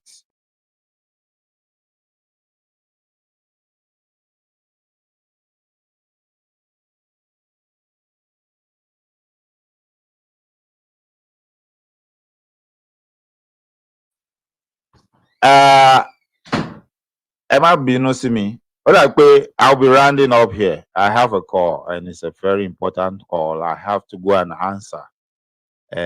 Ọ̀nà fún ọ̀nà ọ̀run, ẹ mọ̀, iṣẹ́ ni. So ẹ má bínú sí mi. Ṣùgbọ́n lágbára Ọlọ́run láṣẹ Èdùmàrè. Mi mọ̀ bóyá Ìyálájé ṣì wà ń bí. Mi tí Ìyálájé ẹjọ́ tó bá ṣe pé a máa ṣètò lọ́la ẹ jẹ́ kí n mọ̀. So ẹ̀yin èèyàn mi, tí Ìyálájé bá ní pé a máa ṣètò lọ́la, yes. Tí Ìyálájé bá ní a máa ṣètò lọ́la, I will be online with Ìyálájé same time as we do every Sunday. For the past few weeks now, things have been tight. Iṣẹ́ ló fà. But hopefully tomorrow, I know I should be at home. Lágbára Ọlọ́run, màá wà lórí ètò pẹ̀lú Ìyálájé lórí ìkànnì wọn láṣẹ Èdùmàrè. Ẹ má wá bínú sí mi. Ọ̀rọ̀ yìí kò parí síbí. This is something we will keep talking about. Inú mi á dẹ̀ dùn tí n bá rí tí other people náà, if we stay on this, ká má jẹ́ kó jẹ́ ọ̀rọ̀ pé a fi orí ahọ́n sọ lásán, that will be swept under the carpet. Àìráwọn èèyàn pariwo nígbà tí wọ́n pa bàbá Bọ́lá Ìgè ńgbà yẹn. Àìsí irú àǹfààní tá a ní lórí social media now nígbà yẹn, òun ni ò jẹ́ kí ọ̀rọ̀ yẹn kó rí irú ariwo àti ìpolongo àti ìtanijí àti akitiyan tó tọ́ àti tó yẹ. Because like I said before, technically left to these people, ọmọ tó ń pè Mohbad yẹn ó ti kú náà yẹn, wọ́n ti sin gbogbo story gbogbo ariwo tó ń pa yẹn, nobody would have listened. But because some people started making noise, some people started bringing out stuff and saying, ẹ wo eléyìí, ẹ wo bí, ẹ gbé eléyìí, ẹ ṣe eléyìí. Òun ló jẹ́ kọ́rọ̀ yẹn kó sì wà ń ta dèní. Òun ló jẹ́ kí ariwo yẹn wà ń bẹ̀, òun ló jẹ́ kó wà relevant. Even though àwọn èèyàn kan ti sọ di nǹkan míì lénìí, which is another thing, which is another factor. Ìpè gbogbo ohun tá a bá máa ṣe, ẹ jẹ́ ká ṣe pẹ̀lú ọpọlọ, ká dẹ̀ fi sùúrù ṣe. Ẹ má jẹ́ ká wá kí ni màá rí jẹ, kí ni màá sáré rí múnú kíní, ọ̀nà wo ni màá sáré gbà sáré ṣe tí màá rí kọ́bọ̀kọ́bọ̀. No. Think first about kí ni nǹkan dáadáa tá a lè mú jáde nínú ọ̀rọ̀ yìí, ọ̀nà wo la máa gbé gbà, kí la fẹ́ gbà ń bẹ̀, báwo la ṣe máa ṣe. Now if you are doing that, if along the line tí anything bá yọ tí ò ṣe nǹkan tó bà ọmọlúàbí ẹ̀ jẹ́, ṣebí ètò ni mò ń ṣe yìí, mi ò bú ẹnì kankan, mi ò dẹ̀ parọ́ fẹ́nì kankan. Ebo ni bàbá mi kan wò mí sùn tán bùn mí ní nǹkan nísìn. Alright? There's nothing wrong in that. Kò sẹ́ni tó ní pé kán má bùn yín ní nǹkan pé kẹ́ má gba nǹkan. But ẹ tiẹ̀ jẹ́ ká mọ nǹkan tá à ń ṣe, ká tiẹ̀ focus lórí nǹkan tá a fẹ́ ṣe gangan. Not kí ni màá rí ń bẹ̀, ṣé èrò máa wò ó, ṣé èrò ò ní wò ó. If we start choosing nǹkan táwọn èrò máa wò nìkan, then let's just talk about it. Tá bá ti rí fídíò yẹn, then tá bá ti show ẹ̀. Tá wá rò pé a ti show ẹ̀, kò sí fídíò mọ́, kò dùn mọ́, àwọn èèyàn ò ní gbọ́ mọ́, we are not going to talk about it. Then we are not doing anything. We are not doing anything. Tó bá jẹ́ lóòótọ́ òmìnira àti pé kí ilẹ̀ Yorùbá kó tò ó jẹ wá lógún, ẹ jẹ́ ká kọ́kọ́ gbé that monetary aspect pé mo fẹ́ fi pawó, ẹ jẹ́ ká kọ́kọ́ gbé sẹ́gbẹ̀ẹ́ kan. Ẹ jẹ́ ká kọ́kọ́ ṣe pé èyí tí ó mú àǹfààní wá fún àwọn èèyàn wa first. If along the line opportunity àti make nǹkan kan bẹ̀ wá yọ, ìyẹn ni anybody ò ní lè wá ẹnu sí yín lára, anybody ò ní lè sọ̀rọ̀ sí yín. Ẹ̀yin gan, you will be proud of yourself. You yourself, you will be proud of yourself pé yes, mo ṣe kíní, mò ń ṣe. Àwọn èèyàn dẹ̀ mọ rírì ohun tí mò ń ṣe. For people to give you something, it means they have seen the impact and they appreciate what you are doing. Ìyẹn gan lásán ó tóbi ju pé kéèyàn kankan dédé kò fẹ́ mọ nǹkan tó ń ṣe o, ó kàn dédé wà pé sórí kíní tó lóun fẹ́ ṣe yẹn àbí tó ń ṣe má ṣe mọ́ ń gbà. Ó ń tara ẹ lọ́pọ̀ ni nàún, ó dẹ̀ ń tara ilé ẹ lọ́pọ̀, ó ò ní padà ríra lọ́wọ́ wọn mọ́ tó bá yá. Àbókan wo pé wo kíní òun ló jáwó nísìn, òun ló ń trend, let me just do it. But take time láti rí seriousness àti importance tó wà attach mọ́ kíní yẹn. So while you are doing that, put the seriousness and the importance into it. Mi ò ní kó má fi jáwó, but put that seriousness and the importance into it. Let everything go along. Elédùmarè á kọ́ gbogbo wa mọ̀ ṣe, Elédùmarè á ràn gbogbo wa lọ́wọ́, á dílé àti ọ̀nà oníkálukú wa mú. Àní sì jẹ́ o, àní sì mu, àní bó lórí burúkú wọkọ̀ pọ̀, a sì ní bá àwọn èèyàn tí wọ́n ti bàjẹ́ tán wá tẹni tí wọ́n ó kóná mọ́, àní bá wọn tò pọ̀ lágbára Ọlọ́run láṣẹ Èdùmàrè. Gbogbo bó ṣe ń wu gbogbo wa lọ́kàn pé kí ilẹ̀ Yorùbá kó rójú kó ráàyè kó tùbù kó bà kó ṣẹ, pé kí ilẹ̀ Yorùbá kó gòkè àgbà, Elédùmarè á bá wa gbọ́ àdúrà wa. Elédùmarè á jẹ́ kó ṣeé ṣe fún wa, yóò sì sojú ẹ̀mí wa. Ẹ̀wọ̀n nígbà lẹ́yìn ẹnikẹ́ni nínú wa. Àtèmi àtẹ̀yin báyìí, àní fàìsàn ló gbà, àní fìnira ló gbà. Àní ráhùn owó, ọ̀dà owó ò ní dá wa. Ẹrù tí abiyamọ yìí tú wọn nígbé sí ẹnu ọ̀nà ilé ẹnikẹ́ni nínú èmi àtẹ̀yin. Àní gbogbo gbẹ̀mí a máa tẹnumọ́, máa sọ, mo ní kó rí fún mi gẹ́gẹ́ bí èrò ọkàn mi sí gbogbo yín. Nítorí pé èrò ọkàn mi sí yín, èrò ire ni. èrò kẹ́ soríire, èrò pé tẹ́ ẹ bá ṣòwò kẹ́ rérè ọjà, èrò pé kí ajé kó fi lé oníkálukú wa kó fi ṣe ibùgbé ni. Ká rówó ná, ká rówó lò, ká mọ̀ pé owó ránṣẹ́. Kọ́mọ mọ́ kú mọ́ wa lọ́wọ́, kọ́kọ mọ́ kú mọ́ wa lójú, káya mọ́ kú mọ́ wa lójú. Ká máa dàgbàsókè, kígbéga kó máa bá gbogbo wa lẹ́nu iṣẹ́. Wípé tá a bá jáde ńlé, ká padà sílé láyọ̀ àtàlàáfíà, tá a bá wọ mọ́tò, kó mọ́ forí sọgi. Gbogbo ohun tá a bá ṣe, k'Elédùmarè máa bá wa, kó máa bá wa ṣe kíni, kó máa bá wa ṣe láṣeyọrí. Gbogbo ibi tá a bá lọ, k'Ọba mi Èdùmàrè kó máa tẹ́lẹ̀ ẹbẹ̀ sáwájú wa. Pé gbogbo ibi tá a bá dé láyé yìí ká máa bá ojú rere Ọlọ́run Ọba Elédùmarè pàdé. Bàbá ṣe ń bá t'Elédùmarè pàdé ká tún máa bá tọmọ ẹ̀dá èèyàn pàdé. Èrò ọkàn tèmi sí yín, òun ni mo sọ fún yín. Kó rí bẹ́ẹ̀ fún èmi náà bí mo ṣe rò sí yín. Mo wá ń gbà ládùúrà pé ojú ò ní túnra rí o láṣẹ Èdùmàrè. Títí dìgbà tí a bá tún pàdé, èmi ọmọ yín, ọ̀rẹ́ yín, olólùfẹ́ yín, your humble servant. Èmi ọmọ àtàkìtì lórí ìrókò, ọmọ afẹnugbégbá ẹbọ, ọmọ ajíwìjíwì fọwọ́ bẹ́ẹ́gún télé. Dr. Mike Ọlá Egúnjẹ́mí, mo ń dágbére fún yín lásàálẹ̀ pé ó dàárọ̀ o, ẹ ṣeun.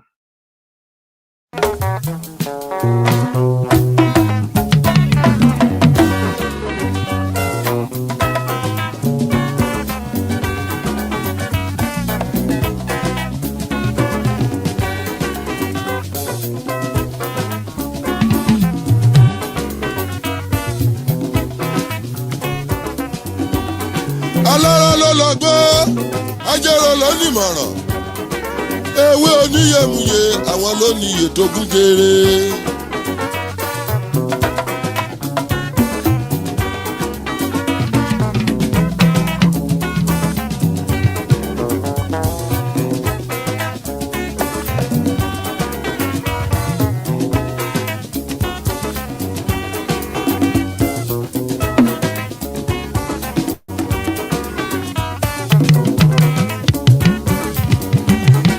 Wa kèrègbè iye ẹ má má gbé mi níye tèmi.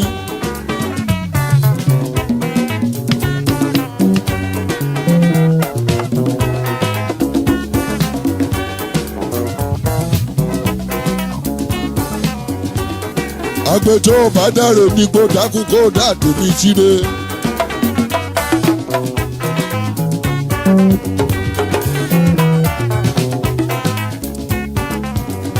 Alùkòjọ́ bá lọ nílẹ̀ oṣù ọ̀dàkùn kó kù tèmi síre.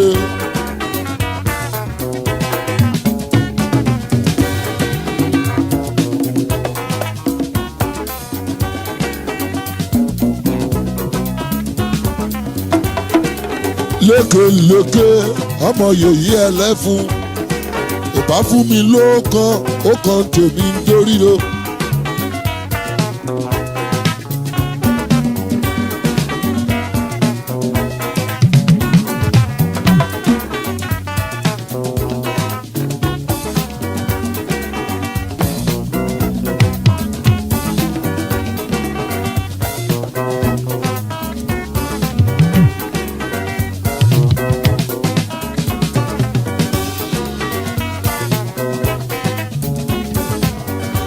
Alẹ́lẹ́ onífẹ̀ ńlẹ́ ọgọ́jọ́ onífẹ̀ àjèdodo agbẹ́jì òrọ́gbọ̀rọ̀ yọ àmàdé bí yéye.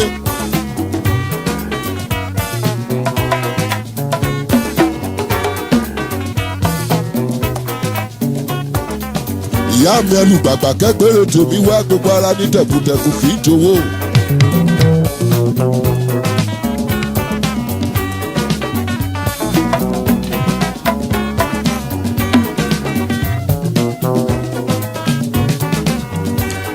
Mo sunkún owó Olúwa fún mi lówó bàbí.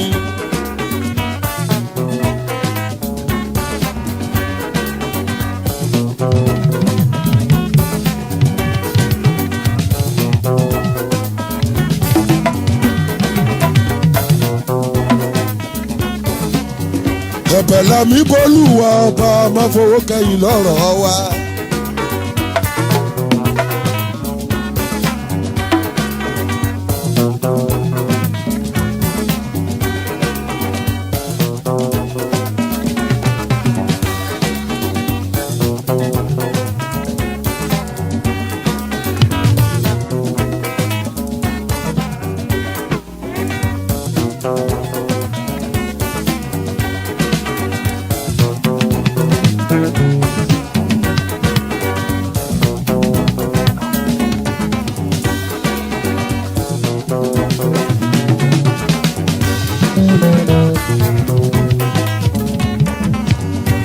àgbààgbà tó ní ilẹ̀ odò ẹ dẹ́kun ẹ tú mi lóhùn mi ṣe.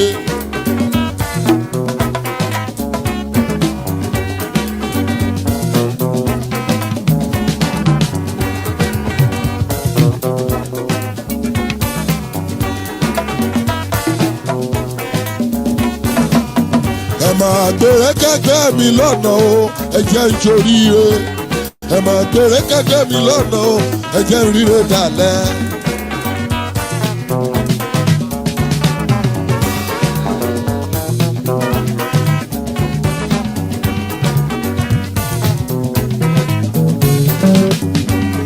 kéré iye o ẹ má má gbé mi níye tèmi o.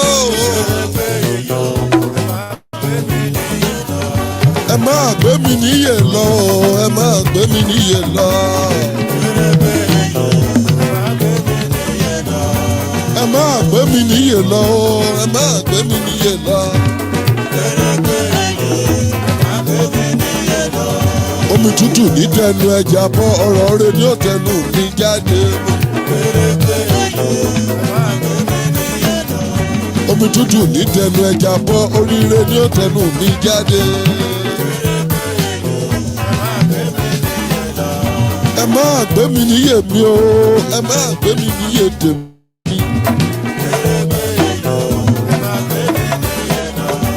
ó jọ̀wọ́ ara ń fẹ́ o ẹ bá mi túyè tèmi jẹ́ mi. ẹ má gbé mi níyè lọ ẹ má gbé mi níyè tèmi.